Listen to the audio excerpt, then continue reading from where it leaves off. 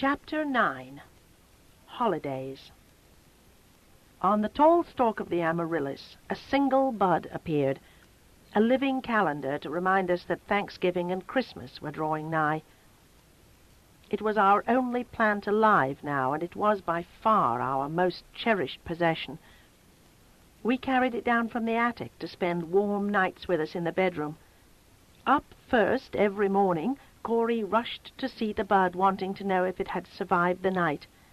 Then Carrie would shortly follow him, to stand close at his side and admire a hardy plant, valiant, victorious where others had failed.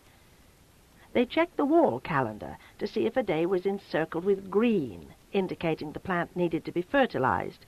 They felt the dirt to see if it needed water. They never trusted their own judgment, but would come to me and ask, "Should we give Amaryllis water? Do you think she's thirsty?" We never owned anything, inanimate or alive, that we didn't name, and Amaryllis was determined to live. Neither Corey nor Carrie would trust their frail strength to carry the heavy pot up to the attic windows, where the sunshine lingered but shortly. I was allowed to carry Amaryllis up, but Chris had to bring her down at night. And each night we took turns marking off a day with a big red X. We now had crossed off 100 days. The cold rains came, the fierce winds blew, sometimes heavy fog shut out the morning sunlight.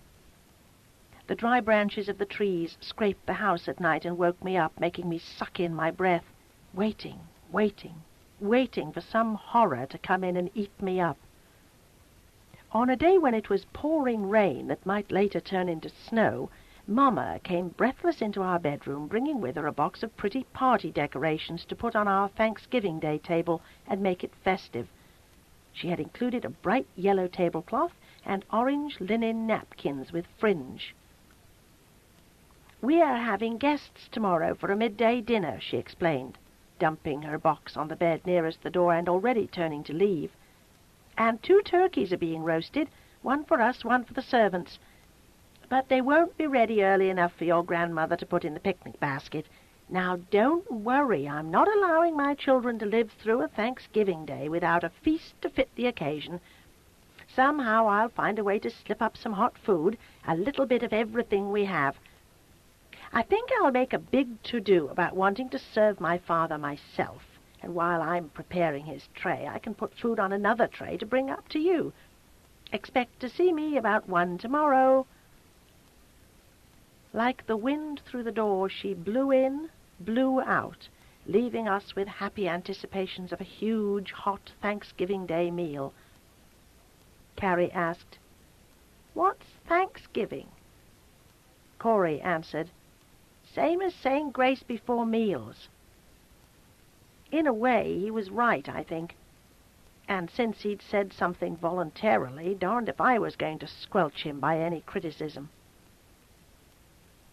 While Chris cuddled the twins on his lap, sitting in one of the big lounge chairs, and told them of the first Thanksgiving Day so long ago, I bustled about like any housefrau, very happy to set a festive holiday table.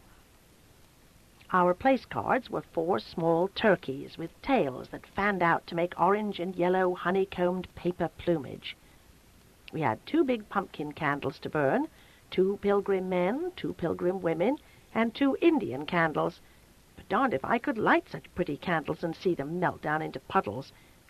I put plain candles on the table to light, and saved the costly candles for other Thanksgiving Day meals when we were out of this place. On our little turkeys I carefully lettered our names, then fanned them open and placed one of them before each plate. Our dining table had a small shelf underneath, and that's where we kept our dishes and silverware. After each meal I washed them in the bathroom in a pink plastic basin. Chris dried, then stacked the dishes in a rubber rack under the table to await the next meal. I laid out the silverware most carefully, forks to the left, the knives to the right, blades facing the plates, and next to the knives the spoons. Our china was Lenox, with a wide blue rim and edged in 24-karat gold. All that was written on the back. Mamma had already told me this was old dinnerware that the servants wouldn't miss. Our crystal today was footed, and I couldn't help but stand back to admire my own artistry. The only thing missing was flowers. Mamma should have remembered to bring flowers. 1 o'clock came and went. Carrie complained loudly. "Let's eat our lunch now, Kathy."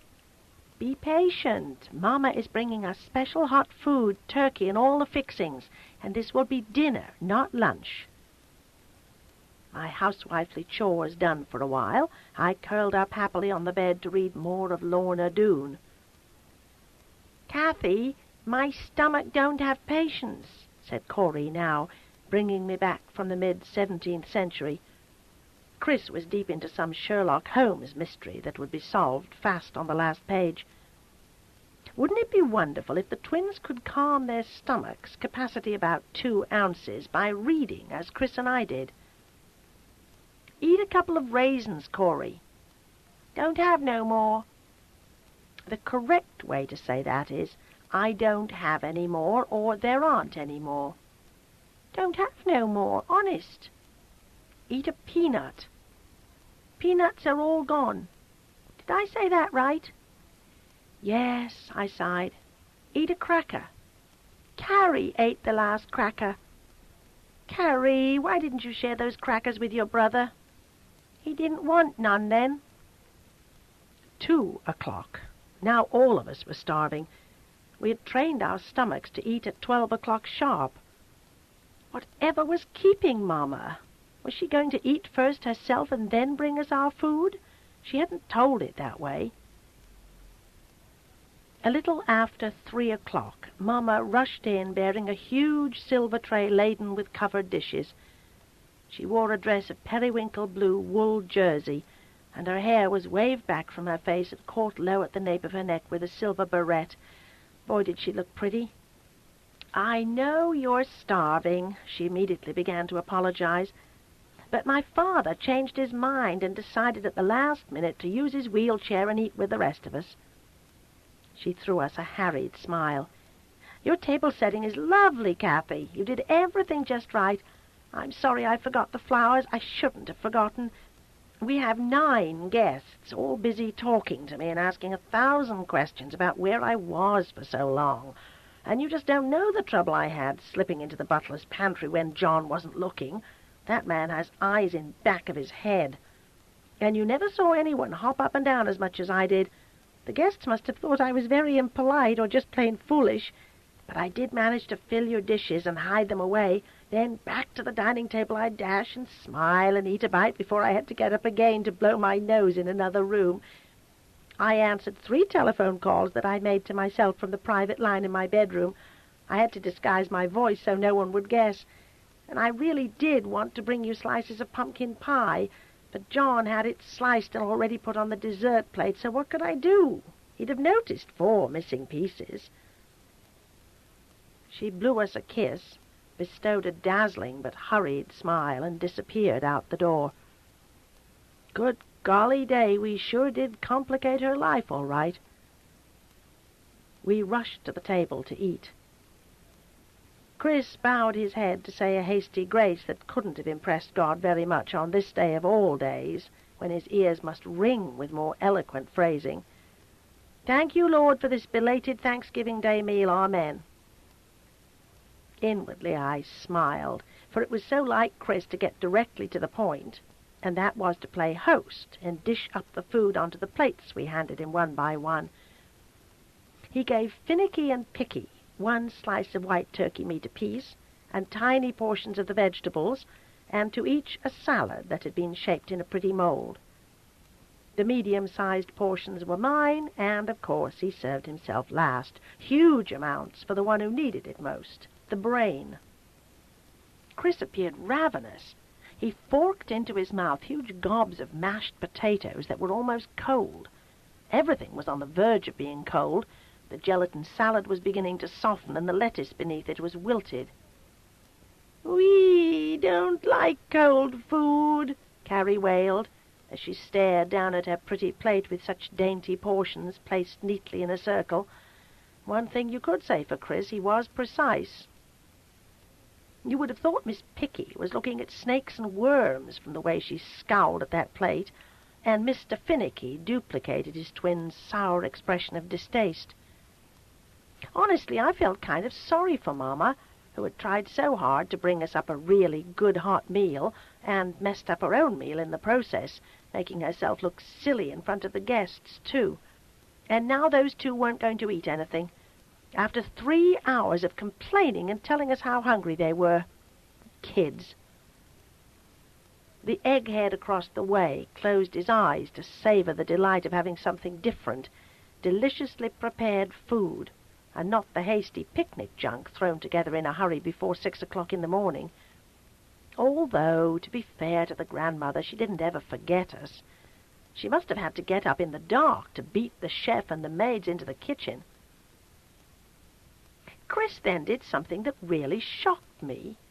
He knew better than to stab into a huge slice of white turkey meat and shove the whole slice into his mouth. What was the matter with him? "Don't eat like that, Chris. It sets a bad example for you-know-who."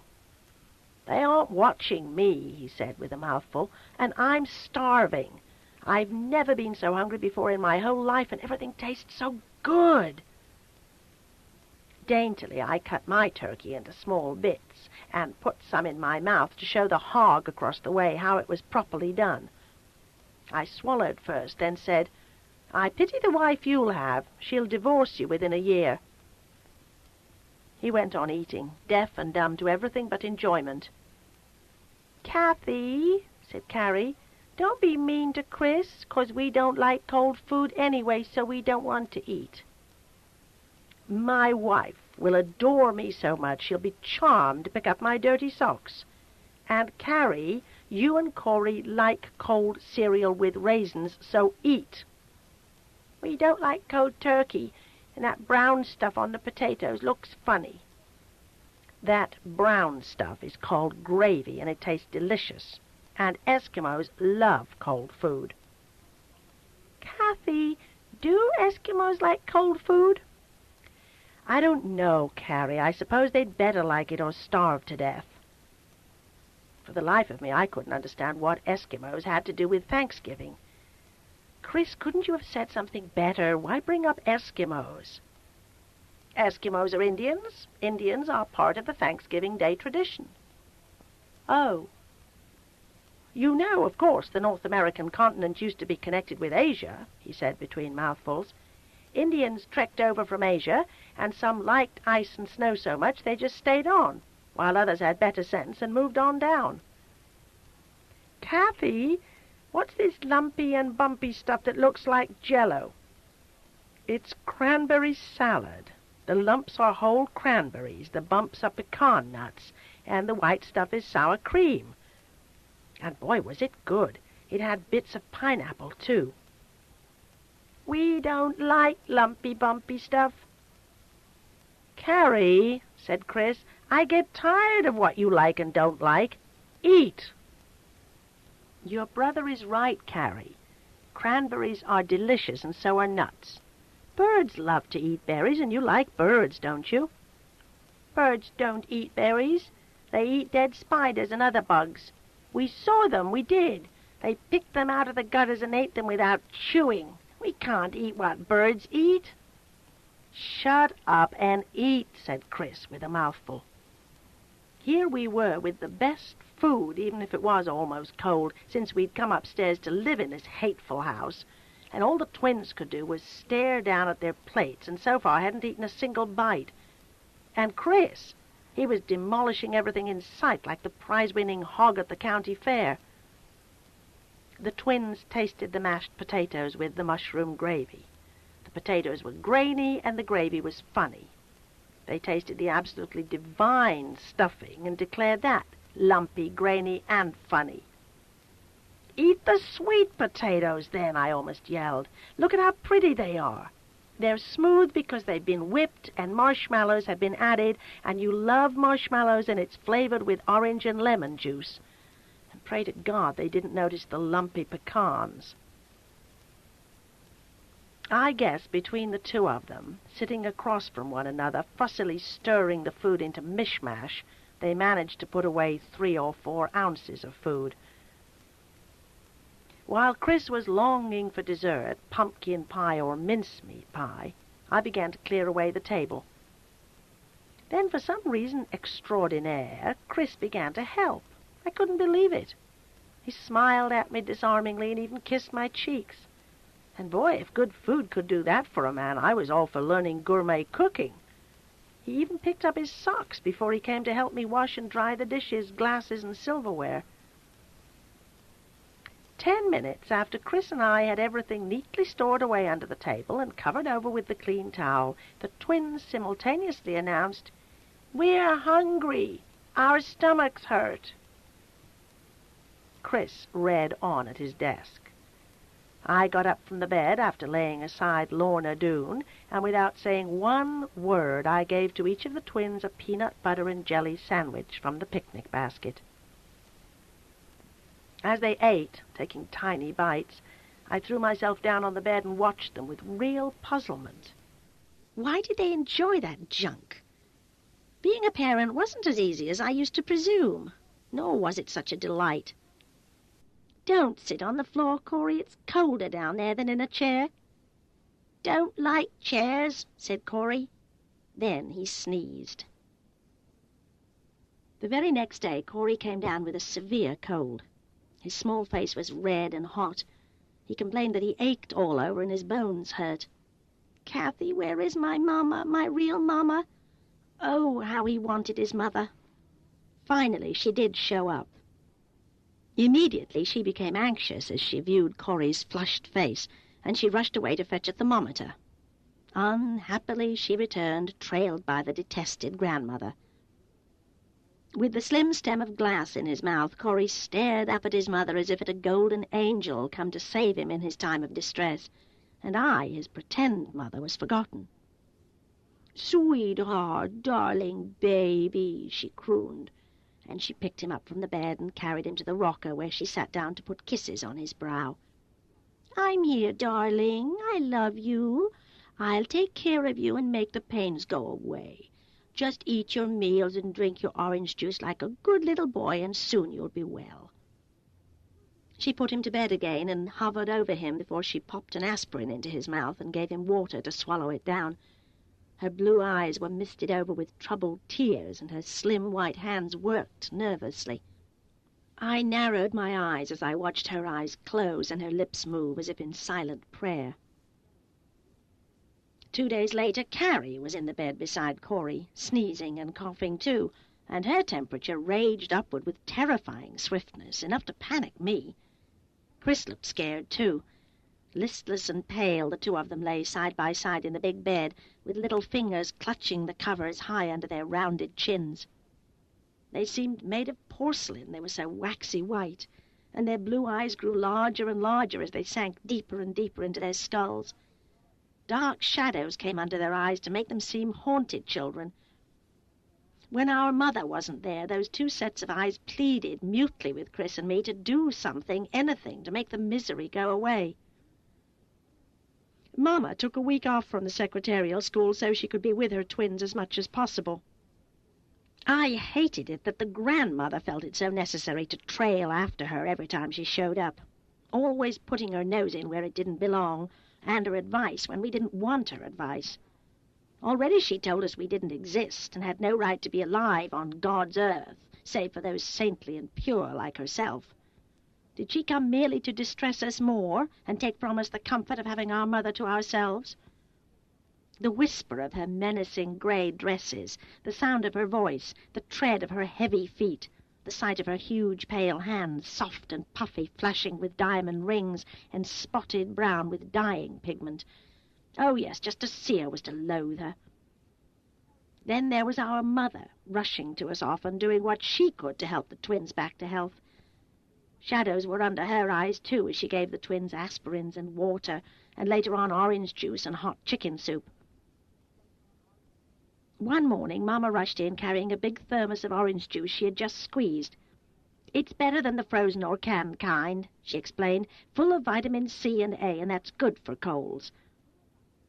Next, she listed what she wanted Chris and me to do, saying that Chris and I were to give orange juice often. We stored the thermos on the attic steps, as good as any refrigerator in the winter-time. One glance at the thermometer from Carrie's lips and a frenzied panic blew away all of Mamma's cool.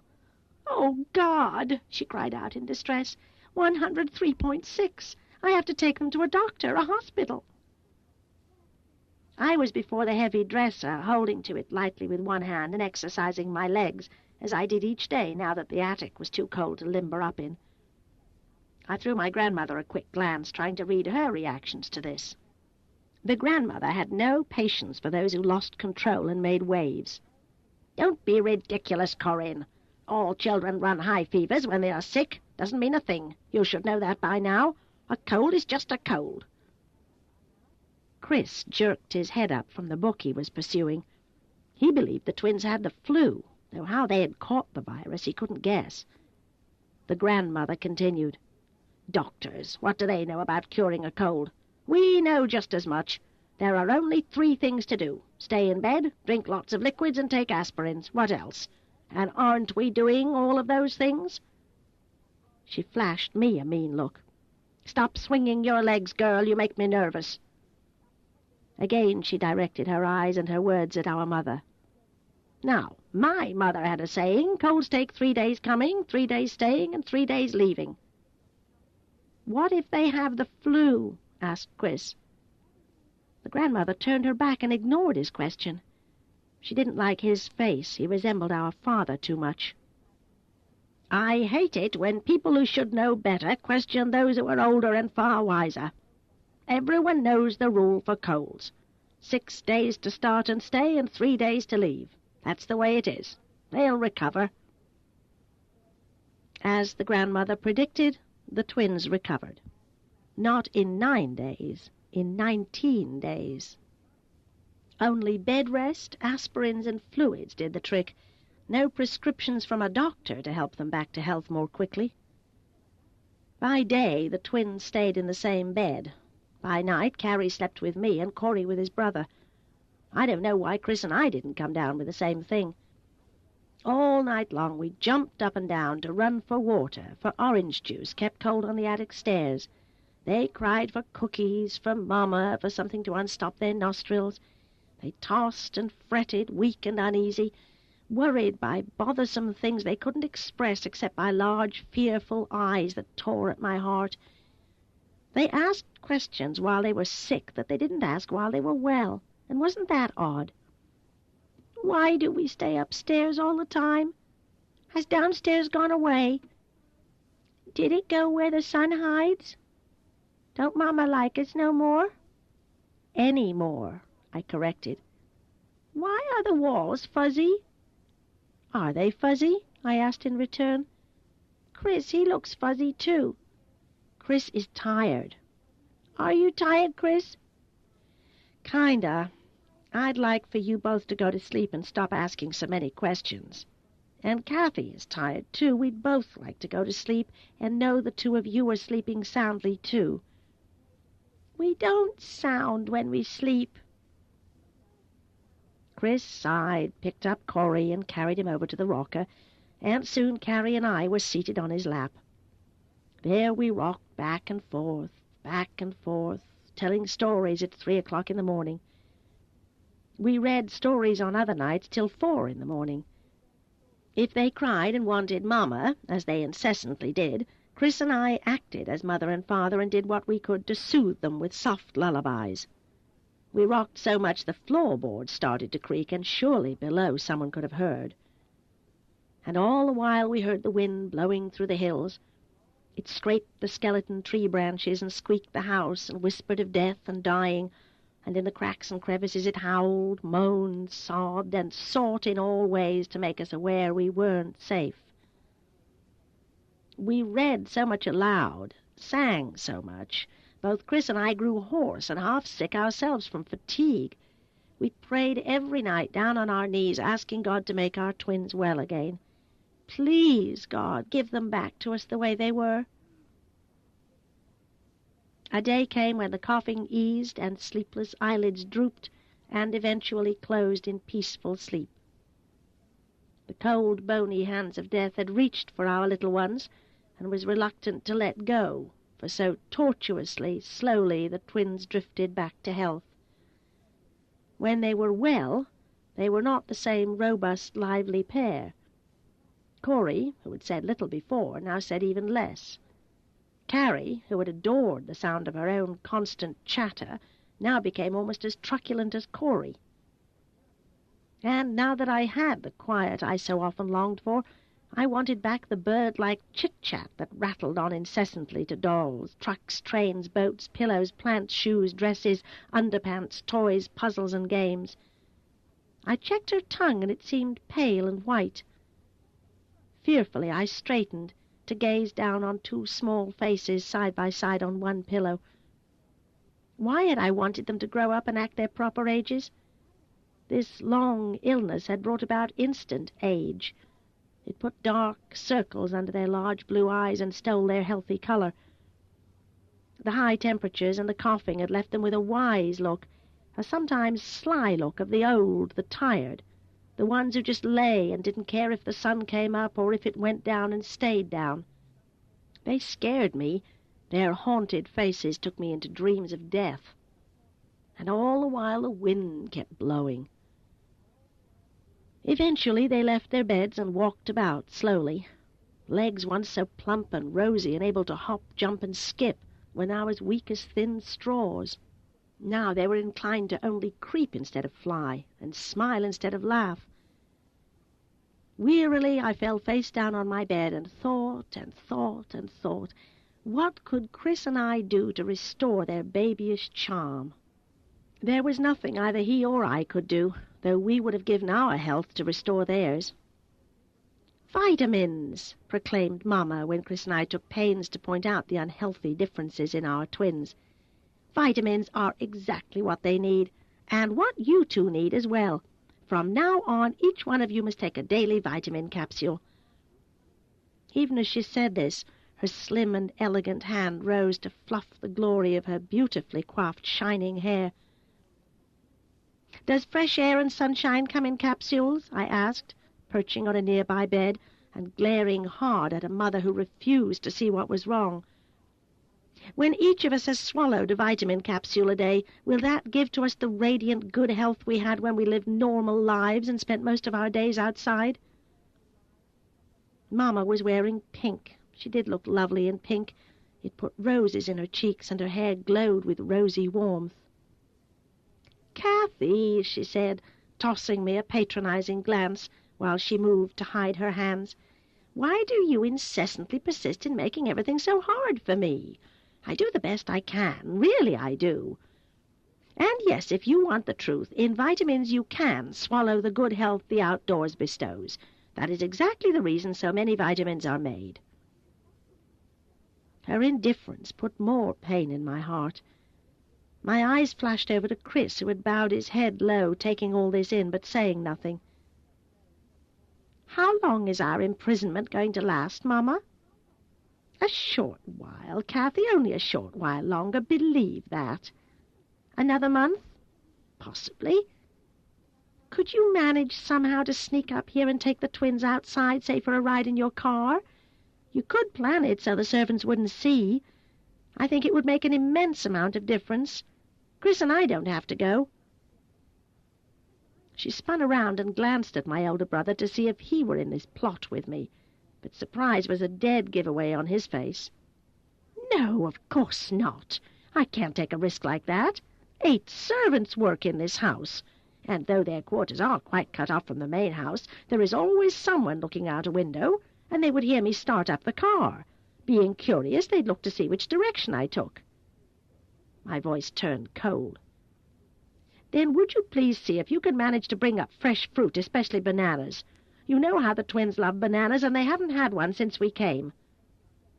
"Tomorrow I'll bring bananas. Your grandfather doesn't like them." "What has he got to do with it?"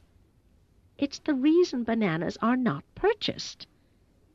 "You drive back and forth to secretarial school every weekday.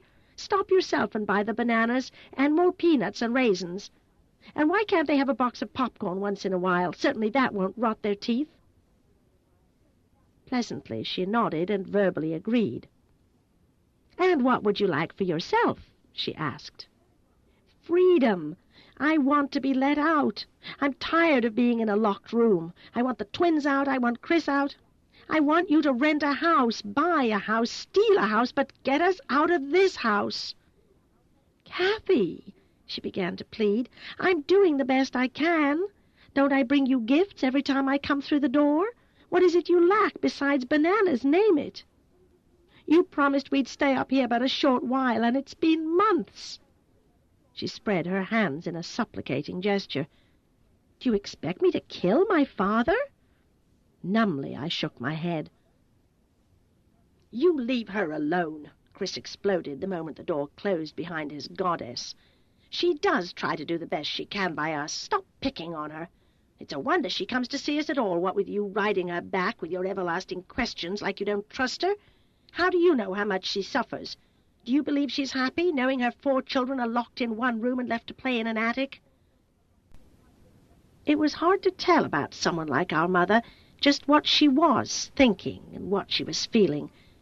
Her expression was always calm, unruffled, though she often appeared tired. If her clothes were new and expensive, and we seldom saw her wear the same thing twice, she brought us many new and expensive clothes too. Not that it mattered what we wore. Nobody saw us but the grandmother, and we could have worn rags, which indeed might have put a smile of pleasure on her face. We didn't go up to the attic when it rained or when it snowed. Even on clear days there was that wind to snarl fiercely as it blew, screaming and tearing through the cracks of the old house. One night Corey woke up and called to me, "Make the wind go away, Kathy." I left my bed, and Carrie, who was fast asleep on her side, crawled under the covers beside Corey, and tightly I held him in my arms. Poor little thin body, wanting to be loved so much by his real mother, and he had only me. He felt too small, so fragile, as if that rampaging wind could blow him away. I lowered my face into his clean, sweet-smelling, curly blonde hair, and kissed him there, as I had when he was a baby and I had replaced my dolls with living babies. "I can't make the wind go away, Corey. Only God can do that." "Then tell God I don't like the wind," he said sleepily. "Tell God the wind wants to come in and get me." I gathered him closer, held him tighter. Never going to let the wind take Corey away, never. But I knew what he meant. "Tell me a story, Kathy, so I can forget the wind." There was a favorite story I had concocted to please Corey, all about a fantasy world where little children lived in a small, cozy home with a mother and father who were much, much bigger and powerful enough to scare away frightening things. A family of 6, with a garden out in back, where giant trees held swings and where real flowers grew, the kind that knew how to die in the fall and how to come up again in the spring. There was a pet dog named Clover, and a cat named Calico, and a yellow bird sang in a golden cage all day long, and everybody loved everybody, and nobody was ever whipped, spanked, yelled at, nor were any of the doors locked nor the draperies closed. "Sing me a song, Kathy. I like it when you sing me to sleep." I held him snugly in my arms and began to sing lyrics I had written myself to music I had heard Corey hum over and over again, his own mind music. It was a song meant to take away from him his fear of the wind, and perhaps take from me my fears, too. It was my very first attempt to rhyme. "I hear the wind when it sweeps down from the hill. It speaks to me when the night is still. It whispers in my ear the words I never hear, even when he's near. I feel the breeze when it blows in from the sea. It lifts my hair, it caresses me. It never takes my hand to show it understands. It never touches me tenderly. Someday I know I'm gonna climb this hill. I'll find another day some other voice to say the words I've gotta hear if I'm to live another year. And my little one was asleep in my arms, breathing evenly, feeling safe. Beyond his head, Chris lay with his eyes wide open, fixed upward on the ceiling. When my song was over, he turned his head and met my eyes. His 15th birthday had come and gone, with a bakery cake and ice cream to mark the occasion as special. Gifts. They came every day almost. Now we had a Polaroid camera, a new and better watch. Great. Wonderful. How could he be so easily pleased? Didn't he see our mother wasn't the same any more? Didn't he notice she no longer came every day? Was he so gullible he believed everything she said, every excuse she made? Christmas Eve. We had been 5 months at Foxworth Hall. Not once had we been down into the lower sections of this enormous house, much less to the outside. We kept to the rules, we said grace before every meal, we knelt and said prayers beside our beds every night, we were modest in the bathroom, we kept our thoughts clean, pure, innocent. And yet it seemed to me, day by day, our meals grew poorer and poorer in quality. I convinced myself it didn't really matter if we missed out on one Christmas shopping spree. There would be other Christmases when we were rich, rich, rich, when we could go into a store and buy anything we wanted. How beautiful we'd be in our magnificent clothes, with our stylish manners and soft, eloquent voices that told the world we were somebodies who were special, loved, wanted, needed somebodies. Of course, Chris and I knew there wasn't a real Santa Claus, but we very much wanted the twins to believe in Santa Claus and not miss out on all that glorious enchantment of a fat, jolly man who whizzed about the world to deliver to all children exactly what they wanted, even when they didn't know what they wanted until they had it. What would childhood be like without believing in Santa Claus?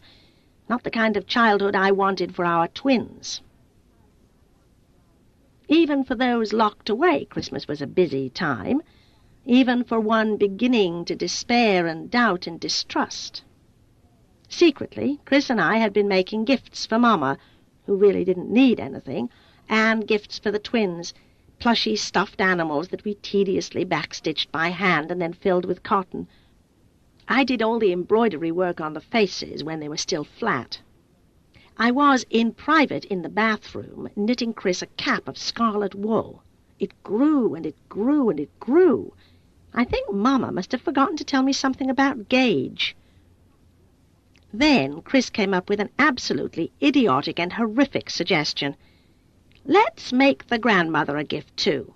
It's really not right to leave her out. She does bring up our food and milk, and who knows, a token like this may be just the thing needed to win over her affection. And think how much more enjoyable our lives would be if she could tolerate us. I was dopey enough to think it might work, and for hours and hours we slaved on a gift for an old witch who hated us. In all this time she had never even once said our names. We bonded tan linen to a stretcher frame, glued on different coloured stones, then carefully applied gold and brown cording. If we made a mistake, ever so painstakingly, we'd do it over and make it right so she wouldn't notice. She was bound to be a perfectionist who'd see the slightest flaw and frown, and never truly would we give her anything less than our best efforts could produce. "You see," said Chris again, "I really do believe we have a chance in winning her over to our side. After all, she is our grandmother, and people do change. No one is static. While Mama works to charm her father, we must work to charm her mother. And even if she refuses to look at me, she does look at you." She didn't look at me, not really. She only saw my hair. For some reason she was fascinated by my hair. Remember, Kathy, she did give us yellow chrysanthemums." He was right. That alone was a strong straw to grasp. In the late afternoon, toward dusk, Mamma came to our room bearing a live Christmas tree in a small wooden tub. A balsam tree! What could smell more like Christmas? Mamma's wool dress was of bright red jersey. It clung and showed off all the curves I hoped to have one day.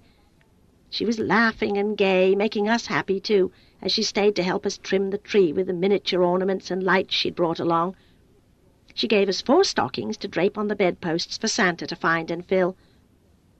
"Next year this time we'll be living in our own house," she said brightly. And I believed. "Yes," said Mamma, smiling, filling all of us with cheer. "Next year this time life will be so wonderful for all of us. We'll have plenty of money to buy a grand home of our own, and everything you want will be yours. In no time at all you'll forget this room, the attic, and all the days you have all endured so bravely will be forgotten just like it never happened." She kissed us and said she loved us. We watched her leave and didn't feel bereft as before. She filled all our eyes, all our hopes and dreams. Mamma came in the night while we slept. In the morning I woke up to see the stockings filled to the brim, and gifts galore were stacked under the small table where the tree was, and in every empty available space in that room were all the toys for the twins that were too large and awkward to wrap. My eyes met with Chris's. He winked, grinned, then bounded from his bed. He grabbed for the silver bells attached to red plastic reins, and he shook them vigorously above his head. "Merry Christmas!" he boomed. "Wake up, everybody! Corey, Carrie, you sleepyheads, open your eyes, get up and behold! Look and see what Santa Claus brought!" They came so slowly out of dreams, rubbing at sticky eyes, staring in disbelief at the many toys, at the beautifully wrapped packages with name tags, at the striped stockings stuffed with cookies, nuts, candy, fruit, chewing gum, peppermint sticks, chocolate Santas. Real candy at last. Hard candy, that colourful kind that churches and schools gave out at their parties. The best kind of candy for making black holes in your teeth. Oh, but it looked and tasted so Christmassy. Corey sat on his bed, bedazzled, and again his small fists lifted to rub at his eyes, and he appeared too bewildered for speech. But Carrie could always find words. "How did Santa Claus find us?" "Oh, Santa has magic eyes," explained Chris, who lifted Carrie up and swung her to his shoulder, and then he reached to do this to Corey, too. He was doing as Daddy would have done, and tears came to my eyes. "Santa would never overlook children deliberately," he said. "And besides, he knew you were here. I made sure he knew, for I sat down and wrote him one very long letter and gave him our address, and I made out a list of things we wanted that was 3 feet long." How funny, I thought, for the list of what all 4 of us wanted was so short and simple. We wanted outside. We wanted our freedom. I sat up in bed and looked around, and felt a sour, sweet lump in my throat. Mamma had tried. Oh, yes, she'd tried, done her best from the way it looked. She did love us. She did care. Why, it must have taken her months to buy all of this. I was ashamed and full of contrition for everything mean and ugly I'd thought. That's what came from wanting everything and at once, and having no patience and no faith. Chris turned to look at me questioningly. "Aren't you ever going to get up? Going to sit there the whole day through? You don't like gifts any more?" While Corey and Carrie tore off gift wrappings, Chris came over to me and stretched out his hand. "Come, Kathy. Enjoy the only Christmas you'll have in your 12th year. Make this a unique Christmas, different from any we will experience in the future." His blue eyes pleaded. He was wearing rumpled red pajamas piped in white, and his gold hair fluffed out wildly. I was wearing a red nightgown made of fleece, and my long hair was far more disheveled than his. Into his warm hand I put my own, and I laughed. Christmas was Christmas no matter where you were, and whatever the circumstances, it was still a day to enjoy. We opened everything wrapped, and we tried on our new clothes while stuffing candy into our mouths before breakfast. And Santa had left a note telling us to hide the candy from a certain you-know-who. After all, candy still caused cavities, even on Christmas Day. I sat on the floor wearing a stunning new robe of green velvet. Chris had a new robe of red flannel to match his pajamas. I dressed the twins in their new robes of bright blue. I don't think there could have been 4 happier children than we were early that morning. Chocolate bars were devilishly divine and made even sweeter because they were forbidden. It was pure heaven to hold that chocolate in my mouth and slowly, slowly let it melt while I squeezed my eyelids tight to better savor the taste. And when I looked, Chris had his eyes closed too. Funny how the twins ate their chocolate with wide-open eyes so full of surprise. Had they forgotten about candy? It seemed so, for they appeared to be holding paradise in their mouths. When we heard the doorknob rattle, we quickly hid the candy under the nearest bed. It was the grandmother. She came in quietly with the picnic basket. She put the basket on the gaming table. She didn't greet us with Merry Christmas, nor did she say good morning, nor even smile, or show in any way that this was a special day. And we were not to speak to her unless she spoke to us first. It was with reluctance and fear, and also with great hope, that I picked up the long package wrapped in red foil that had come from one of Mamma's gifts to us. Beneath that beautiful paper was our collage painting, on which all 4 of us had worked to create a child's version of the perfect garden. The old trunks in the attic had provided us with fine materials, such as the gossamer silk to make the pastel butterflies that hovered over bright yarn flowers. How Carrie had wanted to make purple butterflies with red spots. She loved purple combined with red. If ever a more glorious butterfly existed, it wouldn't be a live one. It would be Corey's, made of yellow with green and black splotches and tiny little red stone eyes.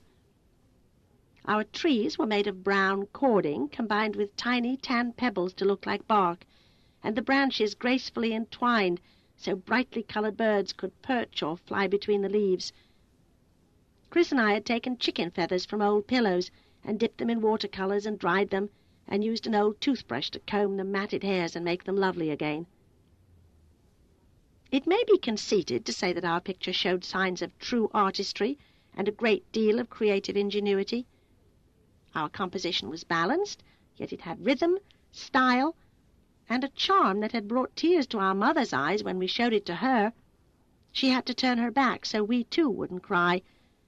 Oh, yes, by far this collage was the very best piece of artwork we had as yet turned out. Trembling, apprehensive, I waited to time my approach so her hands would be empty. Since the grandmother never looked at Chris, and the twins were so terrified of her they shriveled in her presence, it was up to me to give her the gift. And darned if I could make my feet move. Sharply, Chris nudged me with his elbow. "Go on," he whispered. "She'll go out the door in a minute." My feet seemed nailed to the floor. I held the long red package across both my arms. From the very positioning it seemed a sacrificial offering, for it wasn't easy to give her anything when she had given us nothing but hostility and was waiting her chance to give us pain. That Christmas morning she succeeded very well in giving us pain, even without a whip or a word. I wanted to greet her in the proper way and say, "Merry Christmas Day, Grandmother. We wanted to give you a little something. Really, don't thank us. It was no trouble at all. Just a little something to show how much we appreciate the food you bring to us each day and the shelter you have given us." No, she would think me sarcastic if I put it that way. Much better to say something like this. "Merry Christmas, we hope you like this gift. We all worked on it, even Corey and Carrie, and you can keep it so when we're gone you'll know we did try, we did." Just to see me near with the gift held before me took her by surprise. Slowly, with my eyes lifting to bravely meet hers, I held out our Christmas offering. I didn't want to plead with my eyes. I wanted her to take it and like it and say thank you, even if she said it coldly. I wanted her to go to bed this night and think about us, that maybe we weren't so bad after all. I wanted her to digest and savor all the work we'd put into her gift, and I wanted her to question the right and wrong of how she treated us. In the most withering way, her cold and scornful eyes lowered to the long box we'd wrapped in red. On the top was a sprig of artificial holly and a huge silver bow. A card was tied to the bow and read, "To Grandmother, from Chris, Kathy, Corey, and Carrie." Her grey stone eyes lingered on the card long enough to read it. Then she lifted her gaze to stare directly into my hopeful eyes, pleading, begging, wanting so much to be assured we weren't, as I sometimes feared, evil. Back to the box her eyes skipped, then deliberately she turned her back. Without a word she stalked out of the door, slammed it hard, then locked it from the other side. I was left in the middle of the room, holding the end product of many long hours of striving for perfection and beauty. Fools, that's what we'd been, damned fools. We'd never win her over. She'd always consider us devil's spawn. As far as she was concerned, we really didn't exist. And it hurt. Oh, you bet it did hurt. Right down to my bare feet I ached, and my heart became a hollow ball shooting pains through my chest. Behind me I could hear Chris raspily breathing in and out, and the twins began to whimper. This was my time to be adult and keep the poise that Mamma used so well and so effectively. I patterned my movements and my expressions after those of my mother. I used my hands the way she used hers. I smiled as she did, slow and beguiling.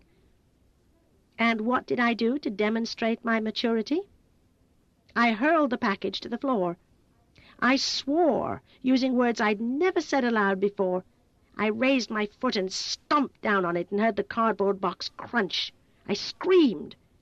Wild with fury, I jumped with both feet onto the gift, and I wildly stomped and jumped until I heard the cracking of the beautiful old frame we'd found in the attic and re-glued and refinished and made it look almost like new again. I hated Chris for persuading me that we could win over a woman of stone. I hated Mamma for putting us in this position. She should have known her mother better. She should have sold shoes in a department store. Certainly there was something she could have done but what she did. Beneath the assault of someone wild and frenzied, the dry frame shattered into splinters. All our labor was gone, gone. "Stop!" cried Chris. "We can keep it for ourselves." Though he ran fast to prevent total destruction, the fragile painting was ruined, forever gone. I was in tears.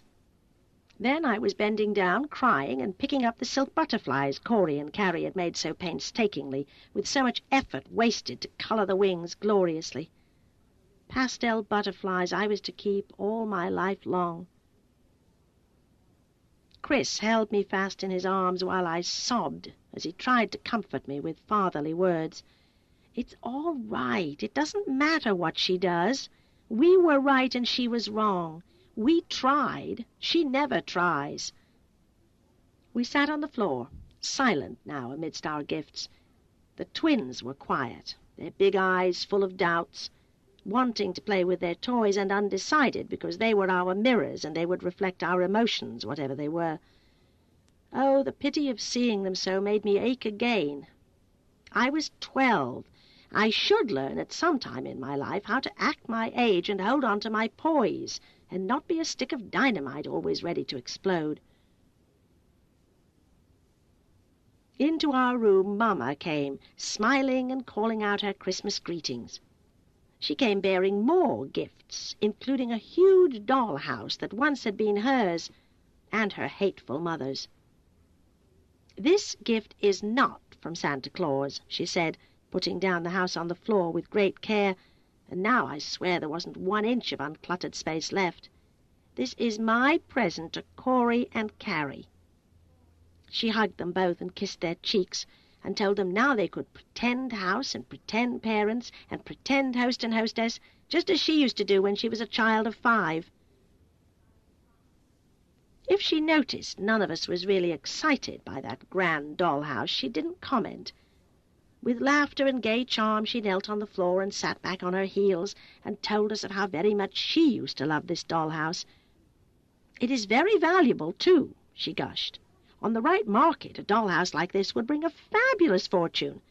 Just the miniature porcelain dolls with the movable joints alone are priceless, their faces all hand-painted. The dolls are made in scale to the house, as is the furniture, the paintings, everything, in fact. The house was handcrafted by an artist who lived in England. Each chair, table, bed, lamp, chandelier, all are genuine reproductions of antiques. I understand it took the craftsman 12 years to complete this. Look at how the little doors open and close, perfectly hung, which is more than you can say for the house you are living in," she went on. "And all the drawers slide in and out. There's a tiny little key to lock the desk. And look how some of the doors slide into the walls. Pocket doors, they are called. I wish this house had doors like that. I don't know why they went out of fashion. And see the hand-carved mouldings near the ceiling, and the wainscoting in the dining room and the library, and the teensy books on the shelves. Believe it or not, if you have a microscope, you can read the text." She demonstrated with knowing, careful fingers all the fascinations of a dollhouse only children of the extremely wealthy could ever hope to own. Chris, of course, had to pull out a tiny book and hold it close to his squinting eyes to see for himself print so small you needed a microscope. There was a very special type of microscope he hoped to own some day, and I hoped to be the one to give it to him. I couldn't help but admire the skill and patience it would take to make such small furniture. There was a grand piano in the front parlour of the Elizabethan house. The piano was covered with a silken paisley shawl with fringes of gold. Little bitty silk flowers were scented on the dining-room table. Bitsy fruit made of wax was in a silver bowl on the buffet. 2 crystal chandeliers hung down, and real candles were fitted into sockets. Servants were in the kitchen wearing aprons while they prepared dinner. A butler wore livery white while he stood near the front door to greet the arriving guests, while in the front parlour the beautifully gowned ladies stood stiffly near poker-faced men. Upstairs in the nursery were 3 children, and a baby was in the crib, arms outstretched and ready to be lifted up. A side building was attached somewhat to the rear, and in it there was such a coach, and 2 horses were in the stables. Golly day, who would ever dream people could make things so small? My eyes jumped to the windows, drinking in the dainty white curtains and heavy drapes, and dishes were on the dining table, and silverware and pots and pans were in the kitchen cupboards, all so tiny they were no bigger than large green peas. "Kathy," said Mamma, putting her arm around me, "look at this little rug. It is a genuine Persian made of pure silk. The rug in the dining-room is an Oriental." And on she extolled the virtues of this remarkable plaything. "How can it look so new, yet be so old?" I asked. A dark cloud passed over Mamma and shadowed her face. "When it belonged to my mother, it was kept in a huge glass box. She was allowed to look at it, but she could never touch it. When it was given to me, my father took a hammer and broke the glass box, and he allowed me to play with everything on the condition that I would swear with my hand on the Bible not to break anything." "Did you swear, and did you break anything?" questioned Chris. "Yes, I swore, and yes, I did break something." Her head bowed low so we couldn't watch her eyes.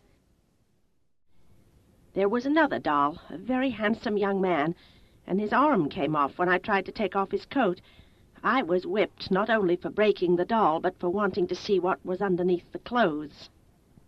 Chris and I sat silent, but Carrie perked up and showed great interest in the funny little dolls in their fancy, colourful costumes. She particularly favoured the baby in the crib. Because she was so interested, Corey moved so he too could investigate the many treasures of the dollhouse. That was when Mamma turned her attention on me. "Kathy, why were you looking so solemn when I came in? Didn't you like your gifts?" Because I couldn't answer, Chris answered for me. "She's unhappy because the grandmother refused the gift we made for her." Mamma patted my shoulder, but she avoided my eyes. Chris continued, "And thank you for everything. There is nothing you didn't remind Santa Claus to bring. Thank you most of all for the dollhouse. I think our twins are going to have more fun with that than anything else. I fixed my gaze on the 2 tricycles for the twins to ride in the attic and strengthen their thin, weak legs while they pedaled. There were roller skates for Chris and me to use in the attic schoolroom only. That room was insulated with plastered walls and hardwood flooring, making it more soundproof than the rest of the attic. Mama got up from her knees, smiling mysteriously before she left. Just outside the door she said she'd be back in a second or two, and that is when she really gave us the best gift of all, a small, portable TV set. My father gave this to me to use in my bedroom, and immediately I knew just who would enjoy it the most. Now you have a real window through which you can view the world. Just the right words to send my hopes flying high into the sky. "Mama!" I cried out. "Your father gave you an expensive gift? Does that mean he likes you now? Has he forgiven you for marrying Daddy? Can we go downstairs now?" Her blue eyes went dark and troubled again, and there was no joy when she told us that, yes, her father was friendlier. He had forgiven her for committing a sin against God and society. Then she said something that jumped my heart right up against my throat. "Next week, my father is having his lawyer write me into his will. He is going to leave me everything. Even this house will be mine after my mother dies. He isn't planning on leaving her money because she has wealth she inherited from her father and mother." Money! I didn't care anything about it. All I wanted was out. And suddenly I was very happy. So happy I flung my arms around Mama, kissed her cheek, and hugged her tight. Golly lolly, this was the best day since we'd come to this house. And then I remembered Mama hadn't said we could go downstairs yet. But we were one step on our way to freedom. Our mother sat on the bed and smiled with her lips, though not her eyes. She laughed at some silly things Chris and I said, and it was laughter brittle and hard, not at all her kind of laugh. "Yes, Kathy, I have become the dutiful, obedient daughter your grandfather always wanted. He speaks, I obey. He orders, I jump. I have at last managed to please him." She stopped abruptly and looked toward the double windows and the pale light beyond. "As a matter of fact, I have pleased him so well he is giving me a party tonight to reintroduce me to my old friends and the local society. It is to be a grand affair, for my parents do everything in a big way when they entertain. They don't imbibe themselves, but they don't mind serving liquor to those who don't fear hell. So, of course, it will be catered, and there will also be a small orchestra for dancing." A party? A Christmas party with an orchestra for dancing and catered? And Mama was being written into the new will? Was there ever such a happy, wonderful day? "Can we watch?" Chris and I cried out almost simultaneously. "We'll be very quiet. We'll hide so no one can see us. Please, Mama, please. It's been so long since we saw other people, and we've never been to a Christmas Day party." We pleaded and pleaded until at last she could resist no longer. She drew Chris and me aside to a far corner where the twins couldn't overhear, and she whispered, "There is one place where the 2 of you can hide and still be able to watch, but I cannot risk the twins. They're too young to be trusted, and you know they can't sit still for longer than 2 seconds, and Carrie would probably scream out in delight and rivet everyone's attention, so swear on your word of honor you will not tell them." We promised. No, of course we wouldn't tell them, even without a vow to keep our silence. We loved our little twins, and we wouldn't hurt their feelings by letting them know they were missing out. We sang Christmas carols after Mama had gone, and the day passed cheerfully enough, though there was nothing special in the picnic basket for us to eat. Ham sandwiches, which the twins didn't like, and cold slices of turkey that were still icy as if they had been taken from the freezer. Leftovers from Thanksgiving Day. As evening came on so early, I sat for the longest time gazing over at the dollhouse, where Carrie and Corey played happily with the tiny porcelain people and the priceless miniatures. Funny how much you can learn from inanimate objects that a little girl had once owned and been allowed to look at but never touch. And then another little girl came along, and the dollhouse was given to her, and the glass box smashed just so she could touch the objects inside, so she could be punished when she broke something. A shivering thought came. I wondered just what Carrie or Corey would break and what their punishment would be. I shoved a bit of chocolate into my mouth and sweetened the sourness of my roving, wicked thoughts. Chapter 10. The Christmas Party. True to her word, not long after the twins were sound asleep, Mamma slipped into our room. She looked so beautiful, my heart swelled with pride and admiration, and with some envy, too. Her long formal gown had a skirt of flowing green chiffon. The bodice was of a deeper green velvet, cut low to show off a lot of cleavage. Underneath the streaming panels of lighter green chiffon were shoestring straps that glittered. Diamond and emerald earrings dangled, long and sparkling. Her scent reminded me of a musky, perfumed garden on a moonlit night somewhere in the Orient. No wonder Chris stared at her as if dazzled.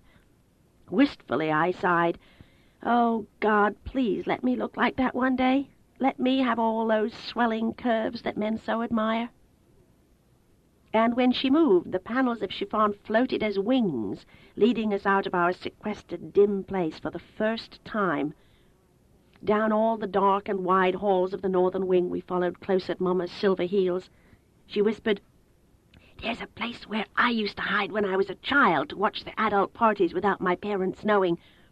It's going to be cramped for the two of you, but it's the only place where you can hide and still see. Now promise again to be quiet, and if you get sleepy, slip unseen back to your room. Remember how to get there." She told us not to watch longer than an hour, for the twins would be frightened to wake up and find themselves alone. Then, possibly, they'd wander out into the hall looking for us, and God alone knew what could happen if they did. We were secreted inside a massive, oblong, dark table, with cabinet doors underneath. It was uncomfortable and very stuffy, but we could see well enough through the fine mesh-like screen on the back side. Silently, Mamma stole away. Far below us was a mammoth room, brilliantly lit with candles fitted in the 5 tiers of 3 gigantic crystal and gold chandeliers, suspended from a ceiling so high above we couldn't see it. I never saw so many candles burning all at once. The scent of them, the way flickering lights glowed and caught in the sparkling prisms to scatter and refract beams of iridescence from all the jewelry the women wore, made it a scene from a dream. No, better, more like a movie, sharp, clear, a ballroom where Cinderella and Prince Charming might dance. Hundreds of richly dressed people milled about, laughing, talking, and over in the corner towered a Christmas tree that was beyond belief. It must have been more than 20 feet high, and it sparkled all over with thousands of golden lights to shine on the colorful ornaments and bedazzle your eyes. Dozens of servants in black and red uniforms flowed in and out of the ballroom bearing silver trays laden with dainty party food, and they set them on long tables where a giant crystal fountain sprayed pale amber fluid into a silver receiving bowl. Many men and women came to hold stemmed goblets and catch the sparkling liquid. There were 2 other punch bowls of silver with small matching cups, both bowls large enough for a child to bathe in. It was beautiful, glamorous, exciting, exhilarating, and so good to know that happy living was still going on outside our locked door. "Kathy," whispered Chris into my ear, "I'd sell my soul to the devil to have just one single sip from that crystal and silver fountain." My very same thought. Never had I felt so hungry, so thirsty, so deprived. Yet we both were charmed, enchanted, and bedazzled by all the splendor of what great wealth could buy and display. The floor where couples danced was laid out in mosaic patterns, and was waxed so it gleamed like reflecting glass. Huge gold-framed mirrors were on the walls, reflecting back the dancers, so you could hardly tell the images from the reality. The frames of the many chairs and sofas lining the walls were gold-colored, and the padded seats and backs were of red velvet or white brocade. French chairs, of course. They just had to be, Louis XIV or XV. Fancy! Good golly day! Chris and I stared at the couples who were the most beautiful and young.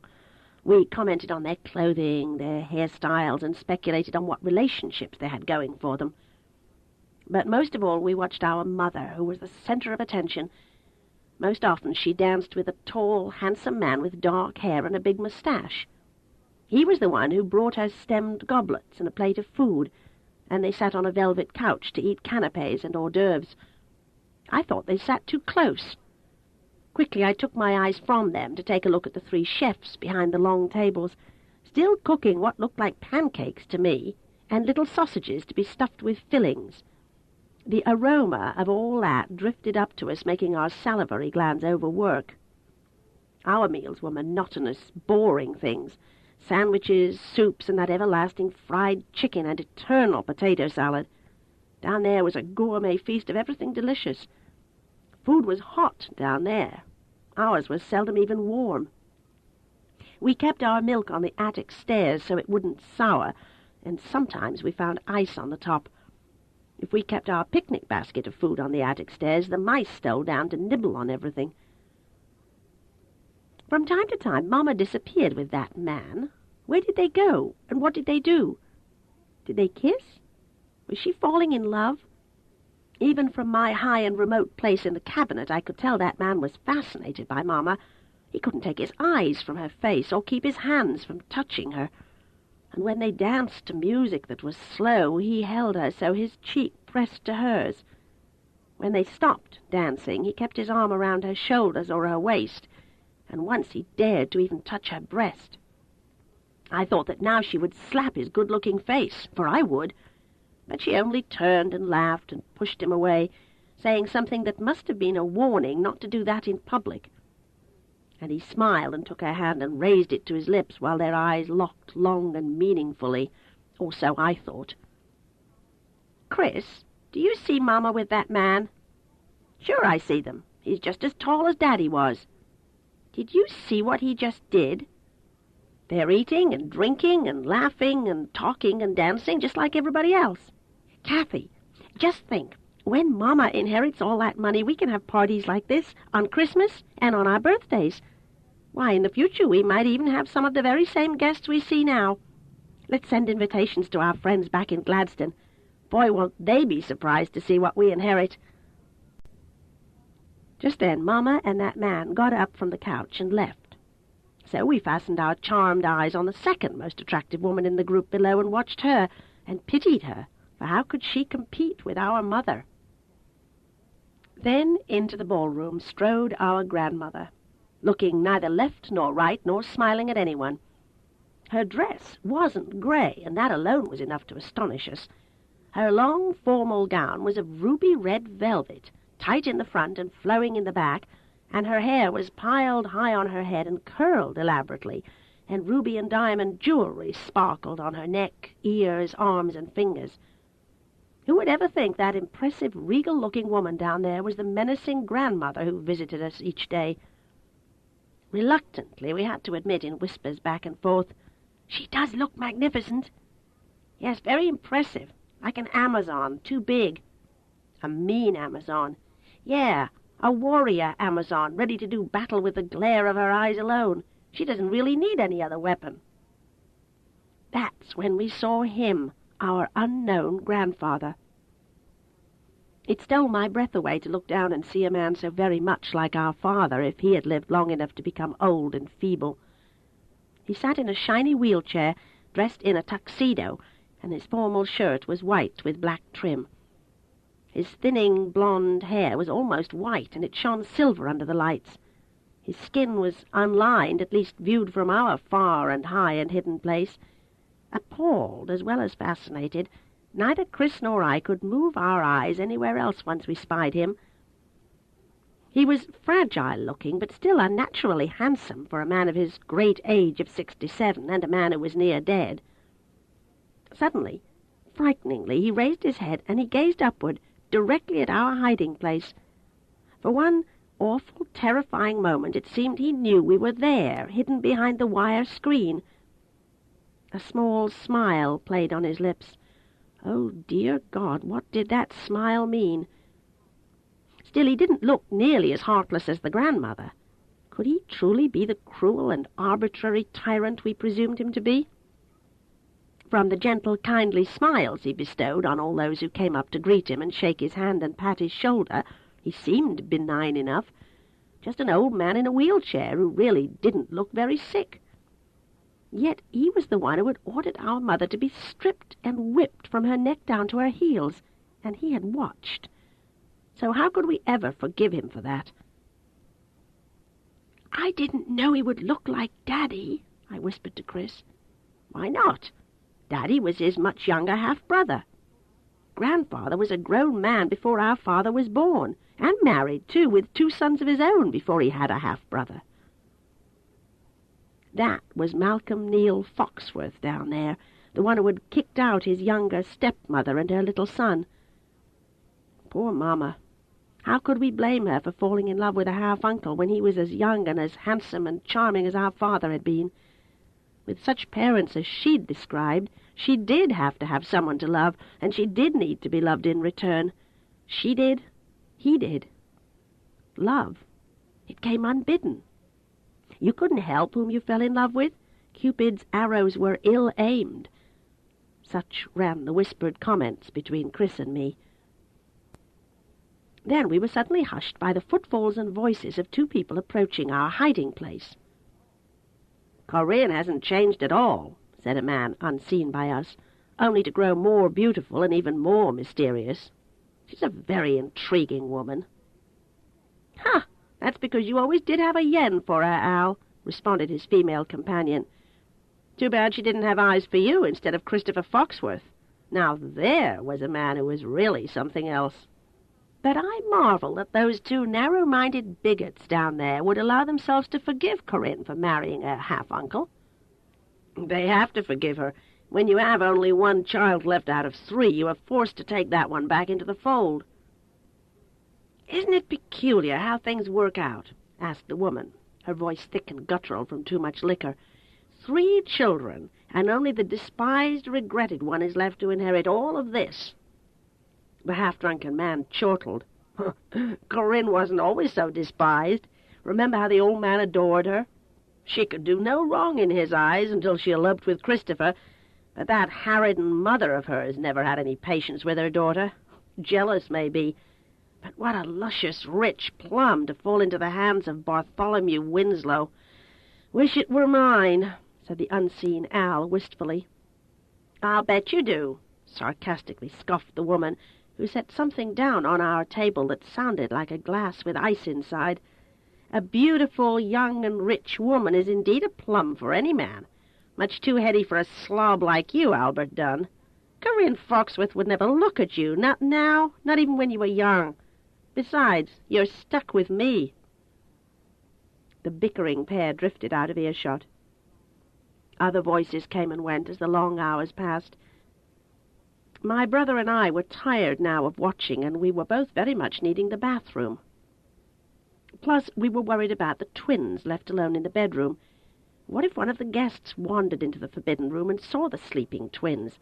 Then all the world and our grandfather would know that our mother had 4 children. A crowd gathered around our hiding place to laugh, talk, and drink. It took them forever to move away and give us the opportunity to open the cabinet door with extreme caution. Seeing no one, we scampered out, then dashed pell-mell in the direction from which we'd come. Breathless and panting, our bladders full enough to pop, we reached our quiet, cloistered place unseen, unheard. And just as we'd left them, our twins lay deeply asleep in separate beds. They seemed identical, weak-looking, pale dolls, like children used to look a long time ago in the pictures in history books. They weren't today's kind of children at all. But once they'd been, and they would be again, I vowed. Next thing, Chris and I were arguing over who got to use the bathroom first, and this was easily settled. He just pushed me down on a bed and took off, slamming the bathroom door behind him and locking it. I fumed that it seemed to take him forever to empty his bladder. Good golly, how could he hold so much? Nature's calls eased, bickering over, we huddled together to discuss what we'd just witnessed and overheard. "Do you think Mama plans to marry Bartholomew Winslow?" I asked, twisting my ever-present anxieties into a knot. "How do I know?" answered Chris in an offhand manner, "though it certainly seems everybody else thinks she will. And of course they know more about that side of her than we do." What an odd thing to say. Didn't we, her children, know our mother better than anyone else? "Chris, why did you say that?" "What?" "What you did about others knowing her better than we do." "People are multifaceted, Kathy. To us, our mother is only our mother. To others she is a beautiful, sexy young widow who is likely to inherit a fortune. No wonder the moths all come swarming to encircle the kind of bright flame she is. Wow! And he was taking all of this so casually, just as if it didn't matter to him one whit, when I knew it did. I thought I knew my brother very well. He must be suffering inside just as I was, for I knew he didn't want our mother to marry again. I turned my most intuitive eyes upon him.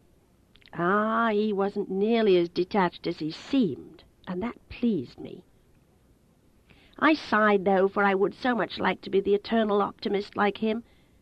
Deep down, I thought life was sure to always put me between Scylla and Charybdis, and to give to me always Hobson's choice.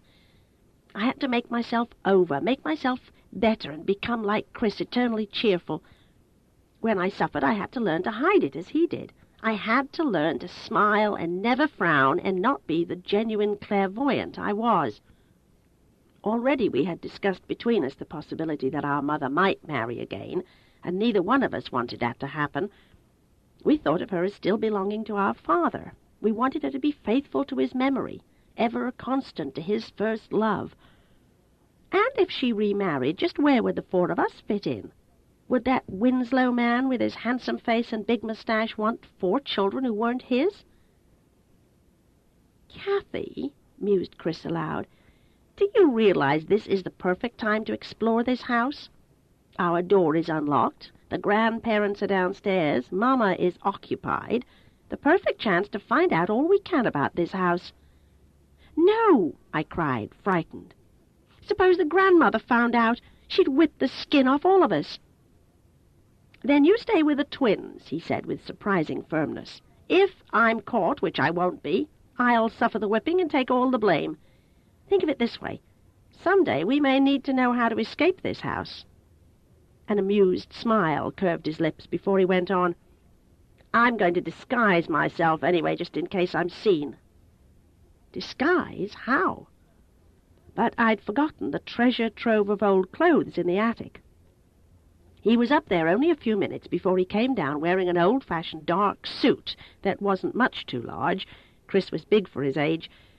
Over his blonde head he'd fitted a ratty dark wig he'd found in a trunk. Just possibly he might be mistaken for a small man if the lights were dim enough. A ridiculously funny-looking man. Jauntily he paraded back and forth in front of me. Then he leaned forward and stalked around Groucho Marx style, holding an invisible cigar. He stopped directly in front of me, grinning self-consciously as he bowed deeply and doffed an invisible top hat in a wide and gentlemanly gesture of respect. I had to laugh, and he laughed too, and not just with his eyes. Then he straightened up to say, Now, tell me truthfully, who could recognize this dark and sinister small man as belonging to the giant Foxworth clan? No one, for who had ever seen a Foxworth such as he? An awkward, lean and gangling one with clear-cut features and dark bird-nest hair, plus a smudgy pencil moustache. Not a photograph in the attic resembled what swaggered about, showing off. Okay, Chris, cut the act. Go on, find out what you can, but don't stay away too long either. I don't like it here without you. He came closer to whisper in a sly and conspiratorial stage whisper. I'll be back soon, my fair beauty, and when I'm back I shall bring with me all the dark and mysterious secrets of this huge, old house. And suddenly he caught me by surprise and swooped to plant a kiss on my cheek. Secrets? And he said I was given to exaggerations. What was the matter with him? Didn't he know that we were the secrets? I was already bathed and shampooed and dressed for bed, and, of course, on Christmas night I couldn't go to bed in a nightgown I'd worn before, not when I had several new ones Santa had brought.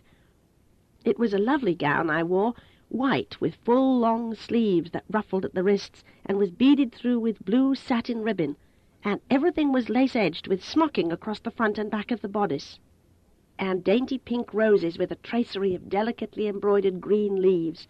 It was one lovely nightgown, exquisitely made, and it made me feel beautiful and exquisite just to have it on.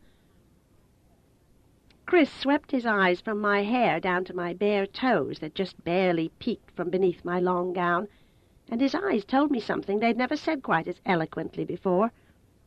He stared at my face, at my hair that cascaded down past my waist, and I knew it gleamed from all the brushing I gave it every day. He seemed impressed and dazzled, just as he had when he'd gazed so long at Mamma's swelling bosom above the green velvet bodice. And no wonder he had kissed me voluntarily. I was so princess-like. He stood in the doorway, hesitating, still looking at me in my new nightgown, and I guess he was very happy to be playing the knight gallant, protective of his lady fair, of small children and everyone who relied upon his audacity. "Take care until you see me again," he whispered. "Christopher," I whispered back, "all you need is a white horse and a shield." "No," he whispered again, "a unicorn and a lance with a green dragon's head upon its point, and back I'll gallop in my shining white armor while the blizzard blows in the month of August and the sun is mid-sky, and when I dismount you'll be looking up at someone who stands 12 feet high, so speak respectfully when you speak to me, my Lady Catherine." "Yes, my lord, go forth and slay yonder dragon, but take not over long, for I could be undone by all that menaces me and mine in this stone-cold castle, where all the drawbridges are up and the portcullises are down." "Farewell," he whispered. "Have no fear. Soon I'll be back to care for thee and thine." I giggled as I climbed into bed to lie down beside Carrie. Sleep was an elusive stranger that night as I thought about my mother and that man, about Chris, about all boys, about men, about romance and love. As I slipped softly into dreams with music playing down below, my hand lifted to touch the small ring with the garnet heartstone that my father had put on my finger when I was only 7 years old, a ring I'd outgrown so long ago, my touchstone, my talisman, worn now on a very fine gold chain. "Merry Christmas, Daddy." Chapter 11. Christopher's Exploration and Its Repercussions. Suddenly, rough hands seized me by the shoulders and shook me awake.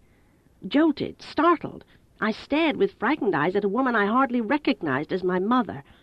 She glared at me and demanded in an angry voice, "Where is your brother?" Taken aback that she could speak and look as she did, so out of control, I cringed from her attack, then rolled my head to look at the bed 3 feet from the one I was in, empty. Oh, he had stayed too long. Should I lie, protect him, and say he was in the attic? No, this was our mother who loved us. She'd understand. Chris went to look over the rooms on this floor. Honesty was the best policy, wasn't it? And we never lied, to our mother or to each other, only to the grandmother, and then only when necessary. "Damn, damn, damn," she swore, reddened by a new flood of temper that was now directed at me. Most certainly her precious older son, whom she favoured above all, would never betray her without my devilish influence. She shook me until I felt like a rag doll, and my eyes were loose and rolling. "Just for this I will never, for any reason or any special occasion, allow you and Christopher out of this room again. You both gave me your word, and you broke it. How can I trust either one of you now? And I thought I could. I thought you loved me, that you would never betray me." My eyes widened more. Had we betrayed her? I was shocked, too, that she could act the way she was. It seemed to me she was betraying us. "Mama, we haven't done anything bad. We were very quiet in the chest. People came and went all around us, but nobody knew we were there. We were quiet. No one knows we're here. And you can't say you won't let us out again. You've got to let us out of here. You can't keep us locked up and hidden away forever." She stared at me in an odd, harassed way without answering. I thought she might slap me. But no, she released her hold on my shoulders and spun around to leave. The flaring chiffon panels of her couturier gown seemed like wild, fluttering wings, wafting sweet, flowery perfume that went ill with her fierce demeanour. Just as she was about to leave the room, apparently going to hunt up Chris herself, the door opened and my brother stole quietly inside. He eased to the door, then turned and looked in my direction.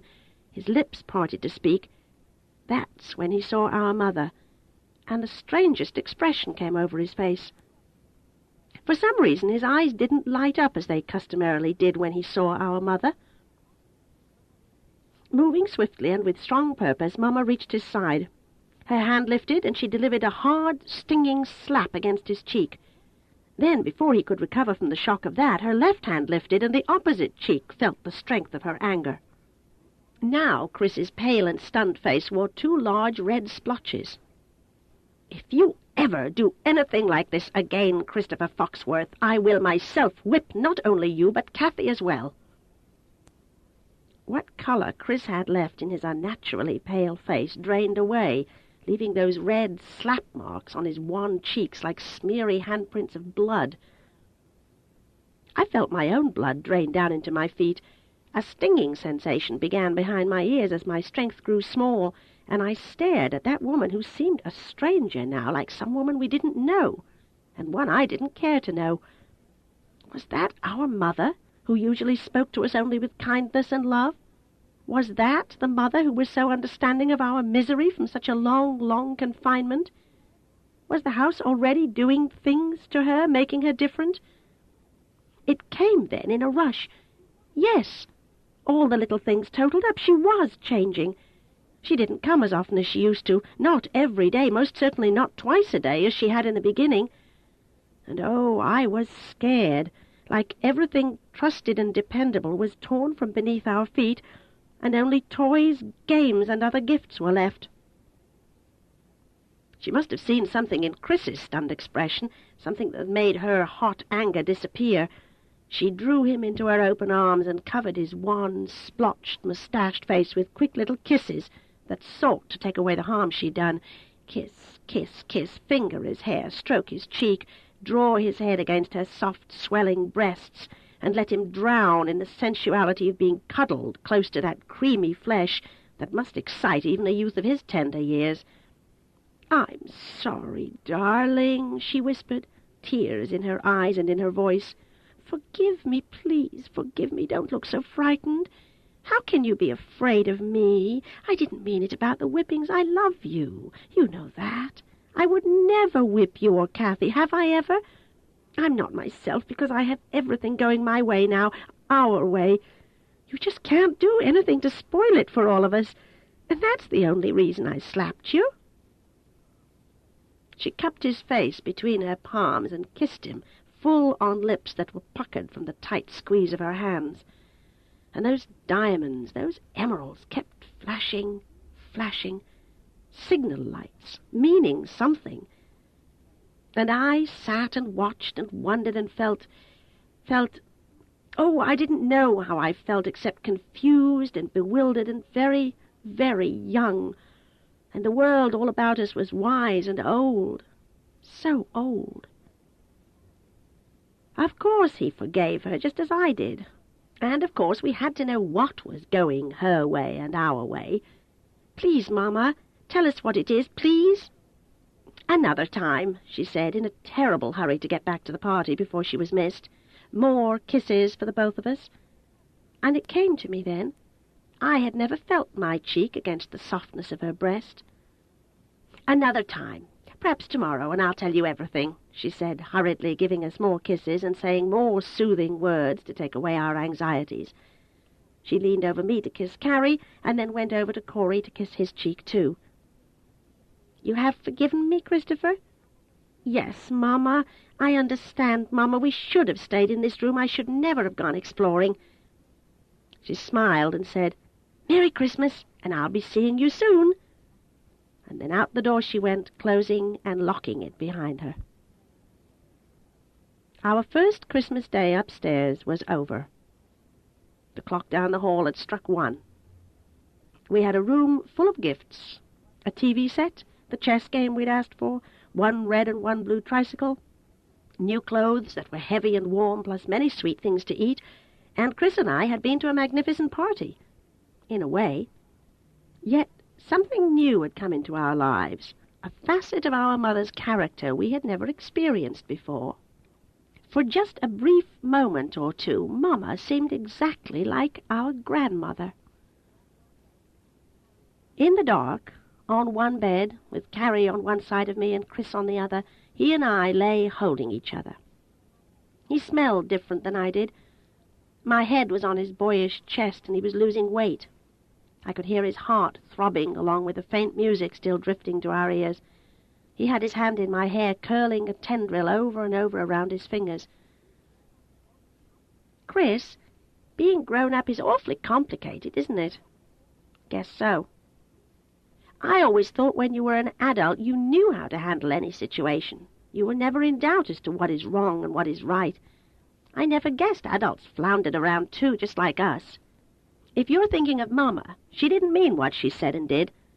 I believe, though I'm not sure, once you are an adult and come back to the home of your parents to live, for some odd reason you're reduced to being a child again and dependent. Her parents tug her one way and we pull her another way, and now she's got that man with the moustache. He must be tugging her his way too. I hope she never marries again. We need her more than that man does. Chris didn't say anything. And that TV set she brought us. She waited for her father to give her one when she could have bought us one herself months ago, instead of buying herself so many clothes. And the jewelry. She's always wearing new rings and new bracelets, earrings and necklaces. Very slowly he expressed a careful explanation of our mother's motives. Look at it this way, Kathy. If she had given us a TV the first day we came, we would have sat down in front of it and stared all day long. Then we wouldn't have created a garden in the attic where the twins can play happily. We wouldn't have done anything but sit and watch. And look how much we've learned during our long, long days, like how to make flowers and animals. I paint better now than when I came, and look at the books we've read to improve our minds. And you, Kathy, you've changed too. How? How have I changed? Name it. He rolled his head from side to side on the pillow, expressing a sort of embarrassed helplessness. All right. You don't have to say anything nice to me. But before you leave this bed and get into your own, tell me all you found out, everything. Don't leave out a thing, not even your thoughts. I want you to make me feel I was there with you, at your side, seeing and feeling what you did. He turned his head so our eyes locked, and he said in the weirdest voice, You were there beside me. I felt you there, holding on to my hand, whispering in my ear, and I looked all the harder just so you could see what I did. This giant house, ruled by the sick ogre beneath, had intimidated him. I could tell that by his voice. It's an awfully big house, Kathy, like a hotel. There are rooms and rooms, all furnished with beautiful, expensive things, but you can tell they are never used. I counted 14 rooms on this floor alone, and I think I missed a few small ones. Chris, I cried out, disappointed, don't tell it to me that way. Make me feel I was there beside you. Start over and tell me how it went from the second you were out of my sight. Well, he said, sighing like he'd rather not, I stole along the dark corridor of this wing, and I ran to where this hall joins that large centre rotunda, where we hid in the chest near the balcony. I didn't bother looking in any of the northern wing rooms. As soon as I was where people might see me, I had to be careful. The party was nearing its peak. The revelry down there was even louder. Everybody sounded drunk. In fact, one man was singing in a foolish way, something about wanting his missing 2 front teeth. It was so funny sounding, I stole over to the balustrade and looked down on all the people. They looked odd, foreshortened, and I thought, I'll have to remember that, so when I draw people from an above-the-eye-level viewpoint, they look natural. Perspective makes all the difference in a painting. It made all the difference in everything, if you asked me. Of course it was Mama I searched for, he continued, after I urged him on, and the only people I recognized down there were our grandparents. Our grandfather was beginning to look tired, and even as I watched, a nurse came and pushed him out of sight. And I watched, for it gave me the general direction to his room in back of the library. Was she wearing a white uniform? Of course. How else would I know she was a nurse? Okay, go on. Don't leave out a thing. Well, no sooner did the grandfather leave than the grandmother left, too. And then I heard voices coming up one of the stairways. You never saw anyone move quicker than I did. I couldn't hide in the chest without revealing myself, so I ducked into a corner where a suit of armor stood on a pedestal. You know, that armor must have been worn by a fully grown man, and yet I'll bet you 100 it wouldn't fit me, though I would have liked to try it on. And as for who was coming up the stairs, it was Mama, and with her she had the same dark-haired man with the moustache. What did they do? Why were they upstairs? They didn't see me hiding in the shadows, I guess, because they were so preoccupied with each other. That man wanted to see some bed Mama has in her room. Her bed? He wanted to see her bed? Why? It's a special kind of bed, Kathy. He said to her, "Come on, you've held out long enough." His voice sounded teasing. Then he added, "It's time you showed me that fabulous swan bed I've heard so much about." Apparently Mama was worried that we might still be hidden in the chest. She glanced that way, looking uneasy. But she agreed and said, "All right, Bart, however, we can linger but a moment, for you know what everyone will suspect if we stay away too long." And he chuckled and teased back, "No, I can't guess what everyone would think. Tell me what they will suspect." To me, this sounded like a challenge to let everyone think what they would. It made me angry, him saying that. And at this point, Chris paused, and his breathing got heavier and faster. "You're holding something back," I said, knowing him like a book I'd read 100 times over. "You're protecting her. You saw something you don't want to tell me. Now, that's not fair.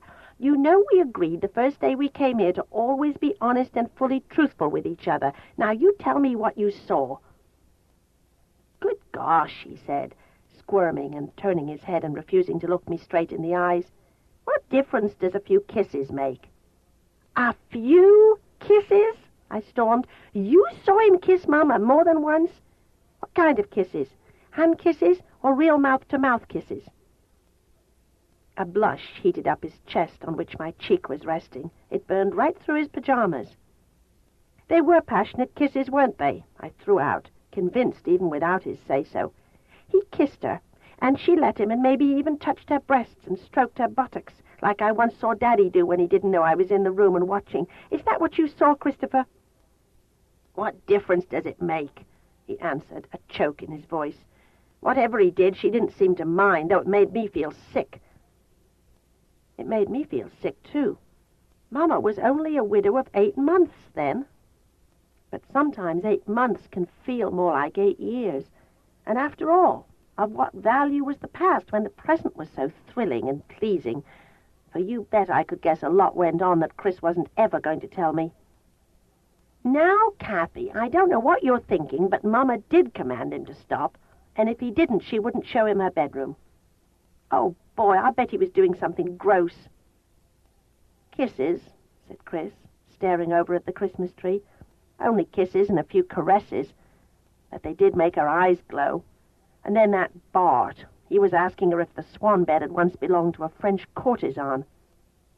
"For heaven's sake, what is a French courtesan?" Chris cleared his throat. "It's a noun I looked up in the dictionary, and it means a woman who saves her favors for men of the aristocracy or royalty." "Favors? What kind of favors?" "The kind rich men pay for," he said quickly, and went on, putting his hand over my mouth to shut me up. "And, of course, Mama denied such a bed would be in this house. She said a bed with a sinful reputation, no matter how beautiful, would be burned at night while prayers were said for its redemption. And the swan bed was her grandmother's bed.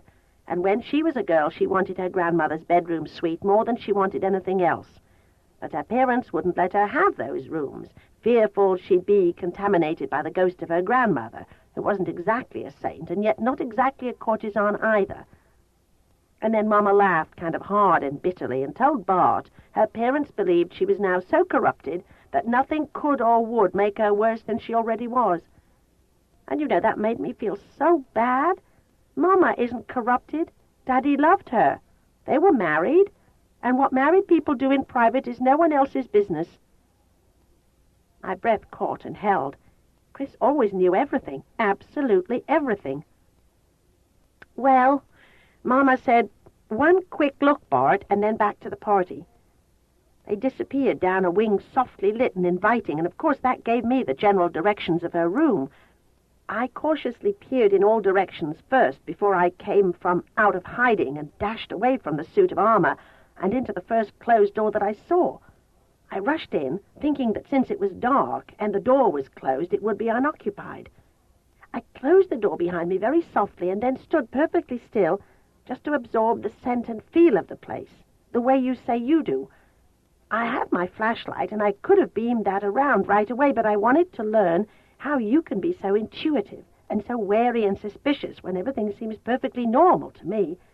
And darned if you aren't right. If the lights had been on and I'd used the flashlight, maybe I wouldn't have noticed the strangest unnatural odor that filled the room, an odor that made me feel uneasy and kind of scared. Then, by golly, I nearly dropped my skin. What? What? I said, pushing his hand that tried to hush me. What did you see? A monster? Monster? Oh, you bet I saw monsters. Dozens of monsters. At least I saw their heads mounted and hung on the walls. All about me, eyes were glistening. Amber, green, topaz, and lemon eyes. Boy, was it scary. The light coming through the windows was colored bluish because of the snow, and it caught on the shiny teeth and on the fangs of the lion, which had its mouth wide open and was silently roaring. It had a tawny ruff of mane that made its head seem huge. It had a mute expression of anguish or anger, and for some reason I felt sorry for it. Decapitated, mounted, stuffed, made just a thing to decorate when it should have lived out its life stalking free on the veldt. Oh, yes, I knew what he meant. My anguish was always like a mountain of rage. It was a trophy room, Kathy, a huge room with many animal heads. There was a tiger and an elephant with its trunk uplifted. All the animals from Asia and Africa were displayed on one side of the huge room, and the big game from America was on the opposite wall. A grizzly bear, a brown and black bear, an antelope, a mountain lion, and so on. Not a fish or bird was represented, as if they didn't present enough of a challenge to the hunter who had killed to decorate that room. It was a creepy room, and yet I wanted so much for you to see it. You've just got to see it. Oh, heck, what did I care about the trophy room? I wanted to know about people, their secrets. That's what I wanted. There was a stone fireplace, at least 20 feet long on the wall, with the windows on either side, and above it hung a life-sized oil portrait of a young man, who was so much like our father it made me want to cry out. But it wasn't Daddy's portrait.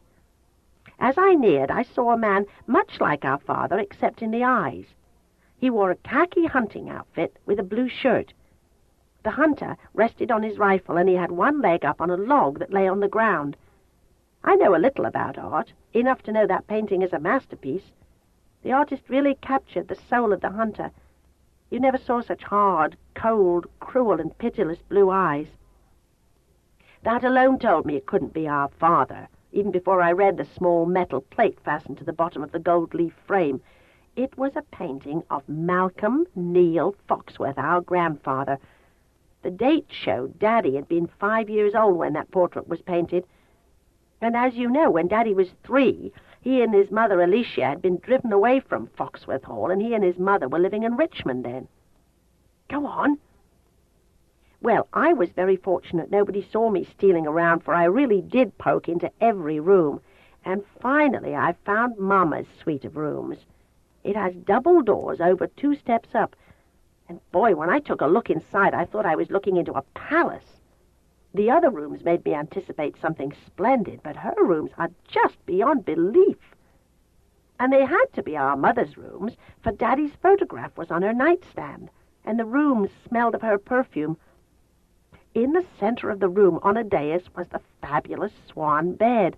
Oh, what a bed! You've never seen anything like it. It has a sleek ivory head turned in profile, and appears ready to plunge its head under the ruffled underside of a lifted wing. It has one sleepy red eye. The wings curve gently to cup the head of an almost oval bed. I don't know how they fit sheets on it, unless they're custom-made.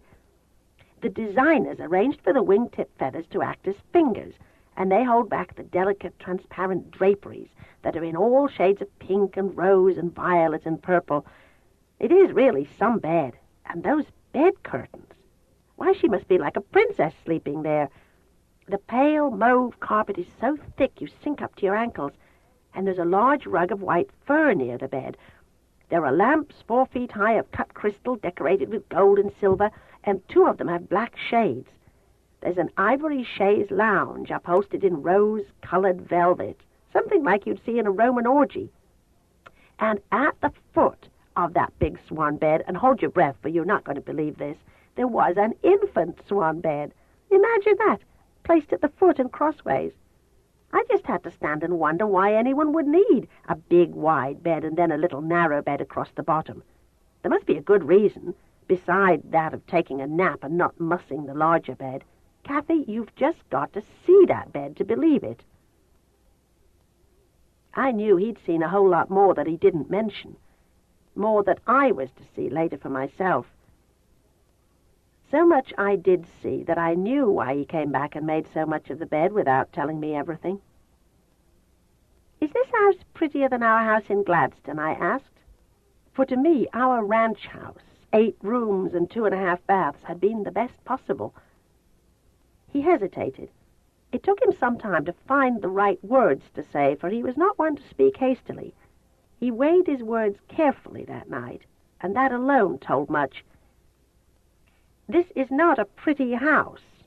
It's grand, it's big, it's beautiful, but I wouldn't call it pretty." I thought I knew what he meant. Prettiness was more akin to coziness than grand, rich, and beautiful plus huge. And now there was nothing left to say but good night and don't let the bedbugs bite. I put a kiss on his cheek and pushed him off the bed. This time he didn't complain that kisses were only for babies and sissies and girls. Soon he was snuggled down beside Corey, only 3 feet away.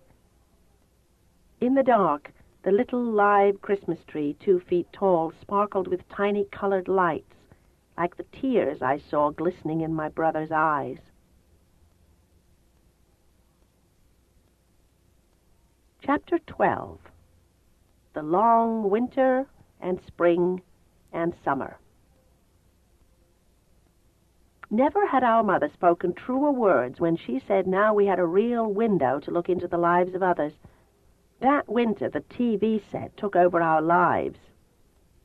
Like others, invalids, sick people, old people, we ate, bathed, and dressed so we could sit down to watch other people living fake lives.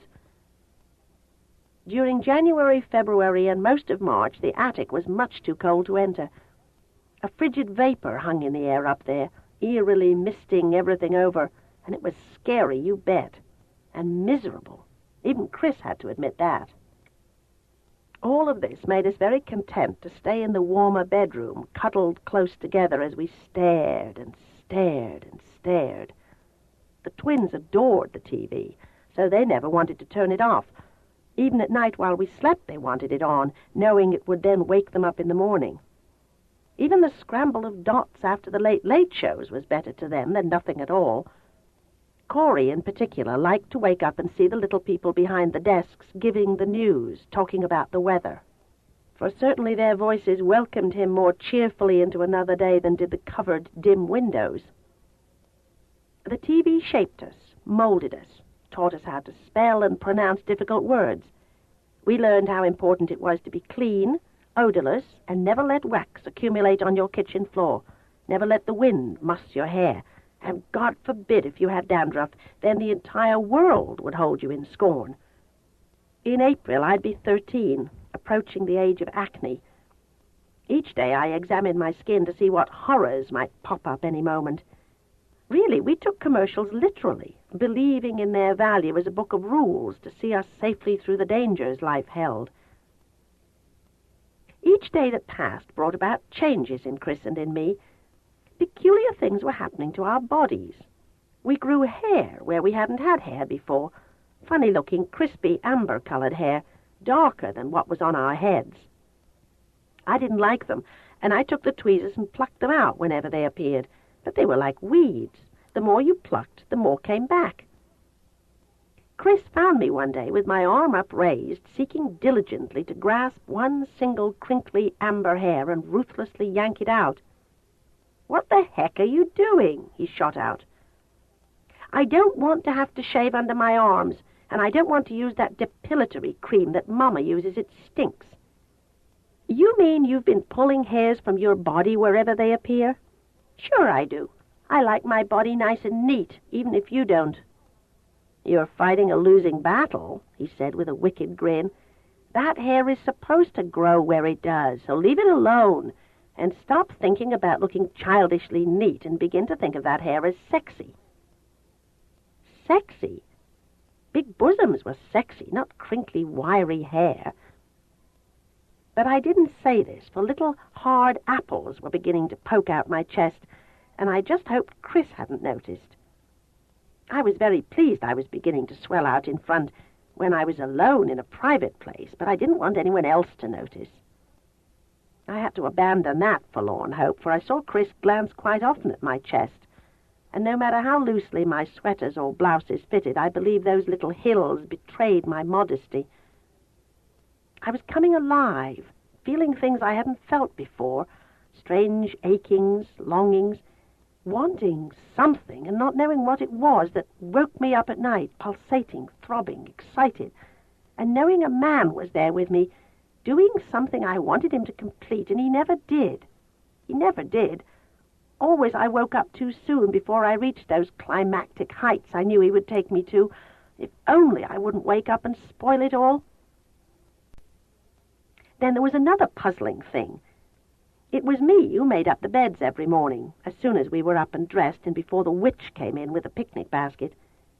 I kept seeing stains on the sheets, and they weren't large enough to be another of Corey's dreams of going to the bathroom. They were on Chris's side of the bed. For heaven's sakes, Chris, I sure hope you don't take to dreaming of being in the bathroom while you're still asleep in bed.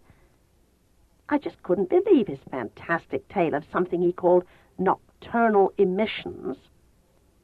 "Chris, I think you should tell Mama so she can take you to a doctor. Whatever you have might be contagious, something Corey could catch, and he's messy enough already in the bed without adding more."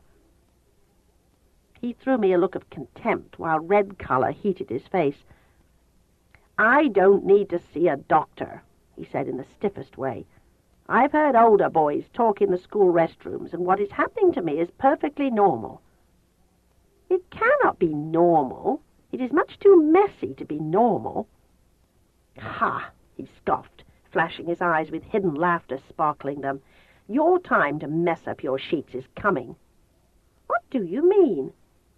"Ask Mama.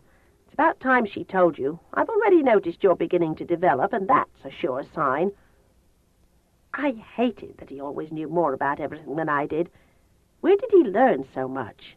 From nasty idle talk in the boys' room? I'd heard some nasty idle talk in the girls' room, too, but darned if I was going to believe one word of it. It was all just too gross. The twins seldom used a chair, and they couldn't loll about on the beds, for that would make them rumpled, and the grandmother insisted that we keep everything ship-shape. And though they liked the soaps, they still kept on playing, as they occasionally glanced up to see the most spellbinding scenes. Carrie had that dollhouse with all its little people and its many small fascinations to keep her constantly chattering in a sing-song lilting way that could grate on your nerves. Many an annoyed glance I'd throw her way, hoping she'd shut up for 2 seconds and let me hear and enjoy without all the chit-chat. But I never said anything to her, for that would bring about howls worse than the low murmur of her back-and-forth conversations. While Carrie moved the dolls about and conversed for male and female, Corey would fiddle with his many boxes of Tinker toys. He refused to use the directions that Chris tried to teach him how to follow. Corey would design whatever suited his needs most, and what he constructed was always something he could beat upon to make musical notes. With the television to make noise and give a constantly changing variety of scenes, the dollhouse with its many charms to please Carrie, and the Tinker toys which happied away the hours for Corey, the twins managed to make the best of their confined lives. The young are very adaptable. I know that from watching them. Sure, they complained some. About 2 things the most. Why didn't Mama come as often as she used to? That hurt, really hurt, but what could I tell them? And then there was the food. They never liked the food. They wanted ice cream cones that they saw on TV, and the hot dogs TV children were always eating. In fact, they wanted everything that was aimed at a child's appetite for sweet things or toy things. The toys they got, the sweets they didn't. And while the twins crawled about on the floor or sat cross-legged making their particular kind of annoying racket, Chris and I tried to keep our minds concentrated on the complicated situations that unfolded daily before our eyes. We watched unfaithful husbands deceiving loving wives, or nagging wives, or wives too concerned with their children to give the husbands the attentions they deemed so necessary. It was vice versa, too. Wives could be just as unfaithful to husbands, good, or husbands, bad. We learned love was just like a soap bubble, so shining and bright one day, and the next day it popped.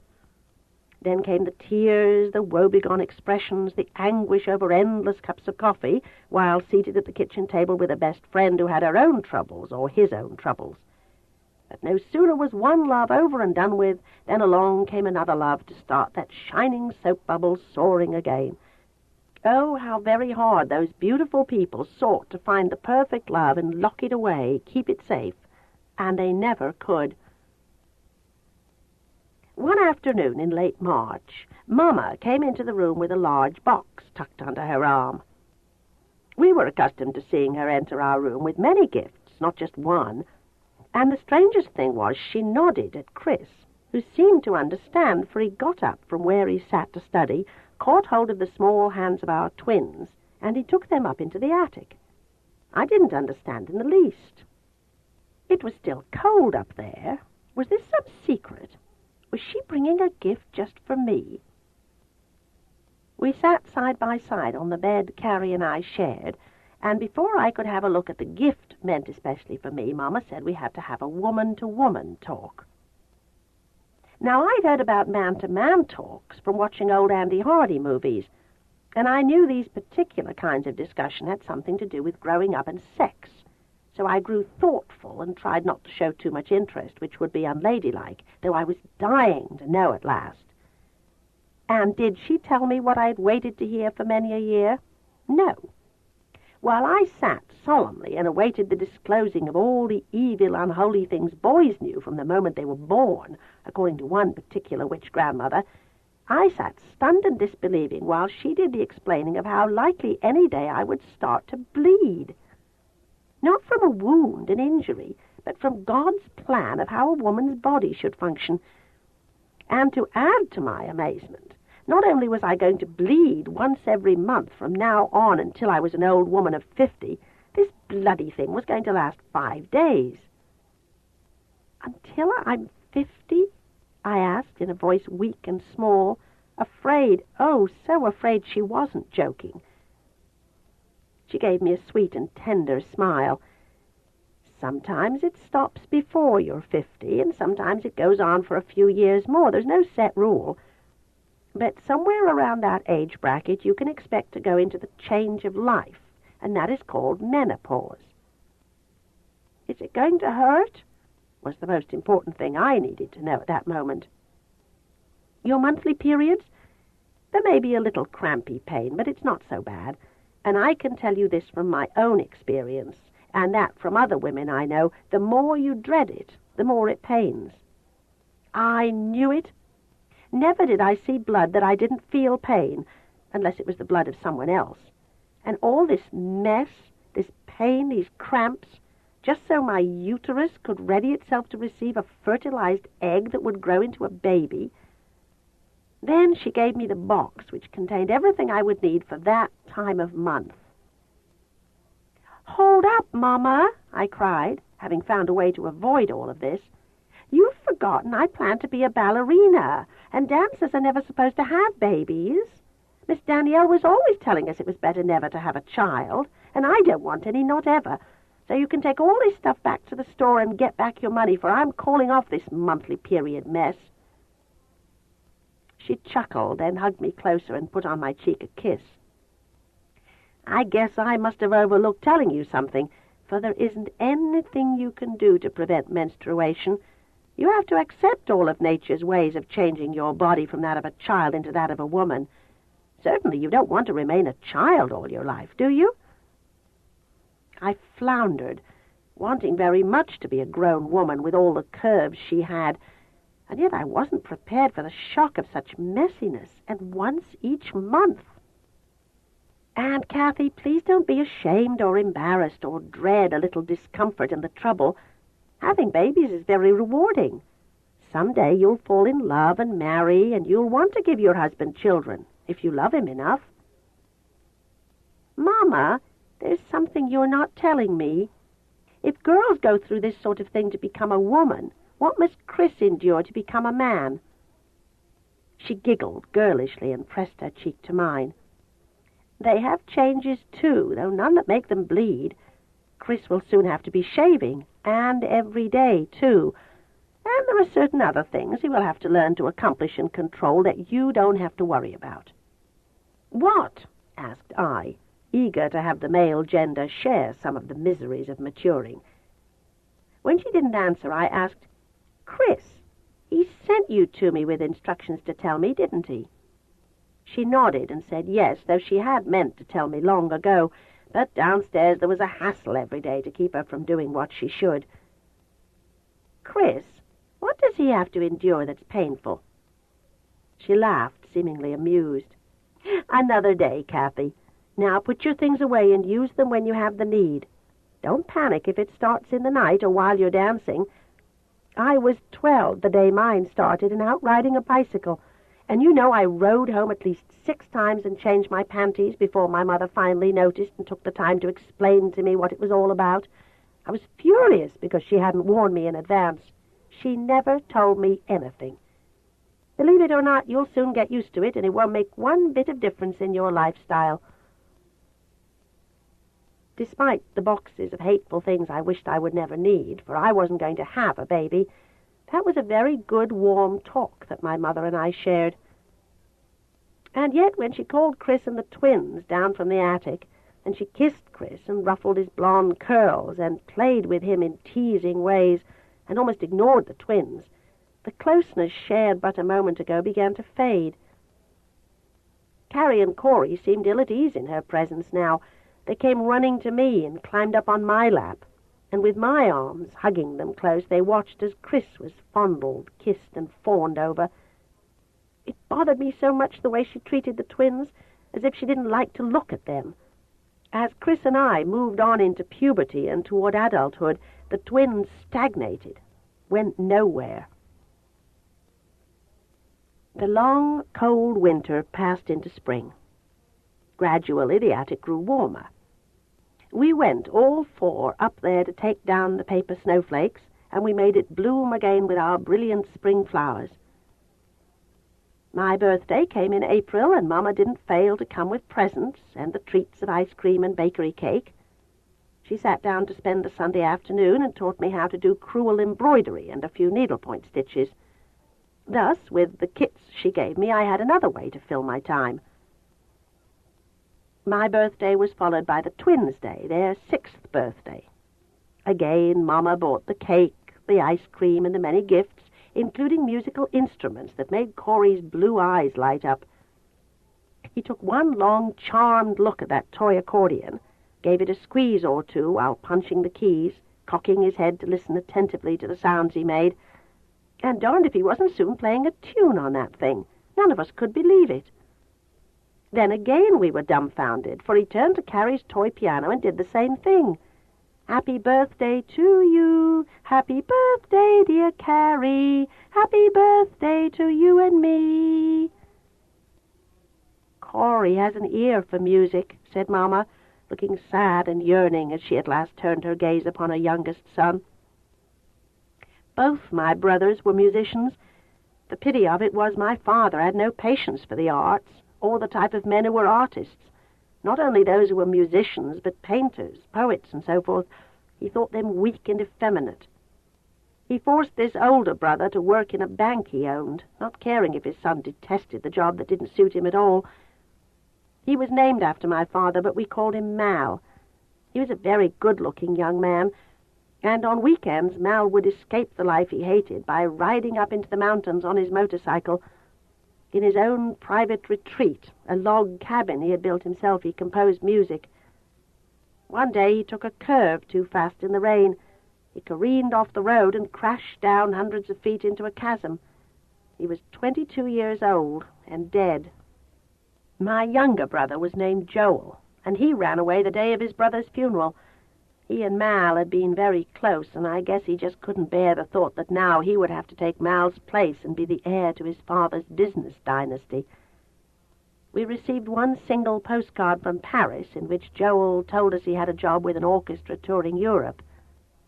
Next thing we heard, perhaps 3 weeks later, Joel had been killed in a skiing accident in Switzerland. He was 19 when he died. He had fallen into some deep ravine filled with snow, and to this day they never found his body. Oh, golly! I was greatly disturbed, kind of numb feeling inside. So many accidents. 2 brothers dead, and Daddy too, all from accidents. My bleak look met with Chris's. He wasn't smiling. As soon as our mother was gone, we escaped to the attic and our books. "We've read every damned thing," said Chris in deep disgust, flashing me an annoyed look.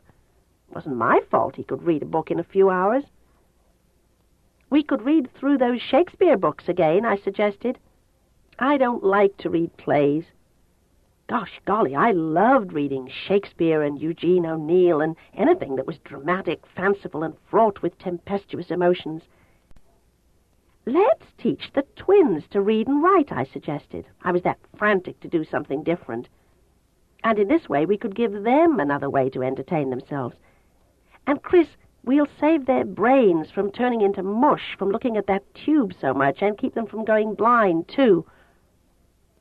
Down the stairs we determinedly stalked, and right up to the twins, who had their eyes glued to Bugs Bunny, who was signing off. "We are going to teach the 2 of you to read and write," said Chris. With loud wails they protested. "No," howled Carrie. "We don't want to learn to read and write. We don't write letters. We want to watch I Love Lucy." Chris grabbed her, and I seized hold of Corey, and quite literally we had to drag them both into the attic. It was like trying to handle slippery snakes.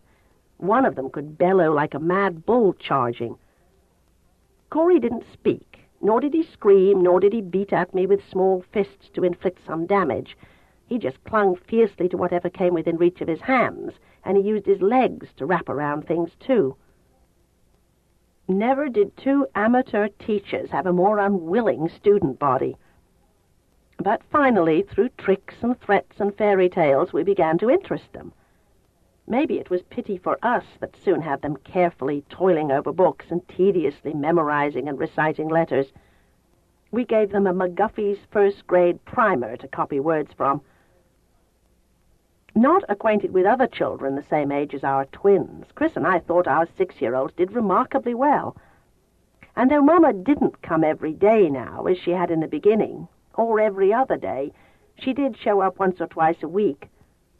How anxiously we waited to give her the short note Corey and Carrie had printed, making sure each had the same amount of words to print.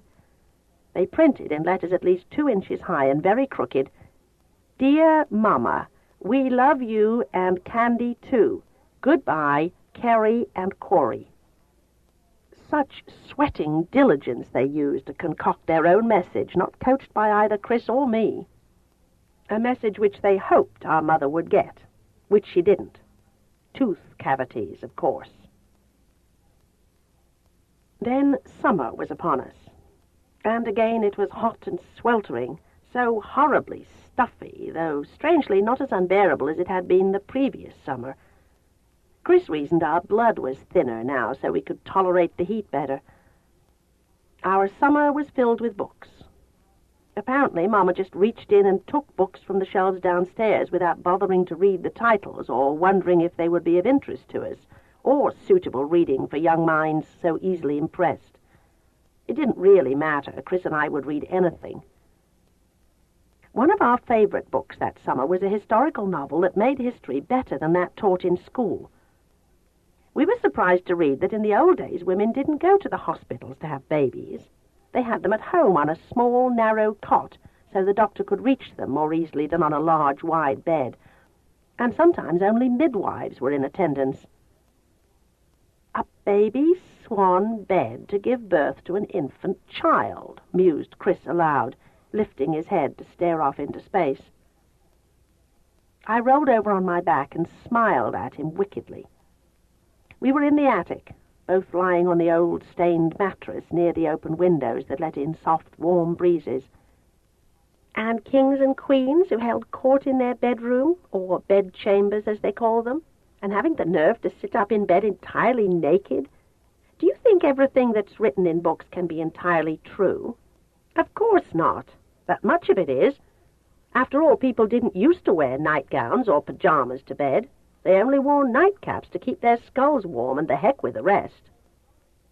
We laughed, both of us, picturing kings and queens who weren't embarrassed to be naked in front of their nobles and foreign dignitaries. Naked skin wasn't sinful then, was it, way back in medieval days?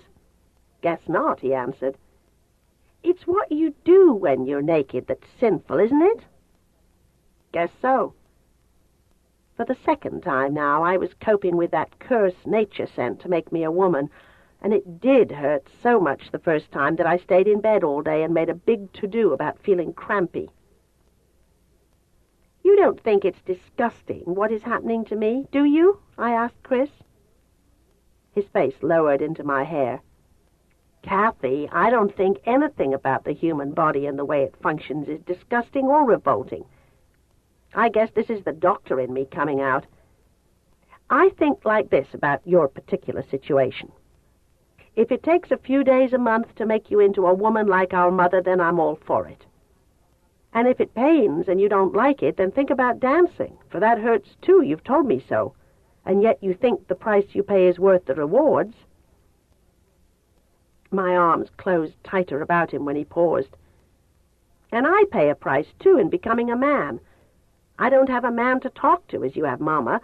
I'm all alone in a sticky situation full of frustrations, and sometimes I don't know which way to turn and how to get away from temptations, and I'm so damned scared I'll never get to be a doctor. Chris, I began, then stumbled on quicksand, I knew. Don't you ever have any doubts about her? I saw his frown and spoke again before he could fire back some angry retort. Doesn't it strike you as odd that she keeps us locked up for so long? She's got lots of money, Chris, I know she has. Those rings and bracelets, they're not fake like she tells us. I know they're not. He had drawn away when first I brought up her. He adored his goddess of all female perfection. But then he was embracing me again, and his cheek was on my hair, his voice tight with thick emotion.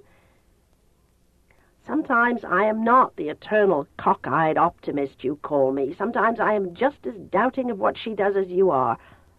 But I think back to the time before we came here, and I feel I have to trust her and believe in her and be like Daddy was. Remember how he used to say, for everything that seems strange there is a good reason, and everything always works out for the best? That's what I make myself believe. She has good reasons for keeping us here and not sneaking us out to some boarding school.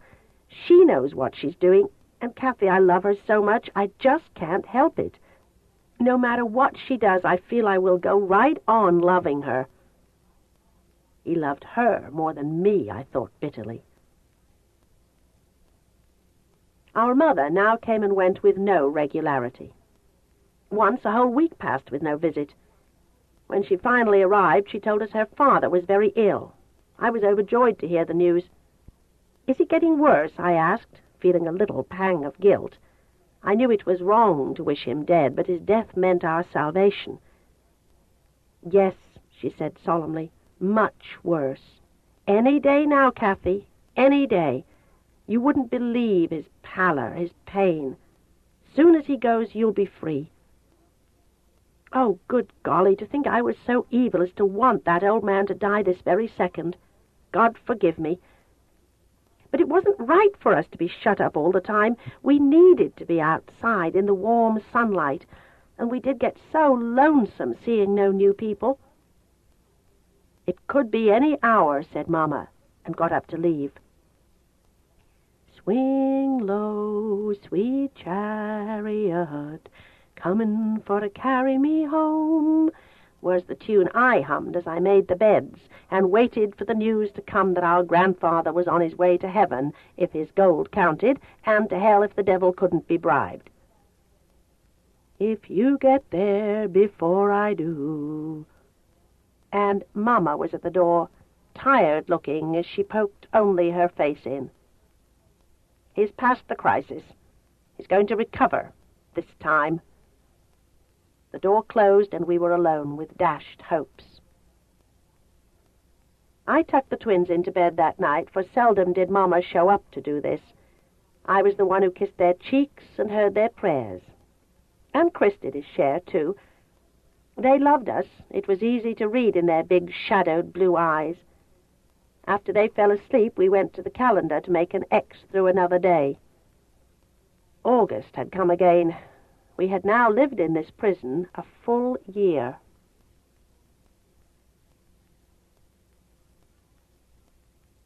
Part 2. The first chapter of Part 2 is prefaced by a quotation from the Song of Solomon, chapter 2, verse 17. Until the day break and the shadows flee away.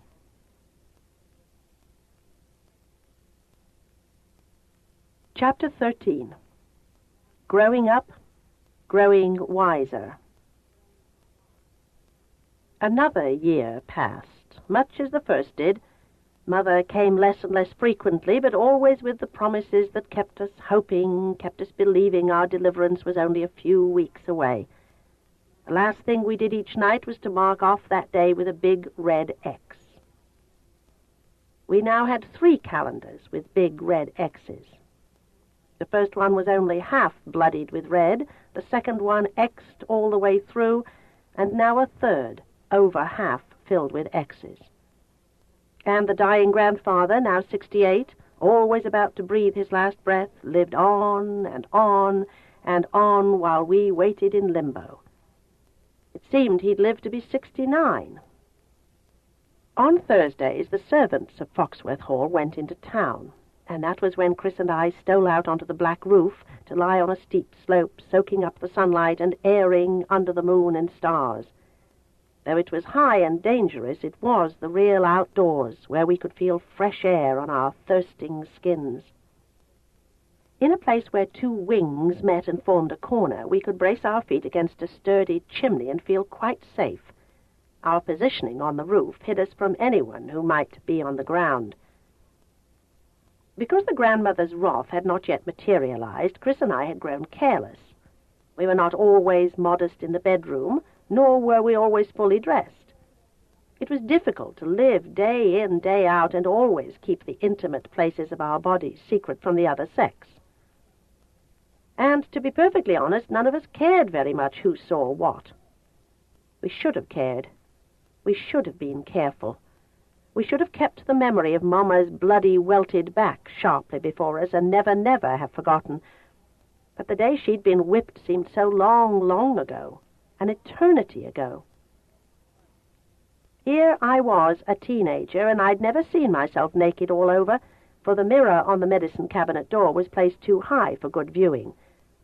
I'd never seen a naked woman, or even a picture of one, and paintings and marble statues didn't show details.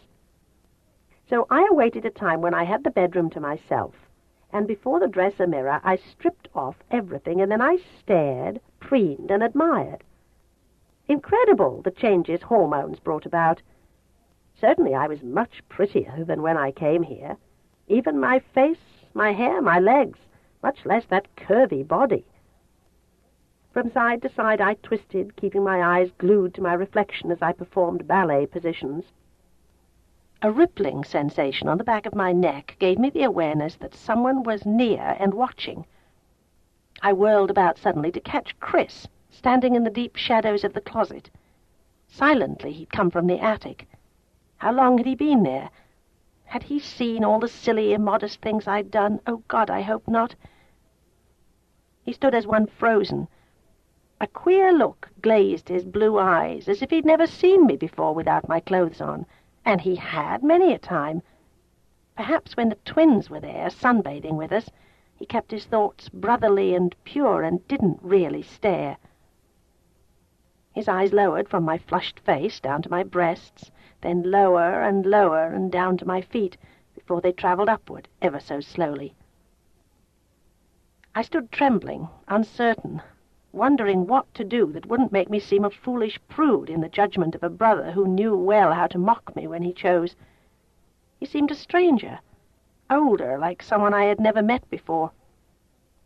He also seemed weak, dazed, perplexed, and if I moved to cover myself, I'd steal from him something he'd been starving to see. Time seemed to stand still as he lingered in the closet, and I hesitated before the dresser, which revealed to him the rear view, too, for I saw his eyes flick to the mirror to take in what that reflected. "Chris, please go away." He didn't seem to hear, he only stared. I blushed all over and felt perspiration under my arms, and a funny pounding began in my pulse. I felt like a child caught with her hand in a cookie jar, guilty of some petty crime and terribly afraid of being severely punished for almost nothing. But his look, his eyes, made me come alive, and my heart began a fierce, mad throbbing, full of fright.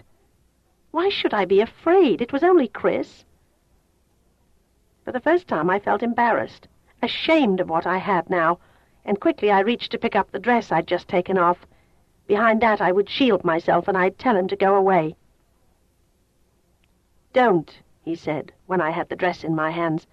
"You shouldn't," I stammered, trembling more. "I know I shouldn't be, but you look so beautiful. It's like I never saw you before. How did you grow so lovely when I was here all the time?" How to answer a question like that, except to look at him and plead with my eyes? Just then, behind me, a key turned in the door lock. Swiftly I tried to put the dress over my head and pull it down before she came in. Oh, God, I couldn't find the sleeves. My head was all covered by the dress, while the rest of me was bare, and she was there, the grandmother. I couldn't see her, but I felt her. Finally I found the armholes, and quickly I yanked the dress down. But she had seen me in my naked glory. It was in those glittering grey stone eyes. She turned those eyes away from me and nailed Chris with a stabbing glare. He was still in the daze that put him nowhere. "So," she spat, "I have at last caught you. I knew I would sooner or later." She had spoken to us first. This was just like one of my nightmares, without clothes, in front of the grandmother and God. Chris snapped out of the fog and stepped forward to fire back. "You have caught us. What have you caught? Nothing." Nothing, nothing, nothing. One word that reverberated. In her eyes she had caught us doing everything. "Sinners," she hissed as she once again turned those cruel eyes on me. They held no mercy. "You think you look pretty. You think those new young curves are attractive. You like that long golden hair that you brush and curl." She smiled then, the most frightening smile I ever saw. My knees were clicking nervously together. My hands were working too. How vulnerable I felt, without underwear and with a wide-open zipper in back. I darted a glance to Chris. He advanced slowly, his eyes flicking around to search out some weapon. "How many times have you allowed your brother to use your body?" shot out the grandmother. I just stood there, unable to speak, not comprehending what she meant. "Use? What do you mean?" Her eyes narrowed to mere slits that sharply turned to catch an embarrassed blush on Chris's face, clearly revealing even to me that he knew what she meant, even if I didn't. "What I mean is," he said, turning redder, "we haven't really done anything bad." He had a man's voice now, deep and strong.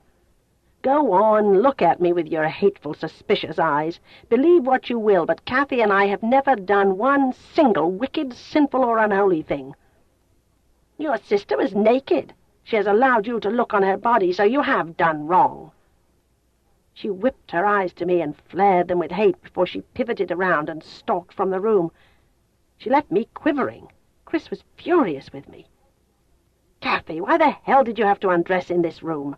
You know she spies on us, just hoping to catch us doing something." A wild, distraught look came upon him, making him seem older and terribly violent. "She's going to punish us. Just because she left without doing anything doesn't mean she won't come back." I knew that. I knew it. She was coming back, with the whip. Sleepy and irritable, the twins drifted down from the attic. Carrie settled in front of the dollhouse. Corey squatted down on his heels to watch TV. He picked up his expensive professional guitar and began to play. Chris sat on his bed and faced the door. I hedged, ready to run when she came back. I'd run into the bath, lock the door. The key turned in the door. The doorknob twisted.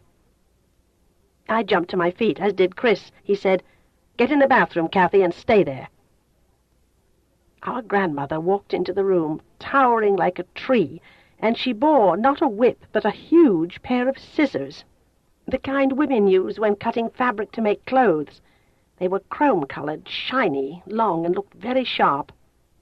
"Sit down, girl," she snapped. "I am going to cut off your hair to the scalp, and then maybe you won't feel pride when you look in the mirror." Scornfully, cruelly, she smiled when she saw my surprise, the first time I'd seen her smile. My worst fear. I'd rather be whipped. My skin would heal, but it would take years and years to grow back the beautiful long hair I'd cherished since Daddy first said it was pretty, and he liked long hair on little girls. Oh, dear God, how could she know that almost every night I dreamed she stole into this room while I slept and sheared me as one does a sheep? And sometimes I dreamed not only did I wake up in the mornings bald and ugly, but she cut off my breasts, too.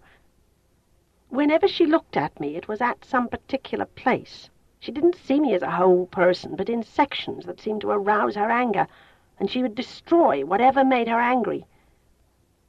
I tried to dash into the bathroom and lock the door behind me, but for some reason my dancer's legs, trained so well, refused to move. I was paralyzed by the very threat of those long, shiny scissors, and above them the grandmother's chrome-colored eyes were sparked with hate, scorn, contempt. That's when Chris spoke up in a strong man's voice. "You are not going to cut off one strand of Kathy's hair, Grandmother. Take just one step in her direction, and I will pound you over the head with this chair."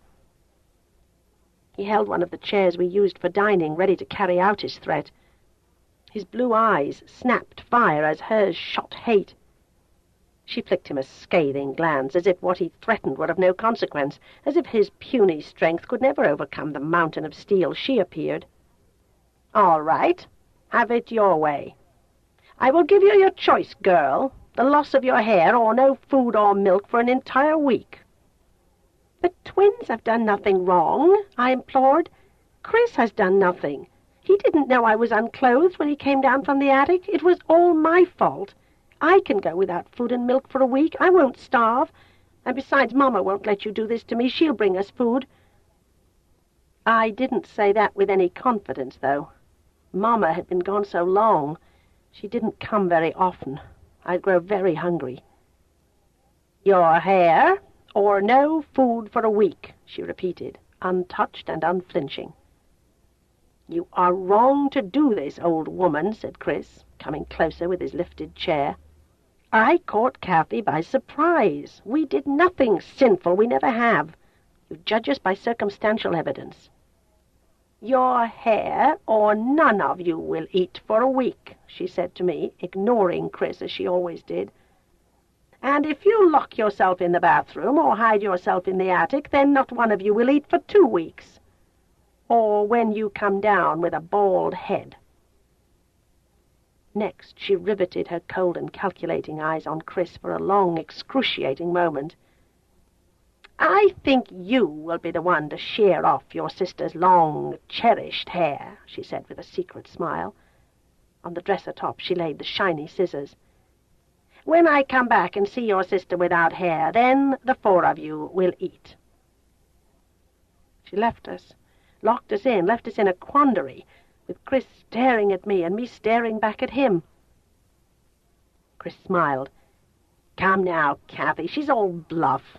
Mama will come any hour. We'll tell her. No problem. I'll never cut off your hair." He came to put his arm around me. Isn't it fortunate we've hidden a box of crackers and a pound of cheddar cheese in the attic? And we still have today's food. The old witch forgot that. We seldom ate very much. We ate even less that day, just in case Mama didn't show up. We saved half our milk and the oranges. The day ended without a visit from Mama. All night I tossed and turned, fretting in and out of sleep. When I slept, I had horrible nightmares. I dreamed Chris and I were in a deep, dark woods, running lost, looking for Carrie and Corey. We called their names in the silent voices of dreams. The twins never answered. We panicked and ran in utter blackness. Then suddenly, out of the dark, loomed up a cottage made of gingerbread. Made of cheese, too, with a roof of Oreo cookies, and hard Christmas candy made a colourful winding path to the Hershey bar door. The picket fence was of peppermint sticks, the shrubbery of ice cream cones, 7 flavors. I flashed a thought over to Chris. No, this is a trick. We can't go in. He messaged back. We have to go in. We have to save the twins. Quietly we stole inside and saw the hot rolled cushions dripping with golden butter, and the sofa was of freshly baked bread, buttered too. In the kitchen was the witch to end all witches. Beak-nosed, jutting jaw, sunken, toothless mouth, and her head was a mop of strings, coloured grey and pointing wildly in all directions. She held up our twins by their long golden hair. They were about to be thrust into her hot oven. Already they were frosted pink and blue, and their flesh, without cooking, was beginning to turn into gingerbread, and their blue eyes into black raisins. I screamed. Over and over again I screamed. The witch whirled to glare at me with her grey flintstone eyes, and her sunken mouth, thin as a red knife-slash, opened wide to laugh. Hysterically she laughed on and on as Chris and I cringed in shock. She threw back her head, her wide-open mouth exposing fang-like tonsils, and startlingly, frighteningly, she began to change from the grandmother. From a caterpillar into a butterfly she emerged as we stood frozen and could only watch. And there, from the horror, came our mother. Mama!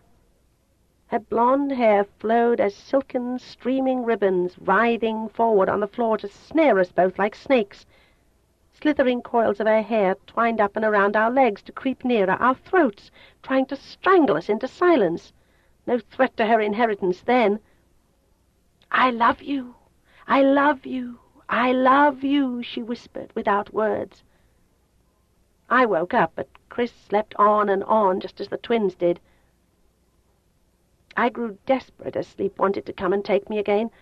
I tried to fight it off, the terrible drowsiness of drowning, and then again I was sunken deep in dreams, in nightmarish dreams.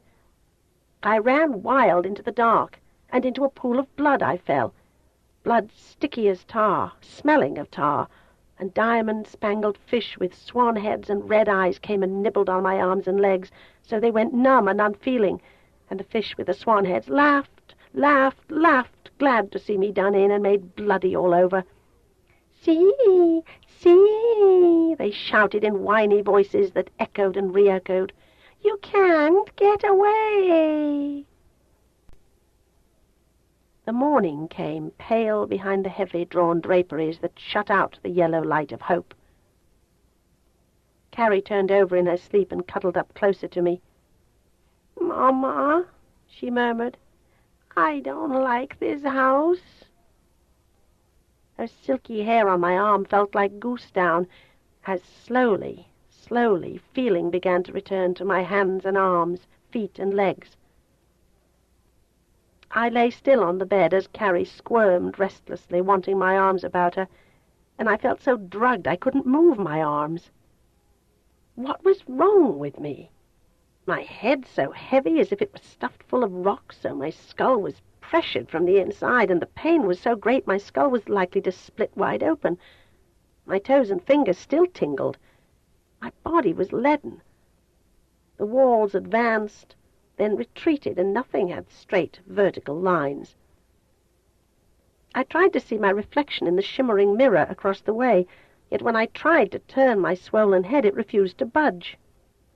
And always before I went to sleep I spread my hair on my pillow, so I could turn my head and nestle my cheek in the sweet-smelling silkiness of very pampered, well-cared-for, healthy, strong hair. It was one of the sensual things I enjoyed, the feel of my hair against my cheek, to take me into sweet dreams of love. And yet today there was no hair on my pillow. Where was my hair?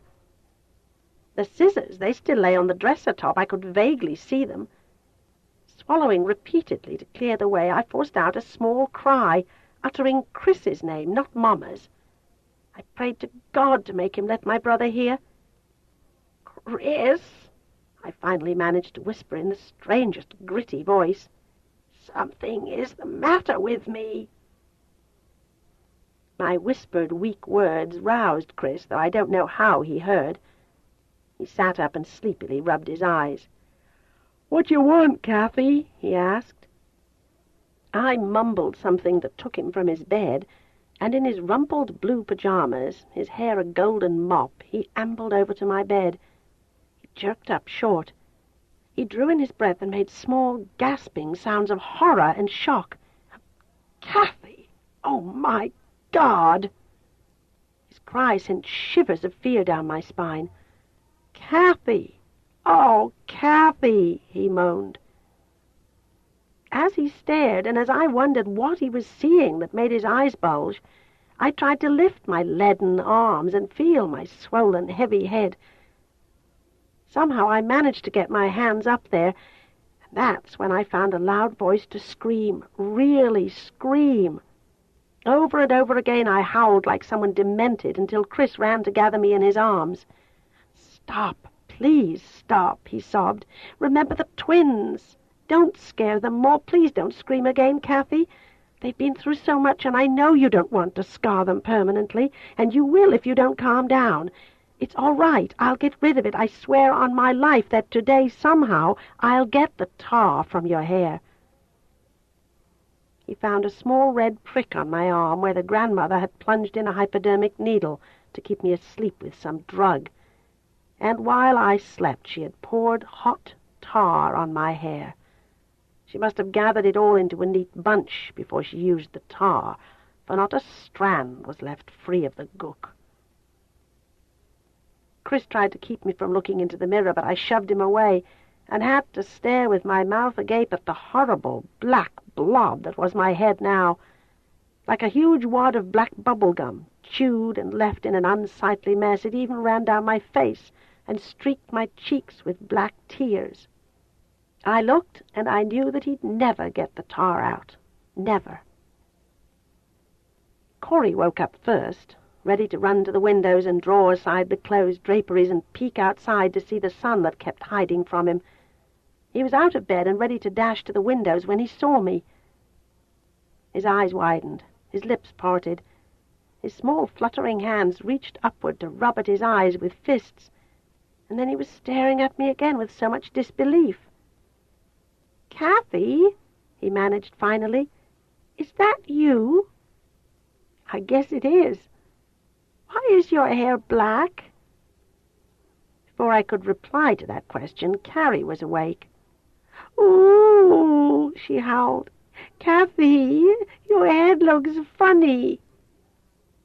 Big tears came to glisten her eyes and slide down her cheeks. "I don't like your head now," she wailed, then began to sob as if the tar were on her hair. "Calm down, Carrie," said Chris in the most ordinary, everyday tone of voice. "It's only tar on Kathy's hair, and when she takes a bath and shampoos her hair, it will be the same as yesterday. While she does that, I want the two of you to eat the oranges for breakfast and look at TV. Later on, we'll all eat a real breakfast when Kathy's hair is clean." He didn't mention our grandmother for fear of instilling in them even more terror of our situation. So they sat on the floor, close as bookends, supporting only each other, and peeled and ate orange sections, losing themselves in the sweet nothingness of cartoons and other Saturday morning violence and foolishness. Chris ordered me into a tubful of hot water. In that almost scalding water, I dunked my head over and over again while Chris used shampoo to soften the tar. The tar did soften, but it didn't come out and leave my hair clean. His fingers moved in a sodden mass of sticky goo. I heard myself making small whimpering sounds. He did try, oh, he did try to take out the tar without taking out all my hair. And all I could think of was the scissors, the shiny scissors the grandmother had laid on the dresser top. On his knees by the tub, Chris finally managed to work his fingers through the mass, but when he withdrew them, they were clogged with sticky black hair. "You'll have to use the scissors," I cried out, tired of the whole thing after 2 hours. But no, the scissors were the last resort. He reasoned there must be some chemical solution that would dissolve the tar without dissolving my hair. He had a very professional chemistry set Mama had given him. On the lid was a stern warning: "This is not a toy. This box contains dangerous chemicals and is for professional use only." "Kathy," he said, sitting back on his bare heels, "I'm going up to the attic schoolroom and mix some compound to take the tar from your hair." He grinned at me shyly then. The light from the ceiling caught on the soft, downy fuzz that covered his upper lip, and I knew he had stronger, darker hair on the lower part of his body, the same as I did. "I've got to use the John, Kathy. I've never done that in front of you, and I'm kind of embarrassed. You can turn your back and put your fingers in your ears, and maybe if you go in the water, too, the ammonia might unglue your hair." I couldn't help but stare at him in amazement. The day had taken on nightmarish proportions. To sit in boiling water and use it for a toilet, and then wash my hair in that? Could it be real that I would do this, as Chris streamed urine into the commode behind my back? I said to myself, no, this wasn't real, just a dream. Carrie and Corey wouldn't use the bathroom, too, while I was in the tub, dunking my hair in foul water. It was real enough. Hand in hand, Corey and Carrie came to the tub and stared at me, wanting to know why I was taking so long. "Kathy, what is that stuff on your head?" "Tar." "Why did you put tar in your hair?" "I must have done it in my sleep." "Where did you find the tar?" "In the attic." "Why did you want to put tar in your hair?" I hated lying. I wanted to tell her who put the tar in my hair, but I couldn't let her know. Already she and Corey were scared enough of that old woman. "Go back and look at TV, Carrie," I ordered, testy and irritable from all the questions she asked, and hating to look at her thin, hollowed-out cheeks, her sunken eyes. "Kathy, don't you like me no more?" "Any more. Don't you?" "Of course I like you, Corey. I love you both. But I put the tar on my hair by mistake, and now I'm mad at myself." Carrie wandered off to sit once more near Corey. They whispered back and forth in that strange language that only they could understand. Sometimes I think they were far wiser than Chris and I suspected. For hours I was in the tub, while Chris concocted a dozen different compounds to test on a bit of my hair. He tried everything, making me change the water often, always making it hotter. I shriveled into a puckered prune as bit by bit he cleared the gooey mess from my hair. The tar came out eventually, along with a great loss of hair. But I had a lot and could afford to lose much without making a noticeable difference. And when it was over, the day was gone, and neither Chris nor I had eaten a bite. He'd given cheese and crackers to the twins, but he himself hadn't wasted time to eat.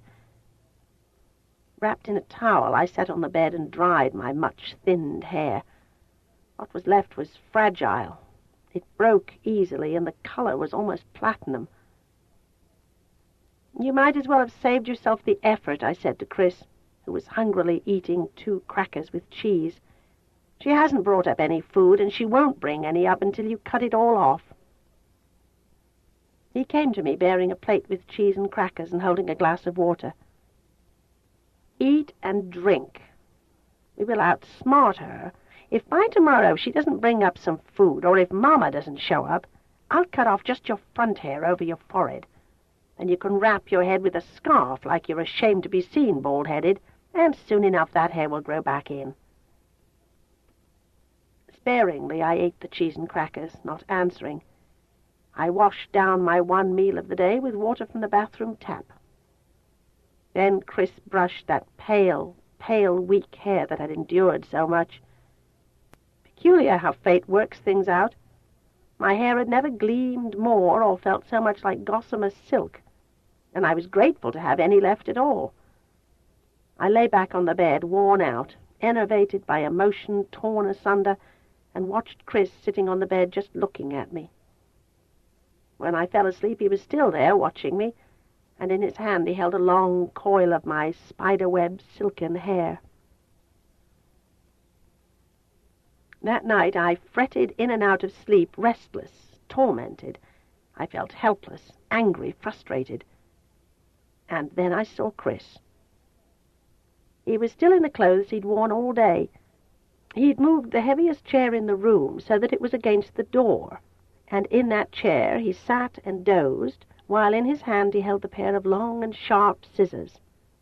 He had barred the way so the grandmother couldn't sneak in again and use the scissors. He was, even in his sleep, guarding me from her. As I stared over at him, his eyes opened, jolted, as if he hadn't meant to doze off and leave me unprotected. In the dimness of that locked room, always rosy at night, he caught my gaze, and our eyes locked, and ever so slowly he smiled. "Hi." "Chris," I sobbed, "go to bed. You can't keep her out forever." "I can while you sleep." "Then let me be the sentry. We'll take turns." "Who's the man here, you or me? Besides, I eat more than you do." "What's that got to do with it?" "You're too thin now, and staying awake all night would make you thinner, whereas I can afford to lose weight." He was underweight, too. We all were, and his slight weight wouldn't keep that grandmother out if she really wanted to shove the door open. I got up and went to sit with him in the chair, though he gallantly protested. "Shh," I whispered. "The two of us together can keep her out better, and we can both sleep." Embraced in each other's arms, we fell asleep. And the morning came, without the grandmother, without food. The hungry days passed by endlessly, miserably. Only too soon the cheese and crackers were gone, though we ate most sparingly of what we had, and that was when we really began to suffer. Chris and I drank only water and saved what milk there was for the twins. Chris came to me with the shears in his hand, and reluctantly, with tears, he cut off the front top hair close to my scalp. I wouldn't look in a mirror when it was done. The long part that was left I wrapped about my head, and over that I formed a scarf into a turban. Then came the irony, the bitter irony of the grandmother not coming to check. She didn't bring us food or milk or clean linens or towels or even the soap and toothpaste we had run out of, not even toilet paper. Now I regretted throwing out all the tissue our expensive clothes came in. There was nothing left to do but tear pages from the oldest books in the attic and use that. Then the toilet bowl stopped up and overflowed, and Corey began to scream as filth flooded over and filled the bathroom. We didn't have a plunger. Frantically, Chris and I wondered what to do. As he ran for a coat hanger made of wire to straighten out and push down whatever clogged the drain, I ran to the attic to fetch old clothes to mop up the flooding mess. Somehow Chris managed to use the wire coat hanger, and the commode worked normally again. Then, without a word, he got down on his knees beside me, and we both mopped up the floor with the old clothes from the attic trunks. Now we had filthy, smelly rags to fill up a trunk and add to the secrets of the attic. We escaped the full horror of our situation by not talking about it much. We just got up in the mornings, splashed water on our faces, cleaned our teeth with plain water, drank a little water, moved about a little, then lay down to watch TV or to read. And the devil to pay if she came in and caught us rumpling a bedspread. What did we care now? To hear the twins cry for food put scars on my soul that I would bear for the rest of my life. And I hated, oh, how I hated that old woman and Mama for doing this to us. And when meal times rolled by with no food, we slept. For hours on end we slept. Asleep you don't feel pain or hunger or loneliness or bitterness. In sleep you can drown in false euphoria. And when you awaken, you just don't care about anything. There was one hazy, unreal day when we lay listless, all four of us, with the only life going on confined to the small box over in the corner. Dazed and tired, I turned my head for no reason at all, just to look at Chris and Corey, and I lay without much feeling at all as I watched Chris take his pocket knife and slash his wrist. He put his bleeding arm to Corey's mouth and made him drink his blood, though Corey protested. Then it was Carrie's turn. The two of them, who wouldn't eat anything lumpy, bumpy, grainy, too tough, too stringy, or just plain funny-looking, drank of their older brother's blood and stared up at him with dull, wide, accepting eyes. I turned my head away, sickened by what he had to do, and full of admiration that he could do it. He could always solve a difficult problem. Chris came to my side of the bed and perched on the edge and looked at me for the longest moment. Then his eyes lowered to the cut on his wrist that wasn't bleeding as freely now. He lifted his pocket knife and prepared to make a second slash, so I too could be nourished by his blood. I stopped him and seized hold of his jackknife and hurled it away. He ran fast to get it, and again he cleaned it with alcohol, despite my vow never to taste his blood and drain from him more of his strength. "What will we do, Chris, if she never comes back?" I asked dully. "She will let us starve to death." Meaning the grandmother, of course, whom we hadn't seen in 2 weeks. And Chris had exaggerated when he said we had a full pound of cheddar cheese stashed away. We baited our mousetraps with cheese and had been forced to take back the bits of cheese to eat ourselves when everything else was gone. Now we'd been without one bit of food in our stomachs for 3 whole days, and 4 days with only a little cheese and crackers. And the milk we saved for the twins to drink, gone 10 days ago, too. "She won't let us starve to death," said Chris, as he lay down beside me and took me into his weak embrace. "We'd be idiots and spineless to allow her to do that to us. Tomorrow, if she doesn't show up with food and our mother doesn't show up, we'll use our sheet ladder to reach the ground." My head was on his chest, and I could hear his heart thumping. "How do you know what she'd do? She hates us. She wants us dead. Hasn't she told us that time and time again we should never have been born? Kathy, the old witch is not dumb. She'll bring food soon, before Mama comes back from wherever she's been." I moved to bandage his slashed wrist. 2 weeks ago, Chris and I should have tried to escape, when both of us had the strength to make the perilous descent. Now, if we tried to make it, surely we'd fall to our deaths, what with the twins tied to our backs to make it even more difficult. But when morning came and there was still no food brought up to us, Chris forced us into the attic. He and I carried the twins, who were too weak to walk. It was a torrid zone up there. Sleepily the twins sagged in the corner of the schoolroom where we put them down. Chris set about fashioning slings, so we could attach the twins securely to our backs. Neither of us mentioned the possibility that we could be committing suicide and murder, too, if we fell. "We'll do it another way," said Chris, reconsidering. "I'll go first. When I reach the ground, you'll put Corey into a sling, tie him in fast so he can't kick free, and then you'll lower him down to me. Next you can do that for Carrie, and you can come down last. And for God's sake, put forth your very best efforts. Call upon God to give you the strength. Don't be apathetic. Feel anger, wrath, think of revenge. I've heard great anger gives you superhuman strength in an emergency." "Let me go first. You're stronger," I said weakly. "No. I want to be down there to catch in case anyone comes down too fast, and your arms don't have the strength mine do. I'll brace the rope about a chimney so all the weight won't be on you. And, Kathy, this is really an emergency." God, I couldn't believe what he expected me to do next. With horror, I stared at the 4 dead mice in our traps. "We've got to eat these mice to gain some strength," he said to me grimly, "and what we have to do, we can do." Raw meat? Raw mice? "No," I whispered, revolted by the sight of those tiny, stiff and dead things.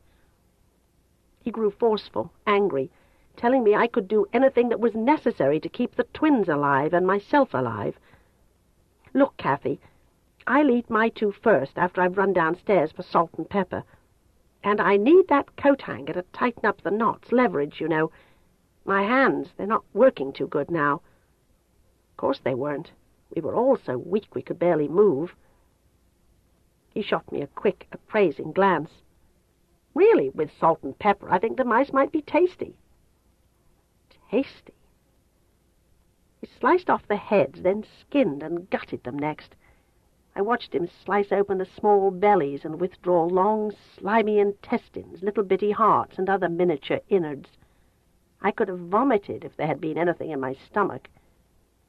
And he didn't run for the salt and pepper or the coat hanger. He only walked, and slowly at that, telling me in this way he wasn't too eager to partake of raw mice either. While he was gone, my eyes stayed glued to the skinned mice that were to be our next meal.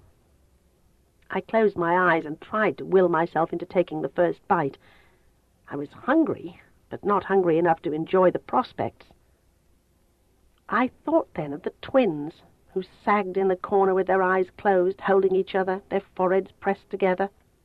And I thought they must have embraced like that when they were inside Mamma's womb waiting to be born, so they could be put away behind a locked door and starved.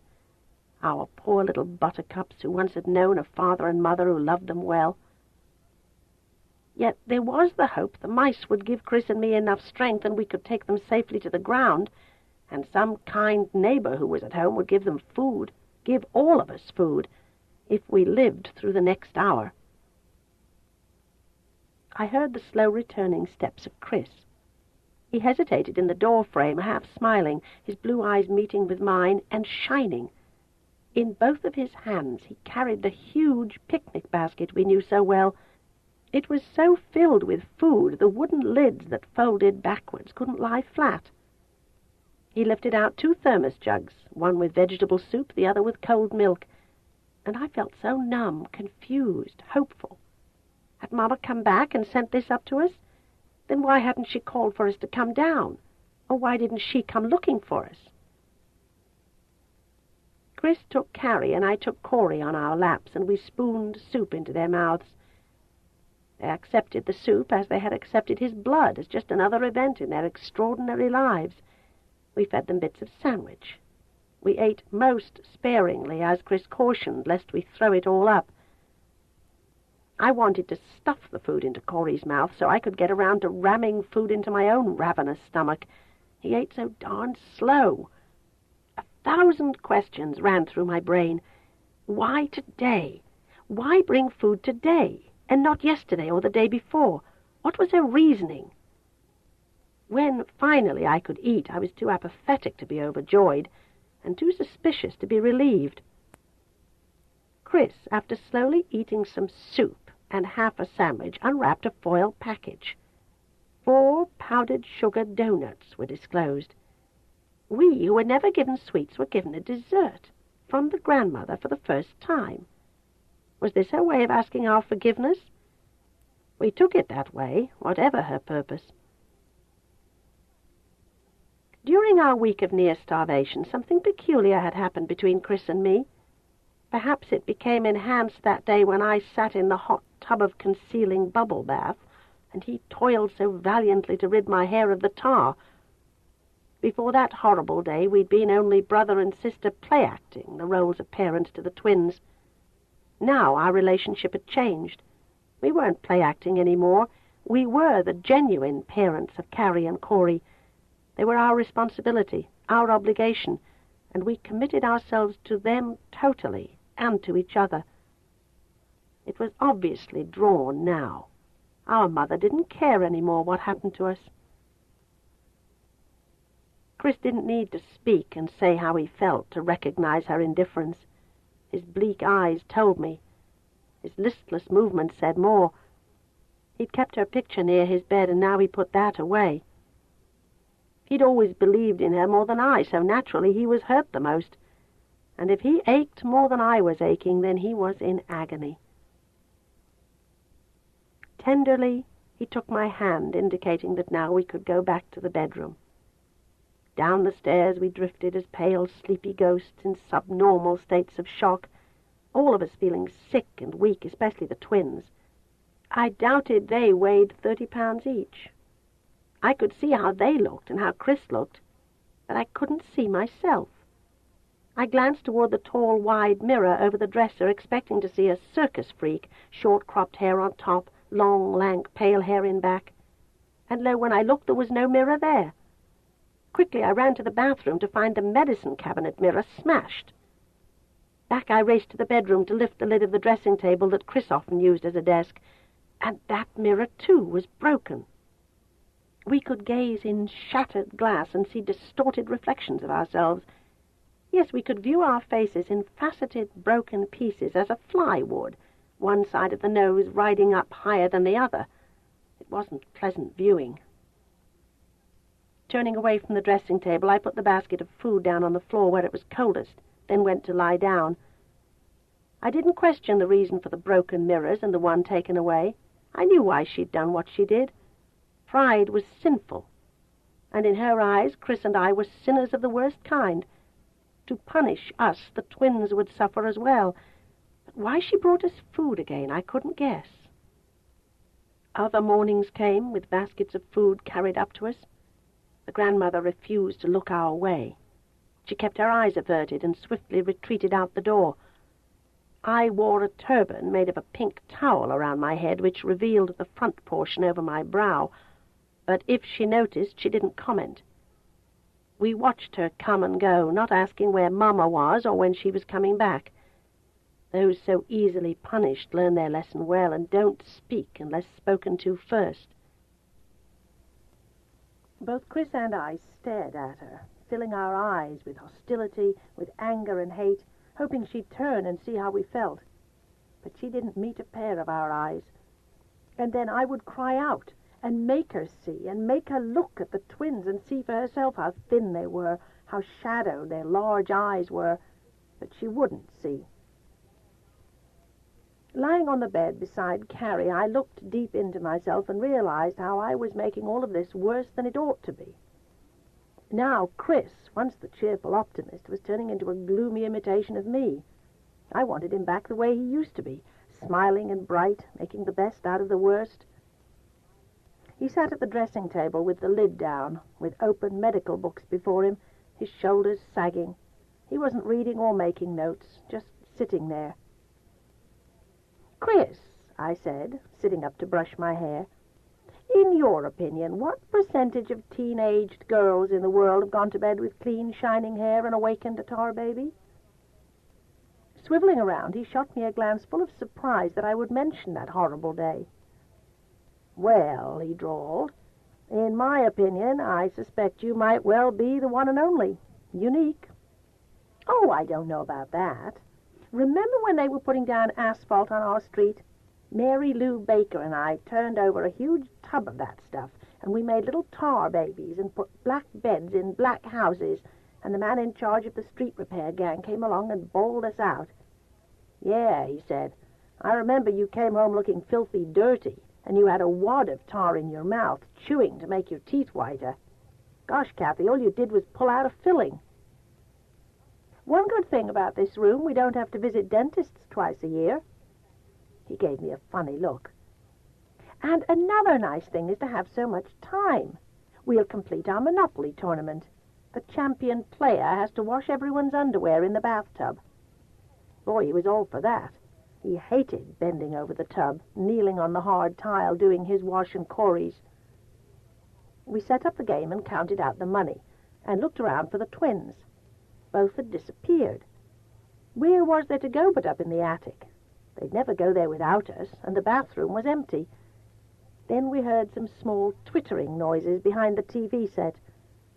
There they were, crouched in the corner in back of the set, sitting and waiting for the tiny people inside to come out.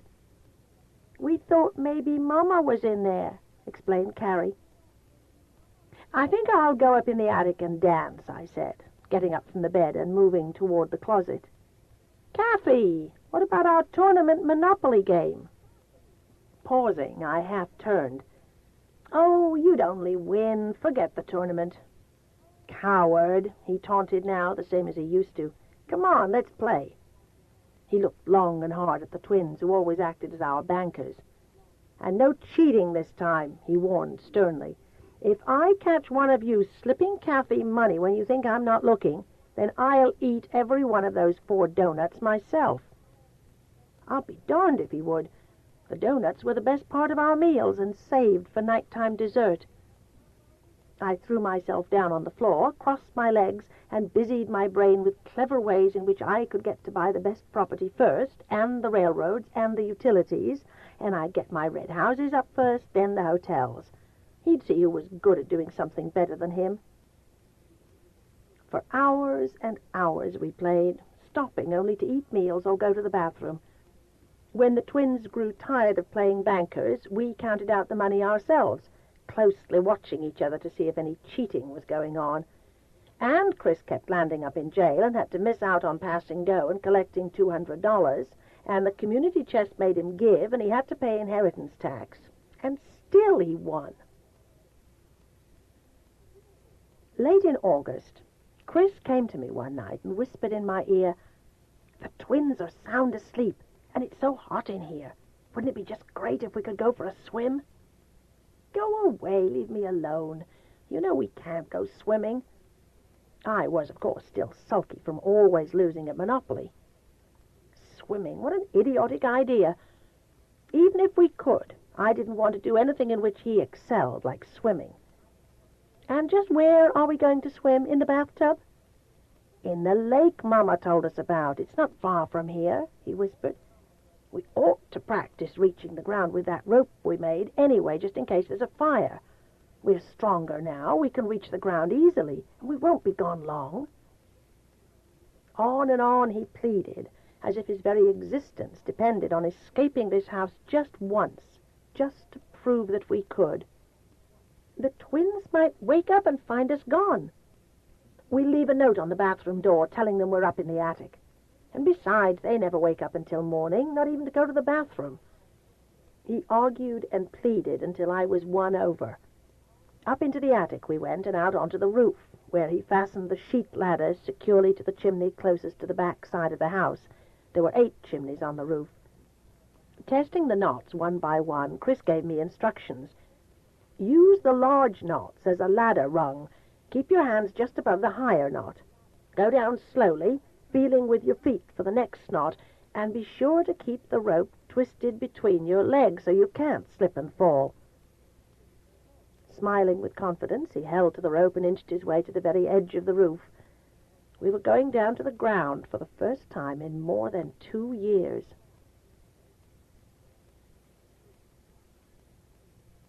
Chapter 14. A Taste of Heaven. Slowly, carefully, hand under hand and foot under foot, Chris descended to the ground, while I lay flat on my stomach near the roof's edge, watching his descent. The moon was out and shining brightly as he lifted his hand and waved, his signal to send me on my way. I had watched the way he handled himself, so I could duplicate his method. I told myself it was no different from swinging on the ropes tied to the attic rafters. The knots were big and strong, and we had judiciously made them about 4.5 feet apart. He had told me not to look down once I left the roof, just to concentrate on notching one foot securely on a lower knot before I reached with my other foot to find an even lower knot. In less than 10 minutes I was standing on the ground next to Chris. "Wow," he whispered, hugging me close. "You did that better than me." We were in the back gardens of Foxworth Hall, where all the rooms were dark, though in the servants' quarters over the huge garage every window was brightly yellow. "Lead on, Macduff, to the swimming hole," I said in a low voice, "if you know the way." Sure he knew the way. Mama had told us how she and her brothers used to steal away and go swimming with their friends. He caught my hand as we tiptoed away from the huge house. It felt so strange to be outside on the ground on a warm summer night, leaving our small brother and sister alone in a locked room. When we crossed over a small footbridge and knew we were now outside the realm of Foxworth property, we felt happy, almost free. Still, we had to be cautious and not let anyone see us. We ran toward the woods and the lake Mama had told us about. It was 10 o'clock when we went out on the roof. It was 10:30 when we found the small body of water surrounded by trees. We were fearful others would be there to spoil it for us and send us back unsatisfied, but the lake water was smooth, unruffled by winds or bathers or sailboats. In the moonlight, under a bright and starry sky, I looked on that lake and thought I'd never beheld such beautiful water or felt a night that filled me with such rapture. "Are we going to skinny dip?" asked Chris, looking at me in a peculiar way. "No, we're going to swim in our underwear." The trouble was, I didn't own a single bra. But now that we were here, silly prudery wasn't going to stop me from enjoying that moonlit water. "Last one in is a rotten egg," I called, and I took off on the run toward a short dock. But when I reached the end of the dock, I somehow sensed the water might be icy cold, and most gingerly I cautiously stuck a toe in first, and it was ice cold. I glanced back at Chris, who had taken off his watch and flung it aside, and now he was coming at me fast. So darn fast, before I could brace myself to dive into the water, he was behind me and shoved me. Splash! Flat down in the water I was, soaked from head to toe, and not inch by inch as I would have had it. I shivered as I came to the surface and paddled around looking for Chris. Then I spied him crawling up a pile of rocks, and for a moment he was silhouetted. He lifted his arms and gracefully made a swan dive into the middle of the lake. I gasped. What if the water wasn't deep enough? What if he hit the bottom and broke his neck or back? And then, he didn't surface. Oh, God, he was dead. Drowned. "Chris," I called, sobbing, and began to swim toward the spot where he had disappeared beneath the cold water. Suddenly I was seized by the legs. I screamed and went under, pulled down by Chris, who kicked his legs strongly and took us both up to the surface, where we laughed and I splashed water into his face for playing such a dirty trick. "Isn't this better than being shut up in that damned hot room?" he asked, frolicking around like someone demented, delirious, wild and crazy. It was as if this bit of freedom had gone to his head like strong wine, and he was drunk. He swam in circles around me and tried again to catch my legs and drag me under, but I was wise to him now. He kicked to the surface and backstroked. He also did the breaststroke, the crawl, side-stroked, and named what he did as he performed. "This is the back crawl," he said, as he demonstrated, showing off techniques I'd never seen before. He surfaced from a dive under and treaded water as he began to sing, "Dance, ballerina, dance," and in my face he threw water as I splashed it back at him, "and do your pirouette in rhythm with your aching heart." He surfaced from a dive under and trod water as he began to sing, "Dance, ballerina, dance," and in my face he threw water as I splashed it back at him, "and do your pirouette in rhythm with your aching heart." And then he had me in his embrace, and laughing and screaming, we fought, gone crazy just to be children again. Oh, he was wonderful in the water, like a dancer. Suddenly I was tired, extremely tired, so tired I felt weak as a wet dishcloth. Chris put his arm about me and assisted me up onto shore. Both of us fell on a grassy bank to lie back and talk. "One more swim, and then back to the twins," he said, lying supine on the gentle slope beside me. Both of us stared up at a sky full of glittering, twinkling stars, and there was a quarter moon out, colored silvery gold, and it ducked and hid and played hide-and-seek with the strung-out long, dark clouds. "Suppose we can't make it back up to the roof?" "We'll make it because we have to make it." That was my Christopher Doll, the eternal optimist, sprawled beside me, all wet and glistening, with his fair hair pasted to his forehead.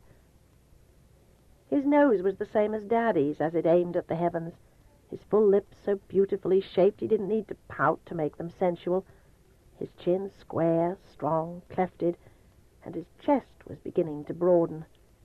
And there was that hillock of his growing maleness before his strong thighs beginning to swell. And there was something about a man's strong, well-shaped thighs that excited me. I turned away my head, unable to feast my eyes on his beauty without feeling guilty and ashamed. Birds were nested overhead in the tree branches. They made sleepy little twittery noises that for some reason made me think of the twins, and that made me sad and put tears in my eyes. Fireflies bobbed up every so often and flashed their lemon-colored taillights off and on, signaling male to female or vice versa. "Chris, is it the male firefly that lights up or the female?" "I'm really not sure," he said, as if he didn't care. "I think they both light up, but the female stays on the ground, signaling, while the male flies around looking for her." "You mean you aren't positive about everything? You, the all-knowing?" "Kathy, let's not quibble. I don't know everything. A long way from it." He turned his head and met my eyes. Our gazes locked, and neither of us seemed capable of looking elsewhere. Soft southern breezes came and played in my hair and dried the wisps about my face. I felt them tickling like small kisses, and again I wanted to cry for no reason at all, except the night was so sweet, so lovely, and I was at the age for high romantic yearning. And the breeze whispered loving words in my ears, words I was so afraid no one was ever going to say. Still, the night was so lovely under the trees near the shimmering moonlit water, and I sighed. I felt that I'd been here before on this grass near the lake.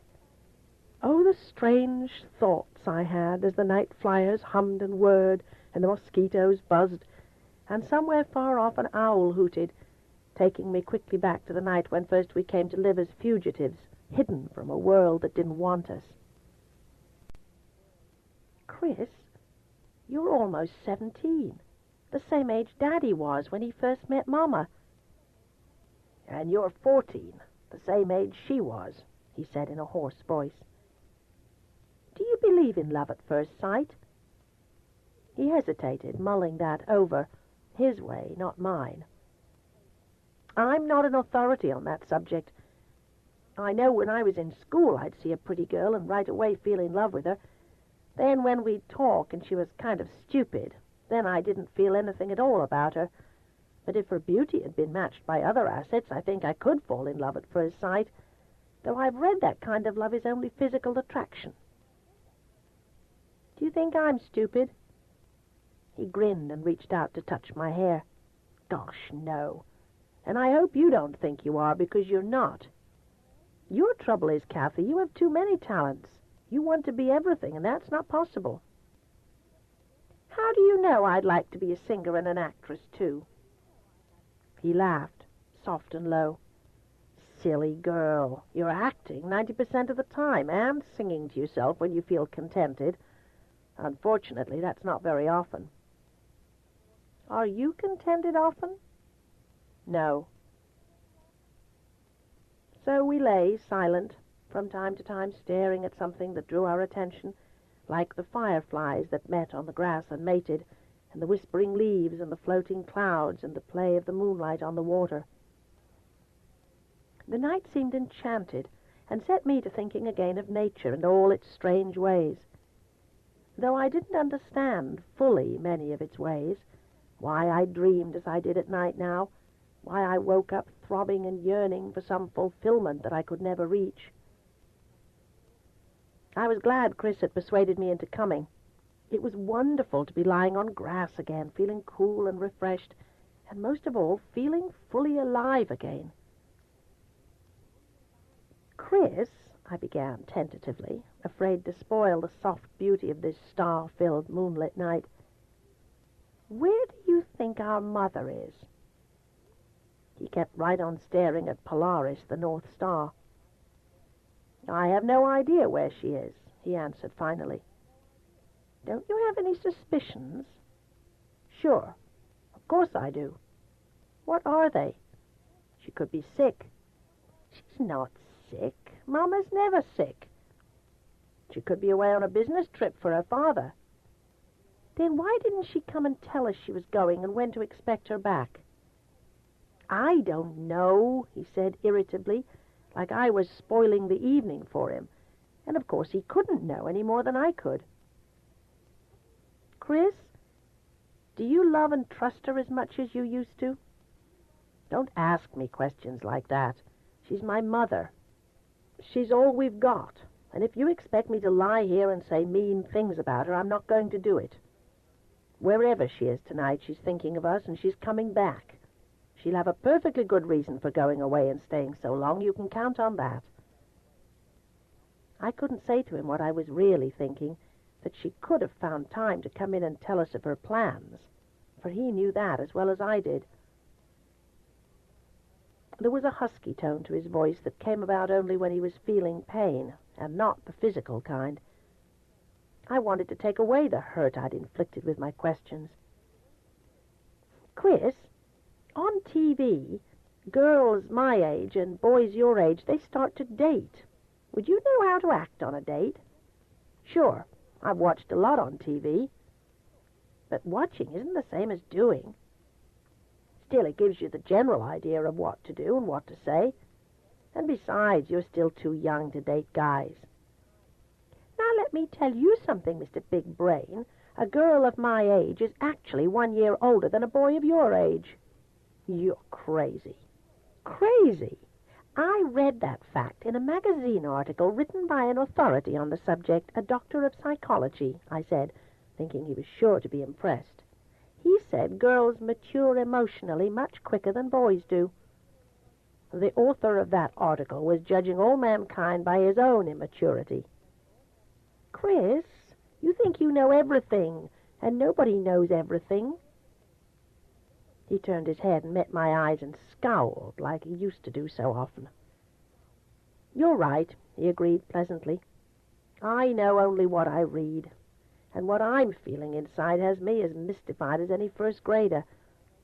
I'm mad as hell at Mama because of what she's done, and I'm feeling so many different things, and I don't have a man to talk them over with." He rose on an elbow to stare down in my face. "I wish it wasn't taking your hair so long to grow back. I wish now I hadn't used the scissors. Didn't do any good anyway." It was better when he didn't say anything to make me think of Foxworth Hall. I just wanted to look up at the sky and feel the fresh night air on my wet skin. My pajamas were of thin white batiste, scattered all over with rosebuds and edged with lace. They clung to me like a second skin, just as Chris's white jockey shorts clung to him. "Let's go now, Chris."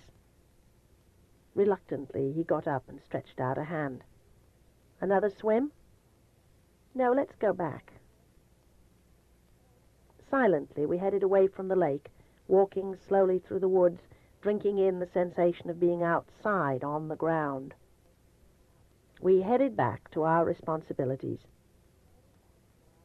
For the longest time we stood by the rope we'd made, fastened to a chimney far above. I wasn't thinking of how we'd make the ascent, only wondering what we'd gain by this brief little escape from a prison we had to enter again. "Chris, do you feel different?" "Yes. We didn't do very much but walk and run on the ground and swim for a short while, but I feel more alive and more hopeful." "We could get away if we wanted to, tonight, and not wait for Mama to come back.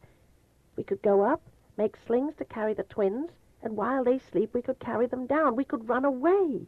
We'd be free." He didn't answer, but began the ascent to the roof, hand over hand, with the sheet ladder caught fast between his legs as he worked his way up. As soon as he was on the roof, I began, for we didn't trust the rope to hold the weight of 2 people. It was much harder going up than coming down.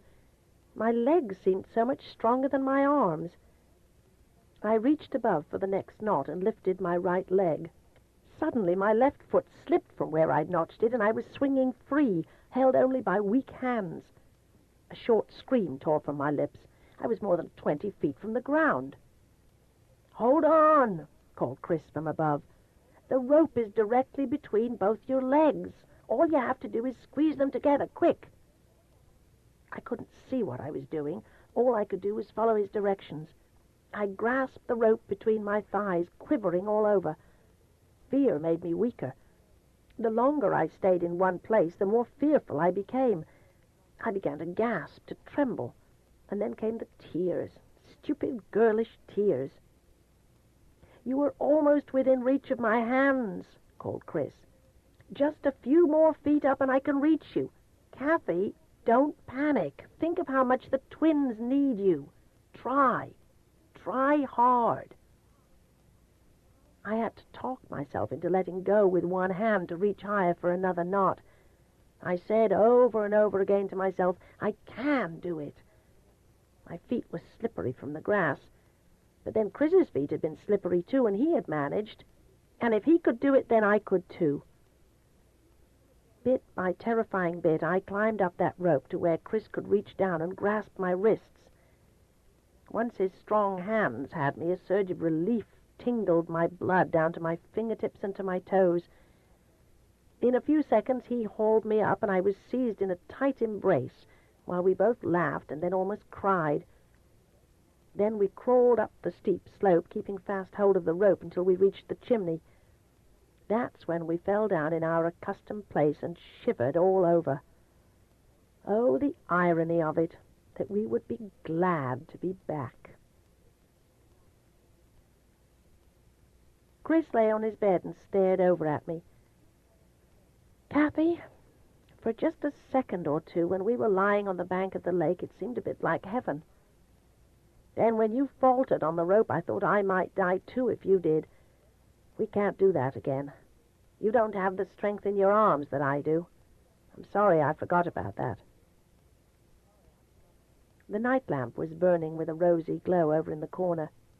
Our eyes met in the dimness. "I'm not sorry we went. I'm glad. It's been so long since I felt real." "Did you feel like that?" he asked. "So did I. Just like we had left a bad dream that was lasting too long." I dared again. I had to. "Chris, where do you think Mama is? She's drifting away from us gradually, and she never really looks at the twins like they scare her now. But she's never stayed away this long before. She's been gone over a month." I heard his heavy, sad sigh. "Honestly, Kathy, I just don't know. She hasn't told me any more than she's told you. But you can bet she's got a good reason." "But what kind of reason could she have to leave without an explanation? Isn't that the least she could do?" "I don't know what to say. If I had children, I would never leave them the way she does. I'd never stick my 4 children away in a locked room and then forget them. You're not going to have any children, remember? Chris, someday I'm going to dance in the arms of a husband who loves me. And if he really wants a baby, then I might agree to have one." "Sure. I knew all along you'd change your mind once you grew up." "You really think I'm pretty enough for a man to love?" "You're more than pretty enough." He sounded embarrassed. "Chris, remember when Mama told us that it was money that made the world go around and not love? Well, I think she's wrong." "Yeah? Give that a bit more thought. Why can't you have both?" I gave it thought, plenty of thought. I lay and stared up at the ceiling that was my dancing floor, and I mulled life and love over and over. And from every book I'd ever read, I took one wise bead of philosophy and strung them all into a rosary to believe in for the rest of my life. Love, when it came and knocked on my door, was going to be enough. And that unknown author who'd written that if you had fame, it was not enough, and if you had wealth as well, it was still not enough, and if you had fame, wealth, and also love, still it was not enough. Boy, did I feel sorry for him.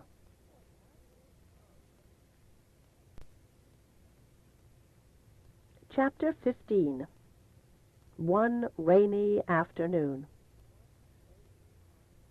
Chris was at the windows, both hands holding open the heavy tapestried draperies. The sky was leaden. The rain came down in a solid sheet. Every lamp in our room was lit, and the TV was on as usual. Chris was waiting to see the train that would pass by around 4. You could hear its mournful whistle before dawn around 4, and then later, if you were awake, you could just barely catch a glimpse of the train that appeared to be a toy, it was so far away. He was in his world, I was in mine. Sitting cross-legged on the bed Carrie and I shared, I cut pictures from decorating magazines Mama had brought up for my entertainment before she went away to stay so long. I cut each photograph out carefully and pasted them into a large scrapbook. I was planning my dream house, where I would live happily ever after with a tall, strong, dark-haired husband who loved only me and not 1,000 others on the side. I had my life mapped out. My career first, a husband and children when I was ready to retire and give someone else a chance. And when I had my dream home, I'd have an emerald glass tub situated on a dais where I could soak in beauty oil all day long if I wanted to, and nobody would be outside the door banging and telling me to hurry up. I never had the chance to sit in the tub long enough. From that emerald tub I'd step, smelling sweet of flowered perfume, and my skin soft as satin, and my pores would be forever cleansed of the rotten stench of dry old wood and attic dust, permeated with all the miseries of antiquity, so that we who were young smelled as old as this house. "Chris," I said, turning to stare at his back, "why should we stay on and wait for Mama to come back, much less wait for that old man to die? Now that we are strong, why don't we find a way to escape?" He didn't say a word, but I saw his hands clutch the fabric of the draperies harder. "Chris, I don't want to talk about it," he flared. "Why are you standing there waiting for the train to pass if you aren't thinking about getting away?" "I'm not waiting for the train. I'm just looking out, that's all." His forehead was pressed against the glass, daring a close neighbor to look out and see him. "Chris, come away from the window. Someone might see you." "I don't give a damn who sees me." My first impulse was to run to him, to put my arms around him and lavish 1,000,000 kisses on his face, to make up for those he was missing from Mama. I'd draw his head down against my breast and cuddle it there as she used to do, and he'd go back to being the cheerful, sunny optimist who never had a sullen, angry day like I used to. Even if I did all that Mama did once, I was wise enough to know it wouldn't be the same. It was her he wanted. He had all his hopes, dreams, and faith wrapped up in one single woman, Mama. She'd been gone more than 2 months. Didn't she realize one day up here was longer than a month of normal living? Didn't she worry about us and wonder how we were faring? Did she believe that Chris would always be her staunchest supporter when she left us without an excuse, a reason, an explanation? Did she really believe that love once gained couldn't be torn asunder by doubts and fears and could never, never be put back together again? "Kathy," said Chris suddenly, "where would you go if you had your choice of anywhere?" "South," I said, "down to some warm, sunny beach where the waves wash in gentle and low. Don't want high surf with whitecaps. Don't want the gray sea chafing against big rocks. I want to go where the wind never blows. I just want soft, warm breezes to whisper in my hair and on my cheeks while I lie on pure white sand and drink up the sunlight." "Yeah," he agreed, sounding wistful. "Sounds nice the way you say it. Only I wouldn't mind a strong surf. I'd like to ride the crest of a wave on one of those surfboards. It would sort of be like skiing." I put my scissors down, my magazines, my pot of rubber cement, and laid aside the magazines and scrapbook to fully concentrate on Chris. He was missing out on so many sports he loved, shut up here in one room, made old and sad beyond his years. Oh, how I wanted to comfort him, and I didn't know how. Come away from the windows, Chris, please. Leave me alone. I get so damned sick and tired of this place. Don't do this. Don't do that. Don't speak until spoken to. Eat those damned meals every day. None of it hot enough or seasoned right. I think she does it deliberately just so we'll never have anything to enjoy, even food. Then I think about all that money. Half of it should be Mama's and ours. And I tell myself, no matter what, it is worth it. That old man can't live forever. All the money in the world isn't worth the days of living we've lost, I flared back. He spun around, his face red. The hell it isn't. Maybe you can get by with your talent, but I've got years and years of education ahead of me. You know Daddy expected me to be a doctor, so come hell or high water, I'm getting my M.D. And if we run away, I'll never be a doctor, you know that. Name what I can do to earn a living for us. Quick, list the jobs I can get other than a dishwasher, a fruit picker, a short-order cook. Will any of those put me through college and then through med school? And I'll have you and the twins to support as well as myself. A ready-made family at age 16. Fiery anger filled me. He didn't give me credit for being able to contribute anything. I can work, too, I snapped back. Between us we can manage. Chris, when we were starving, you brought me 4 dead mice, and you said God gives people extra strength and abilities in the time of great stress. Well, I believe he does. When we leave here and are on our own, somehow or other we will make our way, and you will be a doctor. I'll do anything to see that you get that damned M.D. behind your name. What can you do? He asked in a hateful, sneering way. Before I could reply, the door behind us opened, and the grandmother was there. She paused without stepping into the room and fixed her glare on Chris. And he, stubborn and unwilling to cooperate as before, refused to be intimidated. He didn't move from the window, but he turned to stare out at the rain again. "Boy," she lashed out, "move away from that window this instant." "My name is not Boy. My name is Christopher. You can address me by my given name or don't address me at all, but never call me Boy again." She spat at his back. "I hate that particular name. It was your father's. Out of the kindness of my heart, I pleaded his cause when his mother died and he didn't have a home. My husband didn't want him here, but I felt pity for a young boy without parents or means and robbed of so much. So I kept nagging my husband to let his younger half-brother live under our roof. So your father came, brilliant, handsome, and he took advantage of our generosity, deceived us. We sent him to the best of schools, bought him the best of everything, and he stole our daughter, his own half-niece. She was all we had left then, the only one left. And they eloped in the night and came back 2 weeks later, smiling, happy, asking us to forgive them for falling in love. That night my husband had his first heart attack. Has your mother told you that? That she and that man were the cause of her father's heart disease? He ordered her out, told her never to come back, and then he fell down on the floor."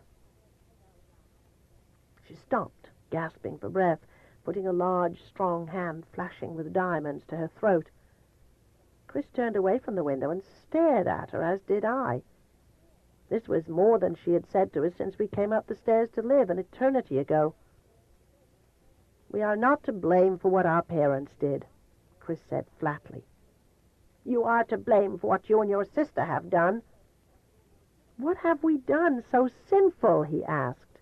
"Do you think we can live in one room year after year and not see each other? You helped put us here. You have locked this wing so the servants cannot enter. You want to catch us doing something you consider evil. You want Kathy and me to prove your judgment of our mother's marriage is right. Look at you, standing there in your iron gray dress, feeling pious and self-righteous while you starve small children." "Stop!" I cried, terrified by what I saw on the grandmother's face. "Chris, don't say anything else." But he had already said too much. She slammed out of the room as my heart came up in my throat. "We'll go up in the attic," said Chris calmly. "The coward is afraid of the stairwell. We'll be safe enough, and if she starves us, we'll use the sheet ladder and reach the ground." Again the door opened. The grandmother came in, striding forward with a green willow switch in her hand and grim determination in her eyes. She must have stashed the switch somewhere nearby to have fetched it so quickly. "Run into the attic and hide," she lashed out, reaching to seize Chris by his upper arm, "and none of you will eat for another week. And not only will I whip you, but your sister as well if you resist, and the twins." It was October. In November, Chris would be 17. He was still only a boy compared to her huge size. He was considering resistance, but glanced at me, then at the twins, who whimpered and clung to each other, and he allowed that old woman to drag him into the bathroom. She closed and locked the door. She ordered him to strip and to lean over the bathtub. The twins came running to me, burying their faces in my lap. "Make her stop," pleaded Carrie. "Don't let her whip Chris." He didn't make a sound as that whip slashed down on his bare skin. I heard the sickening thuds of green willow biting into flesh, and I felt every painful blow. Chris and I had become as one in the past year. He was like the other side of me, the way I'd like to be, strong and forceful, and able to stand that whip without crying out. I hated her. I sat on that bed and gathered the twins in my arms and felt hate so large looming up inside of me that I didn't know how to release it except by screaming. He felt the whip, and I let loose his cries of pain. I hoped God heard. I hoped the servants heard. I hoped that dying grandfather heard. Out of the bathroom she came with her whip in her hand. Behind her, Chris trailed, a towel swathed around his hips. He was dead white. I couldn't stop screaming. "Shut up," she ordered, snapping the whip before my eyes. "Silence this second unless you want more of the same." I couldn't stop screaming, not even when she dragged me off the bed and threw the twins aside when they tried to protect me. Corey went for her leg with his teeth. She sent him reeling with one blow. I went, then, my hysteria quelled, into the bathroom, where I, too, was ordered to strip. I stood there looking at her diamond brooch, the one she always wore, counting the stones, 17 tiny ones. Her grey taffeta was patterned with fine red lines, and the white collar was hand-crocheted. She fixed her eyes on the short stubble of hair the scarf about my head revealed with an expression of gloating satisfaction. "Undress, or I will rip off your clothes." I began to undress, slowly working on the buttons of my blouse. I didn't wear a bra then, though I needed one. I saw her eyeing my breasts, my flat stomach, before she turned her eyes away, apparently offended. "I'm going to get even one day, old woman," I said. "There's going to come a day when you are going to be the helpless one, and I'm going to hold the whip in my hands. And there's going to be food in the kitchen that you are never going to eat.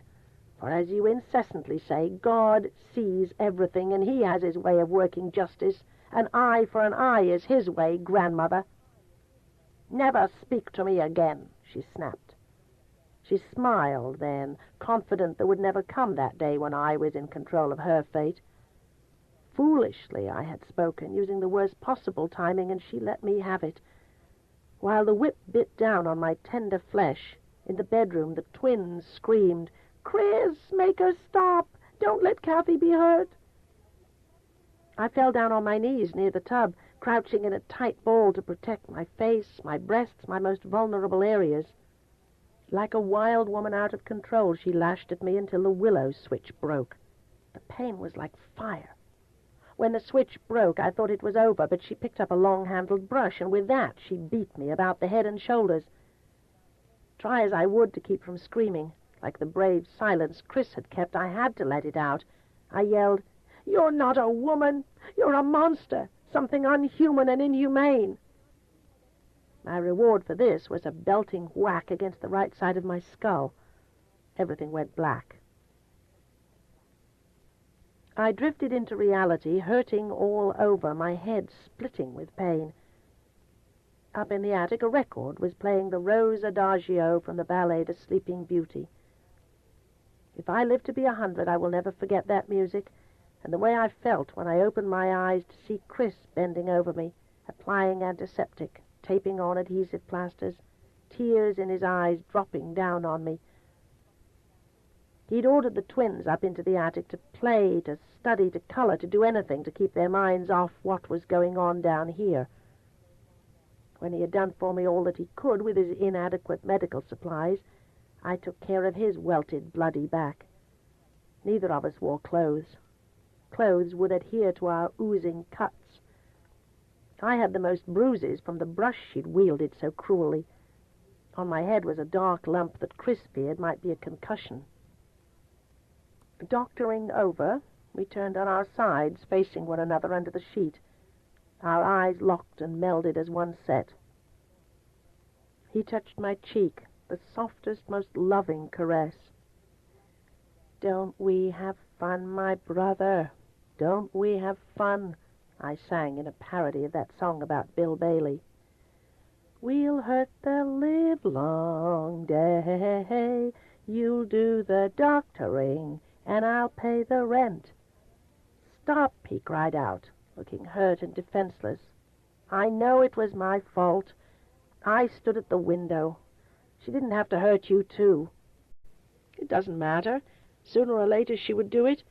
From the very first day she planned to punish us for some trifling reason. I just marvel that she held back for so long in using that whip. When she was lashing me, I heard you screaming, and I didn't have to. You did it for me, Kathy, and it helped. I didn't feel any pain but yours." We held each other carefully, our bare bodies pressed together, my breasts flattened out against his chest.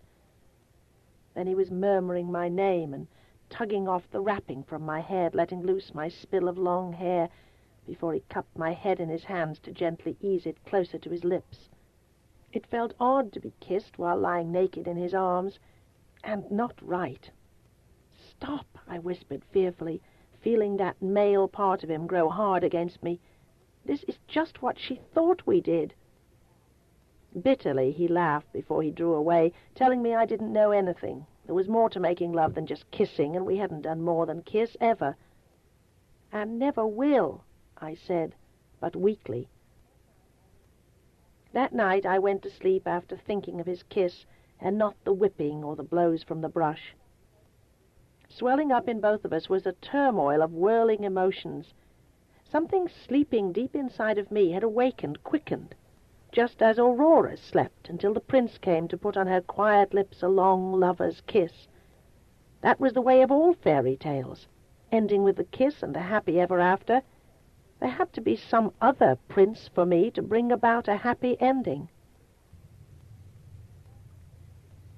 Chapter 16.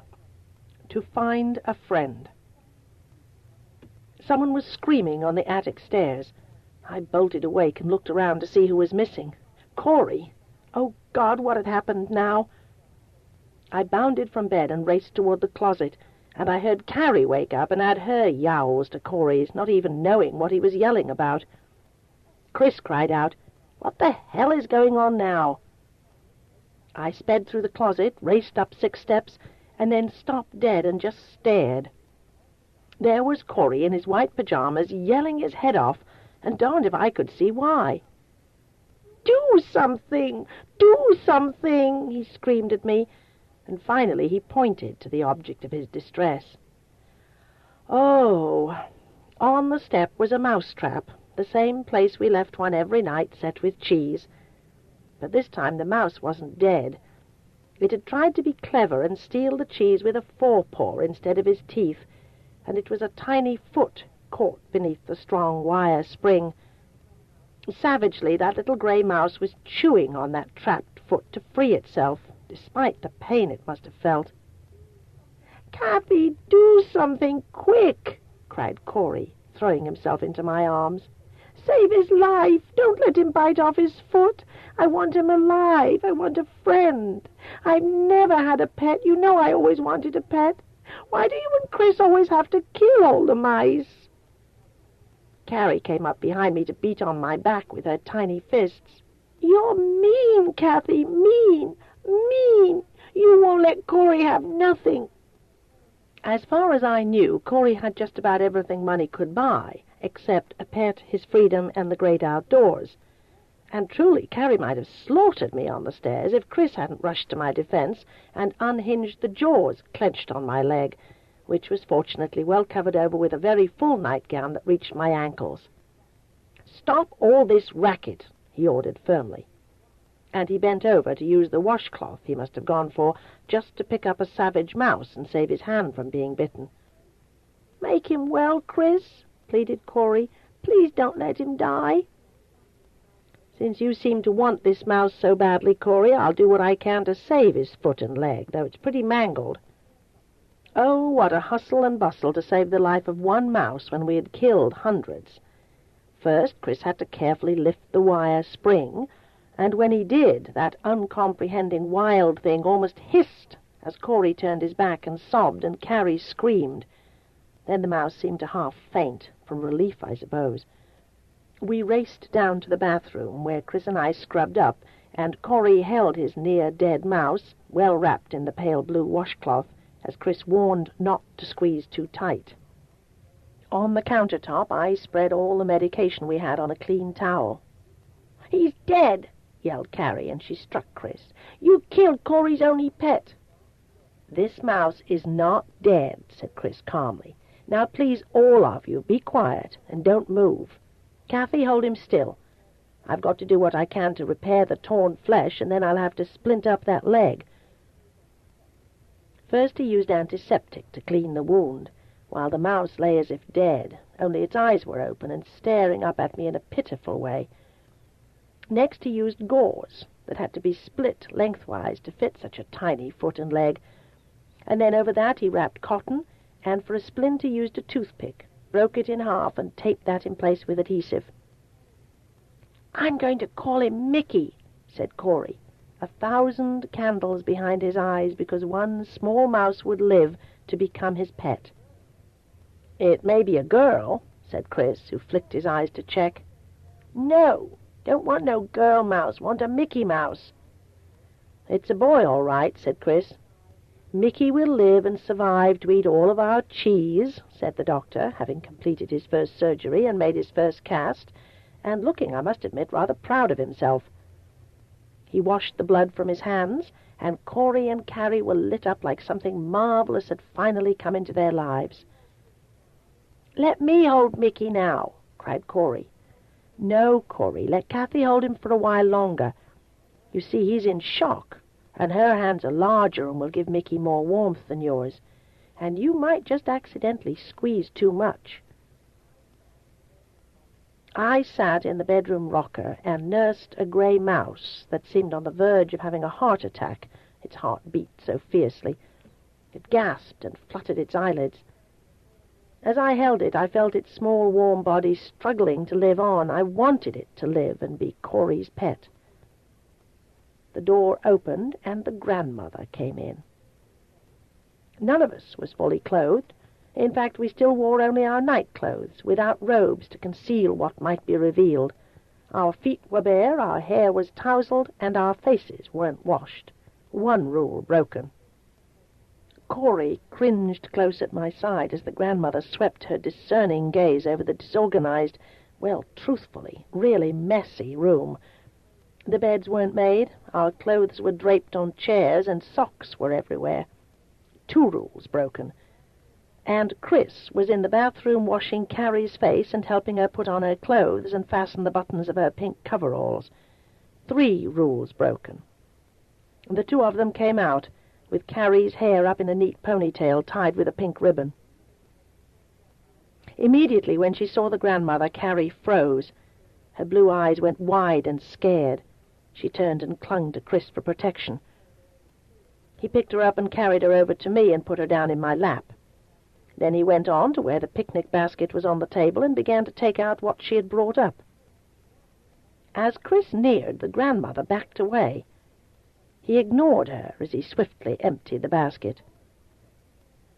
"Corey," he said, heading toward the closet, "I'll go up and find a suitable bird cage, and while I'm gone, see if you can't put on all of your clothes without Kathy's help and wash your face and hands."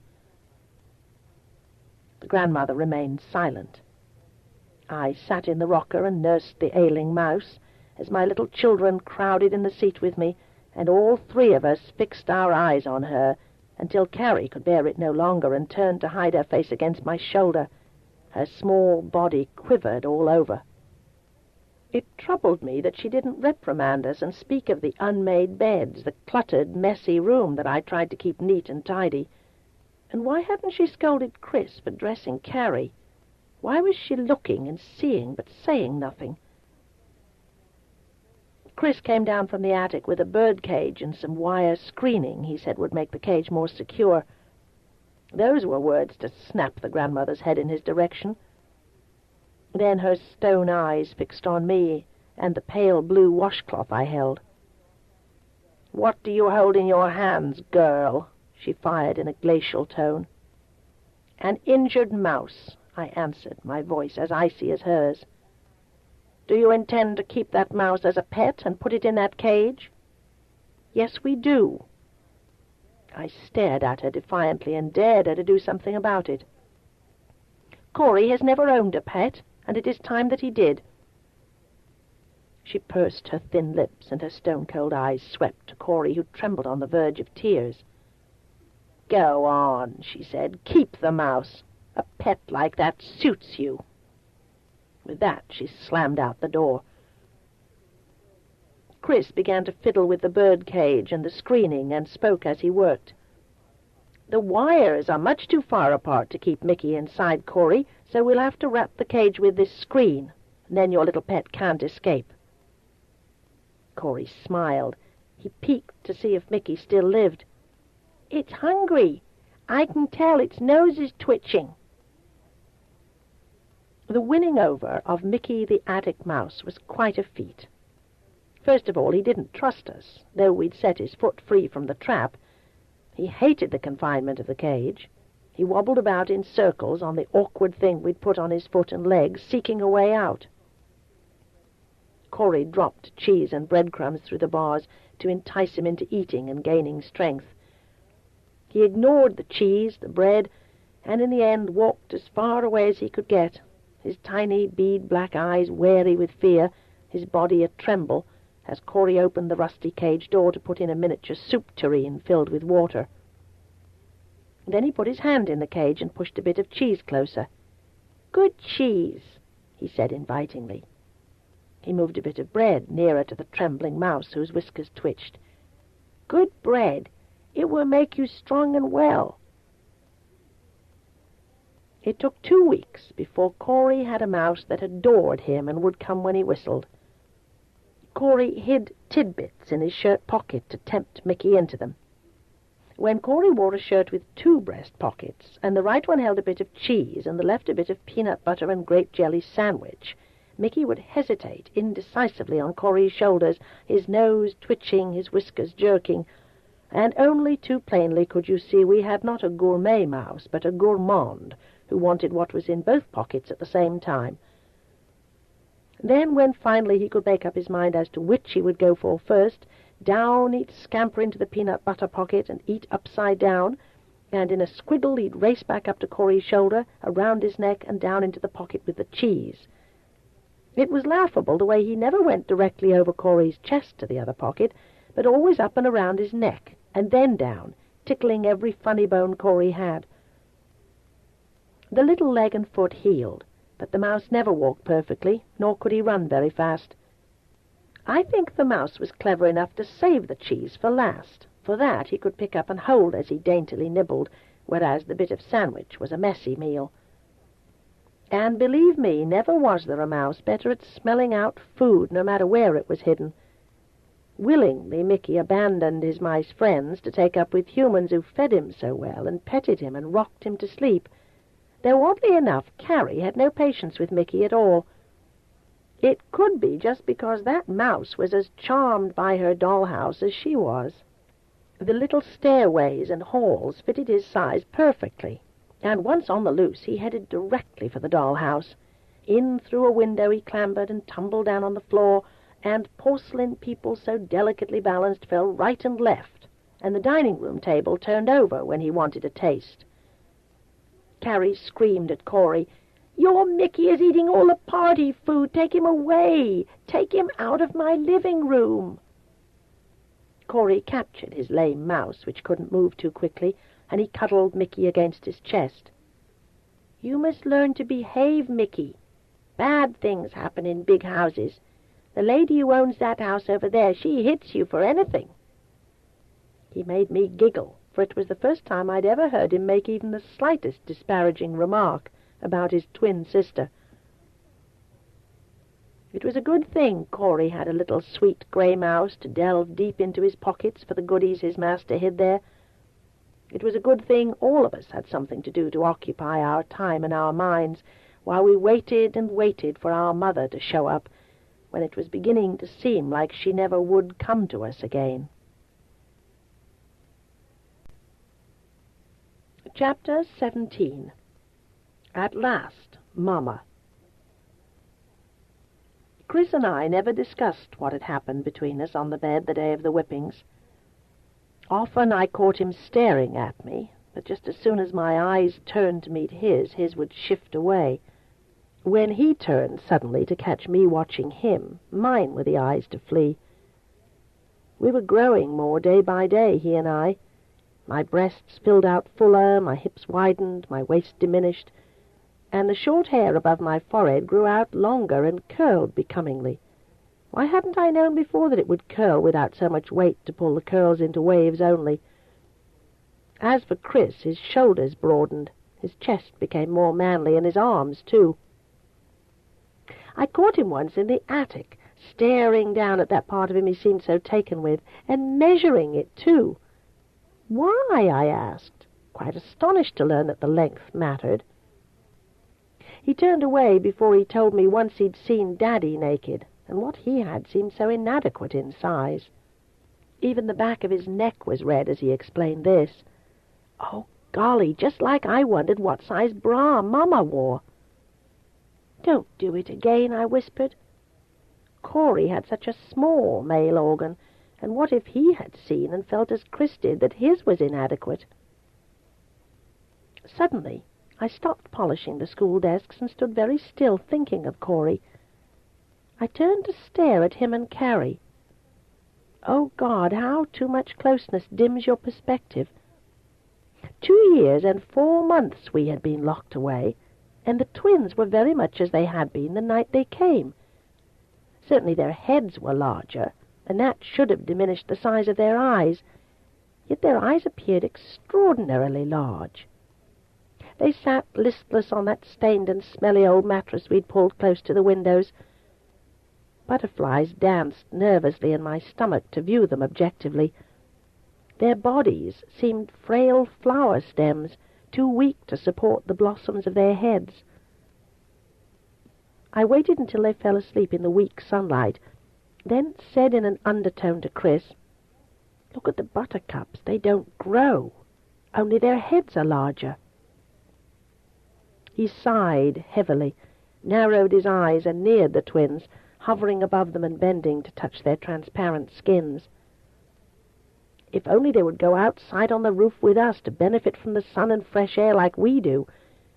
Kathy, no matter how much they fight and scream, we've got to force them outside. Foolishly, we thought if we carried them out on the roof while they were asleep, they would awaken in the sunlight, held safe in our arms, and they'd feel secure enough. Cautiously, Chris lifted up Corey, while I leaned to heft Carrie's slight weight. Stealthily, we approached an open attic window. It was Thursday, our day to enjoy outdoors on the roof while the servants spent their day off in town. It was safe enough to use the back part of the roof. Barely had Chris cleared the window ledge with Corey when the warm Indian summer air brought Corey suddenly out of sleep.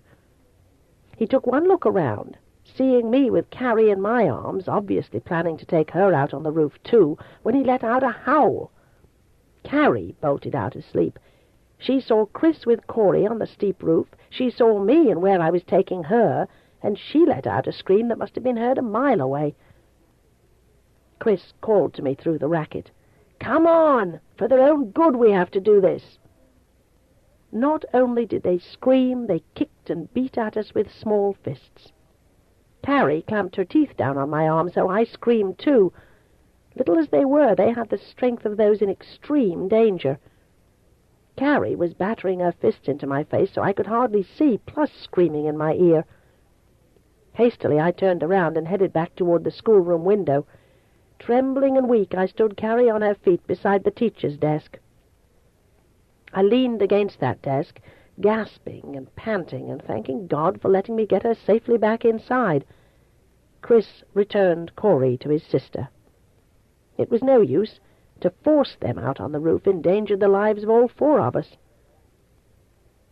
Now they were angry. Resentfully they struggled when we pulled them toward the markings on the wall where we'd measured their height the first day in the schoolroom. Chris held them both in place while I backed up to read the inches they'd grown. I stared, and I stared, shocked and disbelieving it was possible. In all this time to grow only 2 inches?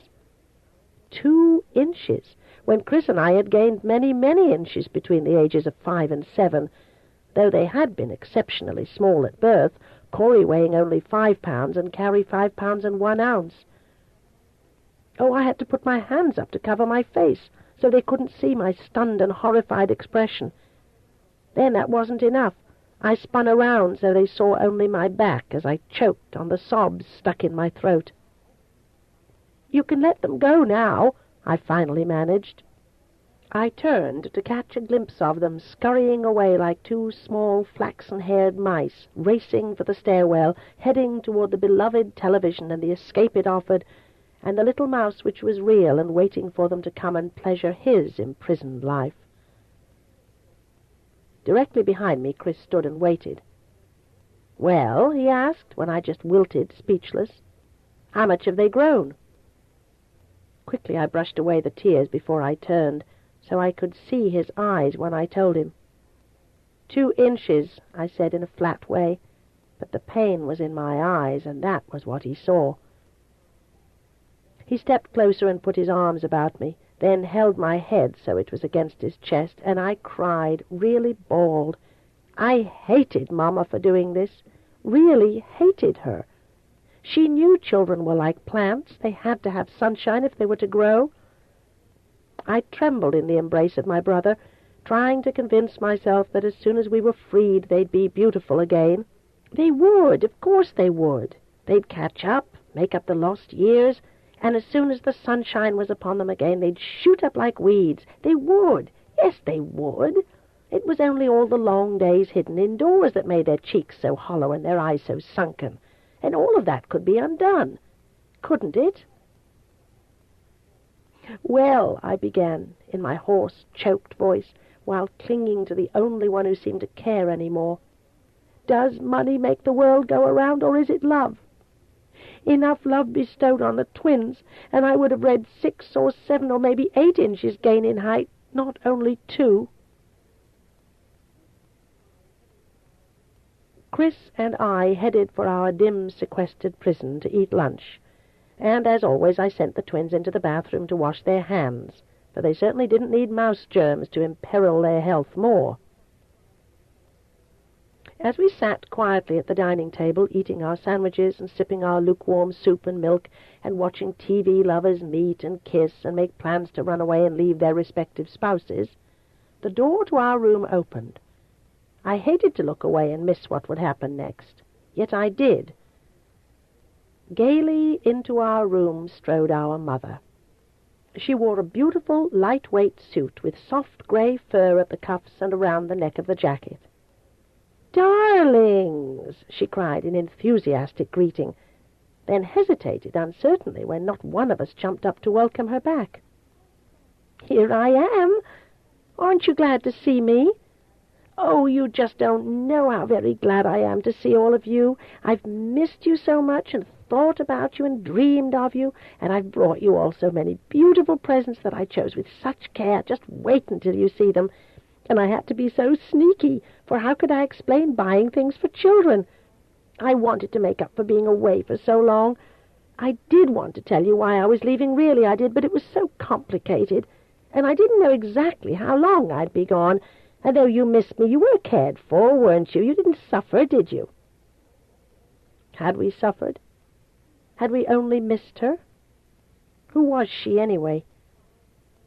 Idiot thoughts, while I stared at her and listened to how difficult 4 hidden children made the lives of others.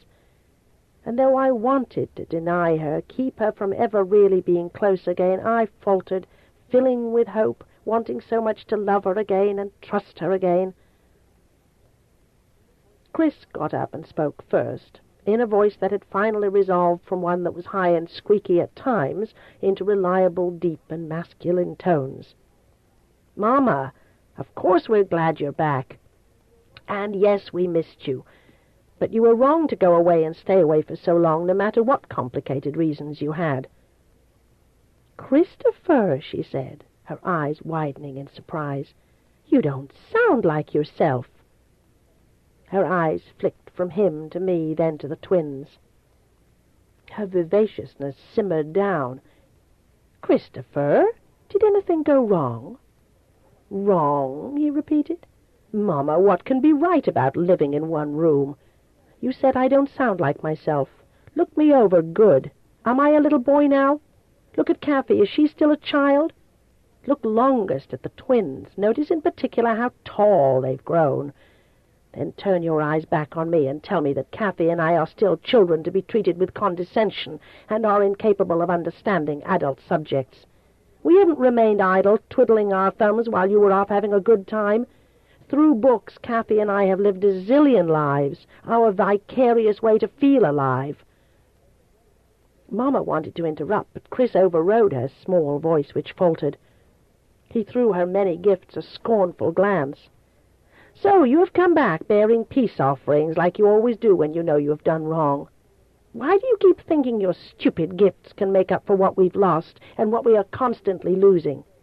Sure, once we were delighted with the games and toys and clothes you brought up to our prison room, but we're older now, and gifts are just not enough." "Christopher, please," she begged, and looked uneasily at the twins again, and so quickly she averted her eyes. "Please don't speak as if you stopped loving me. I couldn't bear that."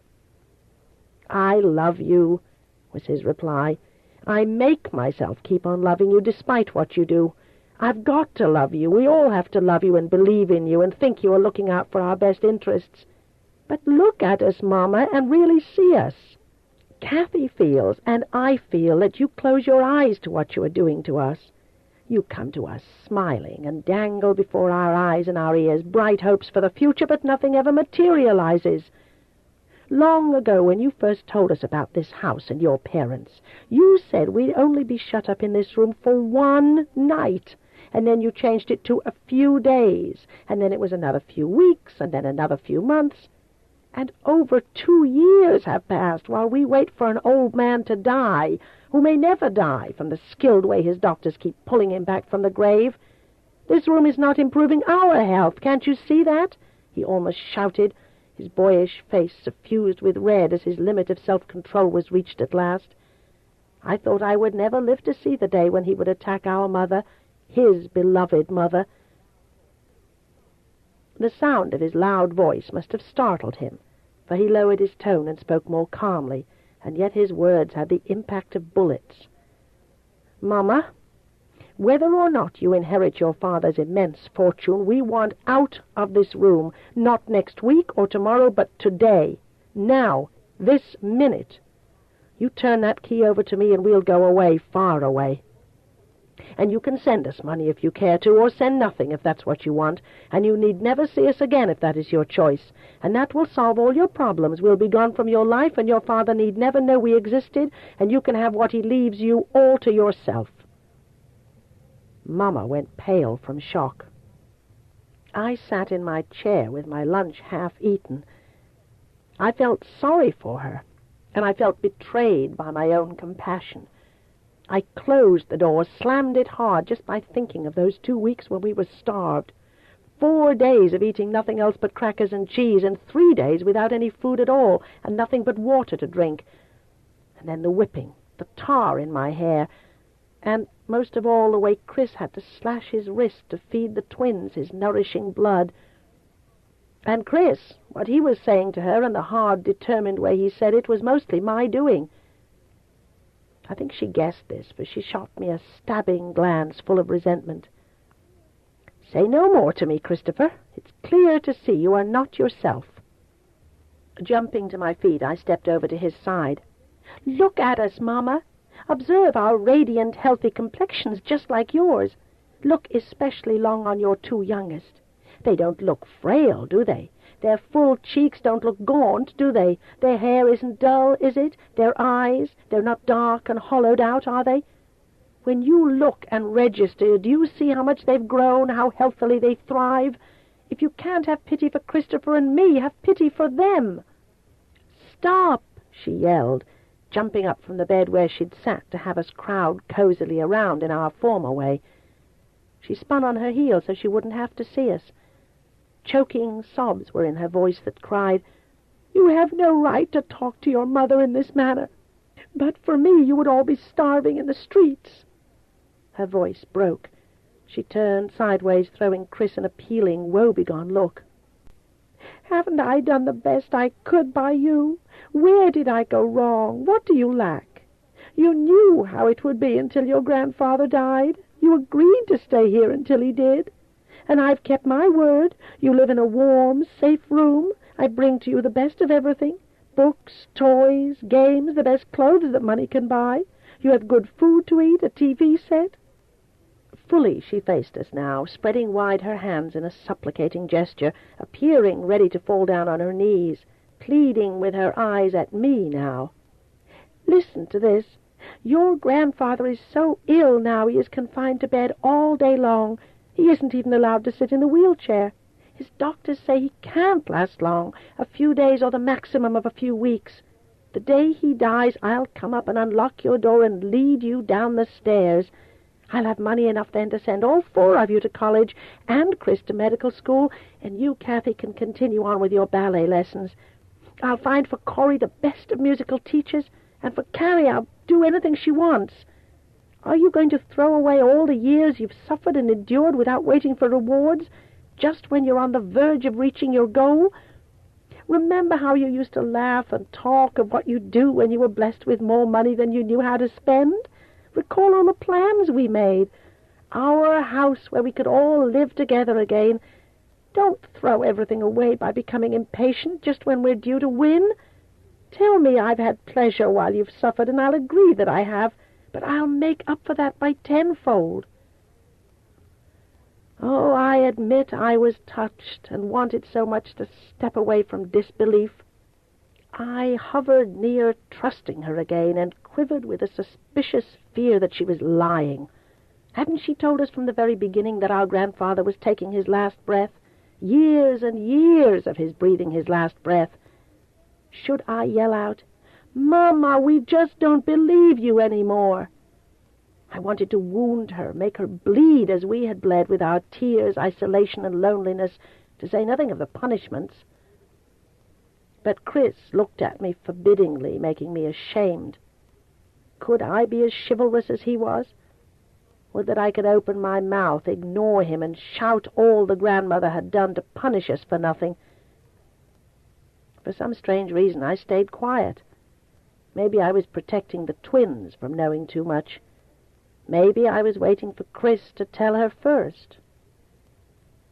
He stood and gazed at her with soft compassion, forgetting the tar in my hair and the weeks without food and the dead mice he would make tasty with salt and pepper, and then the whippings.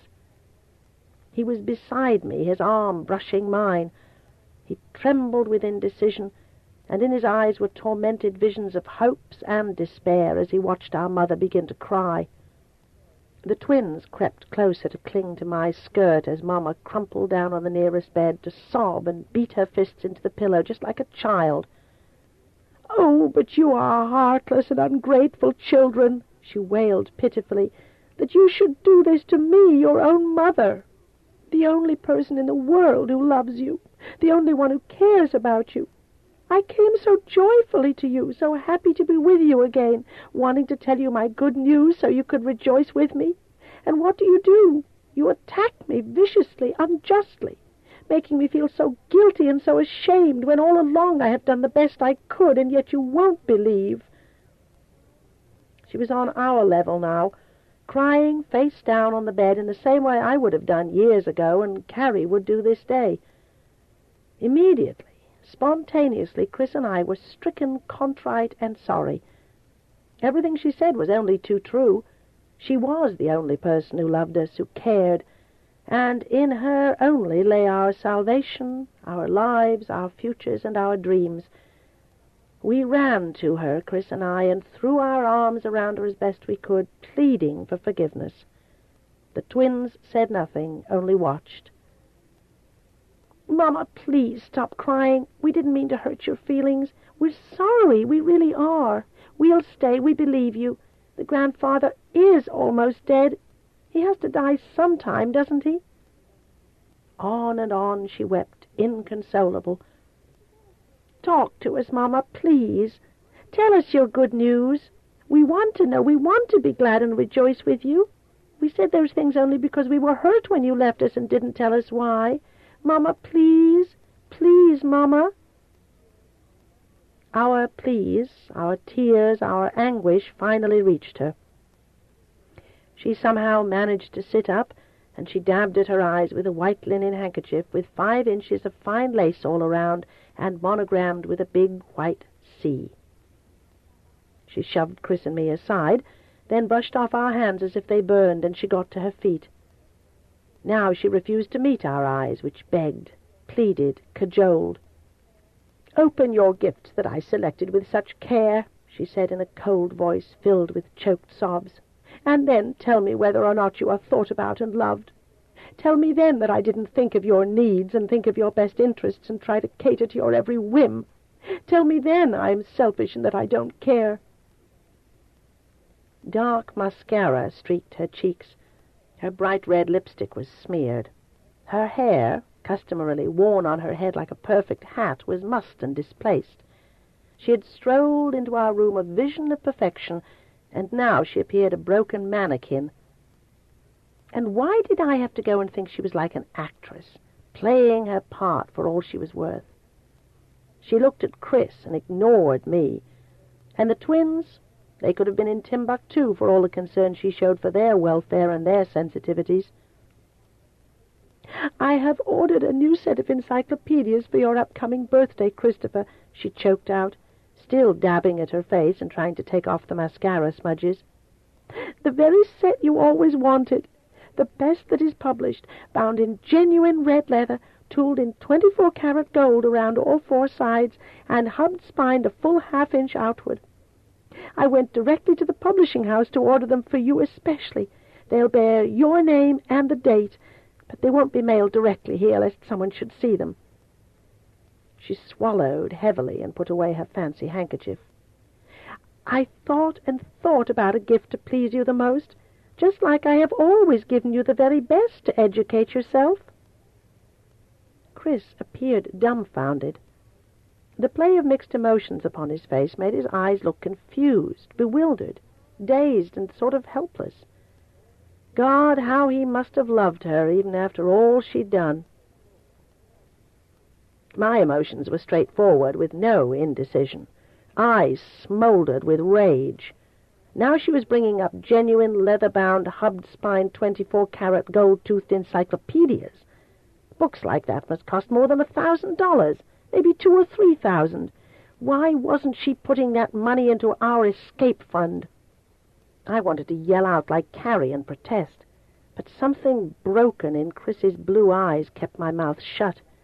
He'd always wanted a set of genuine red leather-bound encyclopedias, and she'd already ordered them, and money was nothing to her now, and maybe, just maybe, the grandfather really would die today or tomorrow, and she wouldn't need to rent an apartment or buy a house. She sensed my doubts. Mama raised her head regally high and turned toward the door. We had not opened our gifts, and she wasn't staying to watch our reactions. Why was I crying inside when I hated her? I didn't love her now. I didn't. She said when she reached the door and had it open, "When you have thought about the pain you have given me today, and when you can treat me with love and respect again, then I will come back, not before." So she came, so she went. So she had come and gone and left Carrie and Corey untouched, unkissed, unspoken to, and hardly glanced at. And I knew why. She couldn't bear to look and see what gaining a fortune was costing the twins. They jumped up from the table and came running to me to cling to my skirts and stare up into my face. Their small faces were fraught with anxieties, with fears, studying my expression to see if I were happy, so they too could feel happy. I knelt to lavish them with all the kisses and caresses she had overlooked, or just couldn't give to those she'd harmed so. "Do we look funny?" asked Carrie worriedly, her small hands plucking at mine. "No, of course not. You and Corey just look pale because you stay inside too much." "Did we grow much?" Yes, of course you have." And I smiled even as I lied, and with a pretense of joy in keeping that false smile like a mask to wear, I sat down on the floor with the twins and Chris, and we all four began to open our gifts like it was Christmas Day. They were all beautifully wrapped in expensive paper or gold or silver foil, and sporting huge satin bows of assorted colors. Tear off the paper, toss away the ribbons, the bows, rip off the lids of boxes, pull out the inside tissue, see all the pretty clothes for each of us. Glance at the new books, hooray! See the new toys, the games, the puzzles, hurrah! My, oh my, what a big, big box of maple sugar candy shaped like identical leaves. Here before us was the display of her concern. She knew us well, I admit, our tastes, our hobbies, all but our sizes. With gifts she paid us for all those long, empty months when we were left in the care of the witch grandmother, who would quite willingly see us dead and buried. And she knew what kind of mother she had. She knew. With games and toys and puzzles she sought to buy us off and beg our forgiveness for doing what she knew in her heart was wrong. With sweet maple sugar candy she hoped to take the sour gall of loneliness from our mouths, hearts, and minds. To her way of thinking it was very obvious. We were still only children, though Chris needed to shave and I needed to wear a bra. Still children, and children she would keep us forever, as the titles of the books she brought plainly indicated. Little Men. I'd read that years ago. Fairy tales by the brothers Grimm and Hans Christian Andersen. We knew them by heart. And Wuthering Heights and Jane Eyre again. Didn't she keep a list of what we'd already read, what we had? I managed to smile, though, as I pulled over Carrie's head a new red dress, and in her hair I tied a purple ribbon. Now she was dressed as she'd always wanted to be, in her favorite colors. I put purple socks on her feet and new white sneakers. "You look beautiful, Carrie." And in a way she did. She was so happy to own bright, grown-up, royally colored clothes. Next I helped Corey on with his bright red short pants and a white shirt monogrammed on the pocket in red, and his tie had to be knotted by Chris, the way Daddy had shown him how a long time ago. "Shall I dress you now, Christopher?" I asked sarcastically. "If that is your heart's desire," he said wickedly, "you can dress me from skin out. Don't be vulgar." Corey had another new instrument to play, a shining banjo. Oh, golly day, he'd always wanted a banjo. She'd remembered. His eyes lit up. "Oh, Susanna, don't you cry for me, for I'm going to Louisiana with a banjo on my knee." He played the tune and Carrie sang the lyrics. It was one of his favorite happy songs, and one he could play on the guitar, though it never sounded right. On the banjo it sounded right as it should. God blessed Corey with magic fingers. God blessed me with mean thoughts to take the joy from everything. What good were pretty clothes when no one ever saw them? I wanted things that didn't come wrapped in fancy paper and tied around with satin ribbons and put in a box from an expensive store. I wanted all the things money couldn't buy.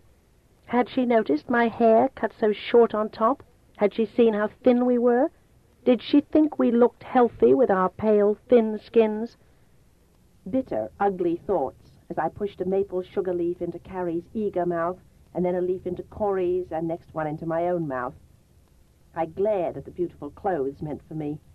A blue velvet dress, such as should be worn to a party. A pink and blue nightgown and peignoir set with slippers to match. I sat there with the candy melting on my tongue, and it had the acrid taste of the iron lump in my throat. Encyclopedias! Were we going to be here forever? Yet candy made from maple sugar was my topmost favorite, always had been. She brought this box of candy for me, and I could only swallow one piece, and that with great difficulty. They sat on the floor with the candy box scented between them, Corey, Carrie, and Chris. They stuffed the candy in, piece after piece, laughing and pleased. "You should make that candy last," I told them with sour hatefulness. "That may well be the last box of candy you see for a long, long time." Chris threw me a look, his blue eyes happy and shining. Easy enough to see all his faith and trust was restored by just one short visit from Mama. Why couldn't he see that gifts were just a way of hiding the fact that she no longer cared about us? Why didn't he know, as I did, that we weren't as real to her now as once we'd been? We were another of those unpleasant subjects that people don't like to talk about, like mice in the attic. "Sit there and act dumb," said Chris, sparkling his happiness on me. "Deny yourself the candy while we three satisfy our sweet tooth all at once before the mice come down and eat it for us. Corey, Carrie, and I will scrub our teeth clean while you sit and cry and feel sorry for yourself and pretend by self-sacrifice you can change our circumstances. Go on, Kathy, cry. Play the martyr. Suffer. Pound your head on the wall. Scream. And we'll still be here until the grandfather dies, and all the candy will be gone, gone, gone." I hated him for making fun of me. I jumped to my feet, ran to the far side of the room, turned my back, and tried on my new clothes. 3 beautiful dresses I yanked down over my head one by one. Easily they zipped up to the waist and fitted there loosely. But try as I would, the zipper wouldn't close in back when it reached my bust. I tore off the last dress, looking for the darts in the bodice. None there. She was buying me little girl dresses. Silly, sweet little girl garments that screamed out she didn't see. I threw those 3 dresses down on the floor and stomped on them, crushing the blue velvet so it could never be returned to the store. And there sat Chris on the floor with the twins, looking devilish and laughing with a raffishly wicked and boyish charm that would win me over to laughter, too, if I would let it. "Make out a shopping list," he joked. "It's time you started wearing bras and stopped bobbing up and down. And while you're at it, write down a girdle, too."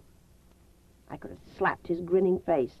My abdomen was a hollowed-out cave, and if my buttocks were rounded and firm, it was from exercise, not from fat. "Shut up!" I yelled. "Why should I have to write out a list and tell Mama anything? She'd know what clothes I have and what I should be wearing if she really looked at me. How do I know what size bra to order? And I don't need a girdle. What you need is a jockstrap and some sense in your head that doesn't come from a book." I glared at him, happy to see his stunned expression. "Christopher," I screamed, unable to control myself, "sometimes I hate Mama. And not only that, sometimes I hate you too. Sometimes I hate everybody, most of all myself. Sometimes I wish I were dead, because I think we would all be better off dead than buried alive up here, just like rotting, walking, talking vegetables." My secret thoughts had been thrown out, spewed forth like garbage to make both my brothers wince and go paler, and my small sister shrank even smaller as she began to tremble. Immediately after the cruel words were out of my mouth, I wanted them back in. I was drowning in shame, but unable to apologize and take it all back. I whirled about and ran for the closet, running for the tall, slender door that would take me up the stairs and into the attic. When I hurt, and I hurt often, I raced for the music, the costumes, the ballet shoes on which I could spin and twirl and dance away my troubles. And somewhere in that crimson-colored Never-Never Land where I pirouetted madly in a wild and crazy effort to exhaust myself into insensibility, I saw that man, shadowy and distant, half hidden behind towering white columns that rose clear up to a purple sky. In a passionate pas de deux he danced with me, forever apart, no matter how hard I sought to draw nearer and leap into his arms, where I could feel them protective about me, supporting me, and with him I'd find at last a safe place to live and love.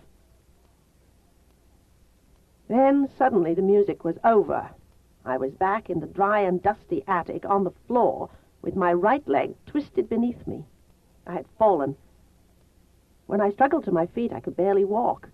My knee hurt so much tears of another kind came to my eyes.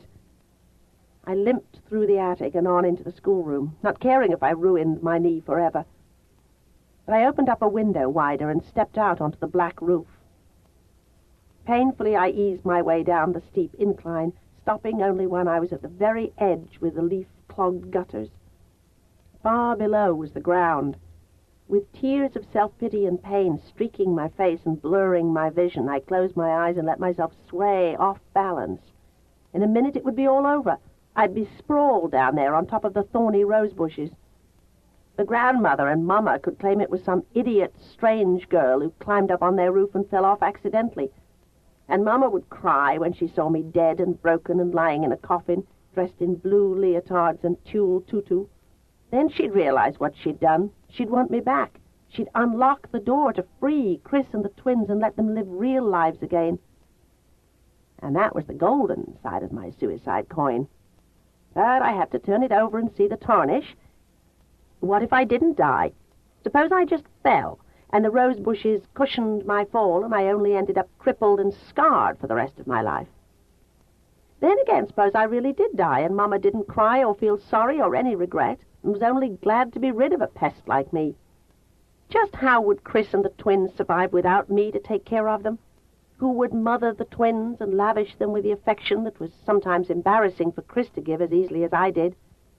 As for Chris, maybe he thought he didn't really need me, that books and red leather, gold-tooled, hubby-spined new encyclopedias were enough to take my place. When he got that M.D. behind his name, that would be enough to satisfy him all his life through. But when he was a doctor, I knew it still wouldn't be enough, never enough if I wasn't there too. And I was saved from death by my own ability to see both sides of the coin. I stumbled away from the edge of the roof, feeling silly, childish, but still crying. My knee hurt so badly I ascended the roof by crawling to the special place near the back chimney where two roofs met and made a safe corner. I lay on my back and stared up at that unseeing, uncaring sky. I doubted God lived up there. I doubted heaven was up there, too. God and heaven were down there on the ground, in the gardens, in the forests, in the parks, on the seashores, on the lakes, and riding the highways, going somewhere. Hell was right here where I was, shadowing me persistently, trying to do me in and make me into what the grandmother thought I was, the devil's issue. I lay on that hard, cold slate roof until darkness came on and the moon came out, and the stars flashed angrily at me, as if knowing me for what I was. I wore only a ballet costume, leotards, and one of those silly, frilly tutus. Goosebumps came and chicken-skinned my arms, and still I stayed to plan all my revenge, my vengeance against those who had turned me from good to evil and made of me what I was going to be from this day forward. I convinced myself there would come a day when both my mother and my grandmother would be under my thumb, and I'd snap the whip and handle the tar and control the food supply. I tried to think of exactly what I would do to them. What was the right punishment? Should I lock them both up and throw away the key? Starve them as we had been starved? A soft noise interrupted the dark and twisted flow of my thoughts. In the gloom of early evening, Chris spoke my name hesitatingly. No more, just my name. I didn't answer. I didn't need him. I didn't need anybody. He had let me down by not understanding, and I didn't need him. Not now. Nevertheless, he came and lay close by my side. He'd brought a warm woolen jacket with him that he spread over me without saying a word. He stared as I did up at the cold and forbidding sky. The longest, most fearful silence grew between us. There was nothing I really hated about Chris, or even disliked, and I wanted so much to turn on my side and say this to him and thank him for bringing me the warm jacket that I couldn't say a word. I wanted to let him know I was sorry that I struck out at him and the twins, and God knows none of us needed another enemy. My arms, shivering under the warmth of the jacket, longed to slide around him and comfort him as he so often comforted me when I woke up from another nightmare. But all I could do was lie there and hope he understood that I was all tied up in knots. Always he could raise the white flag first, and for that I'm forever grateful. In a stranger's husky, strained voice that seemed to span across a great distance, he told me he and the twins had already eaten dinner, but my share had been saved. And we only pretended to eat all of the candy, Kathy. There's plenty for you. Candy? He spoke of candy? Was he still in the child's world where candy stood for something sweet enough to hold back tears? I had grown older and had lost enthusiasm for childish delights. I wanted what every teenager wants, freedom to develop into a woman, freedom to have full control over my life. Though I tried to tell him this, my voice had dried up along with my tears. Kathy, what you said. Don't ever say ugly, hopeless things like that again. Why not? I choked out. Every word I said is true. I only expressed what I feel inside. I let out what you keep hidden deep. Well, keep on hiding from yourself, and you'll find all those truths turn into acid to eat up your insides. Not once have I ever wished myself dead, he cried out in the hoarse voice of one with an everlasting cold. Don't you ever say such a thing again or think about death. Sure, I've got doubts and suspicions hidden away in me, but I smile and I laugh and make myself believe because I want to survive. If you died by your own hand, you would take me down with you, and soon the twins would follow, for who would be their mother then? It made me laugh. Hard, brittle, ugly laughter, duplicating my mother's way of laughing when she felt bitter. Why, Christopher Doll, remember we have a dear, sweet, loving mother who thinks first of our needs, and she will be left to care for the twins. Chris turned toward me then, reaching out to seize my shoulders. I hate it when you talk that way, like she talks sometimes. Do you think I don't know that you are more a mother to Corey and Carrie than she is? Do you think I failed to see the twins only stared at their mother like she was a stranger? Kathy, I'm not blind or stupid. I know Mama takes care of herself first and us next. That old moon was out to sparkle the tears frozen in his eyes. His voice in my ear had been gritty, hushed, and deep. All of this he said without bitterness, only regret. Just the flat, emotionless way a doctor tells his patient he has a terminal illness. That's when it came over me in a cataclysmic flood. I loved Chris, and he was my brother. He made me whole. He gave me what I lacked, a stability when I would run off wild and frantic. And what a perfect way to strike back at Mama and the grandparents. God wouldn't see. He'd closed his eyes to everything the day Jesus was put on the cross. But Daddy was up there looking down, and I cringed in shame. Look at me, Kathy. Please look at me. I didn't mean any of it, Chris. Really, I didn't. You know how melodramatic I am. I want to live as much as anyone does, but I'm so afraid something terrible is going to happen to us, shut up all the time. So I say awful things just to shake you up, make you see. Oh, Chris, I just ache to be with lots of people. I want to see new faces, new rooms. I'm scared to death for the twins. I want to go shopping and ride horses and do all the things we can't do in here. In the dark, on the roof, in the cold, we reached for each other intuitively. We clung as one, our hearts throbbing loud against each other. Not crying, not laughing. Hadn't we already cried an ocean of tears? And they hadn't helped. Hadn't we already said a zillion prayers and waited for deliverance that never came? And if tears didn't work and prayers weren't heard, how were we to reach God and make him do something? Chris, I've said it before and I'm saying it again. We've got to take the initiative. Didn't Daddy always say God helps those who help themselves? His cheek was tight against mine while he reflected for so darned long. I'll give it some thought, though as Mama said we could come any day into that fortune.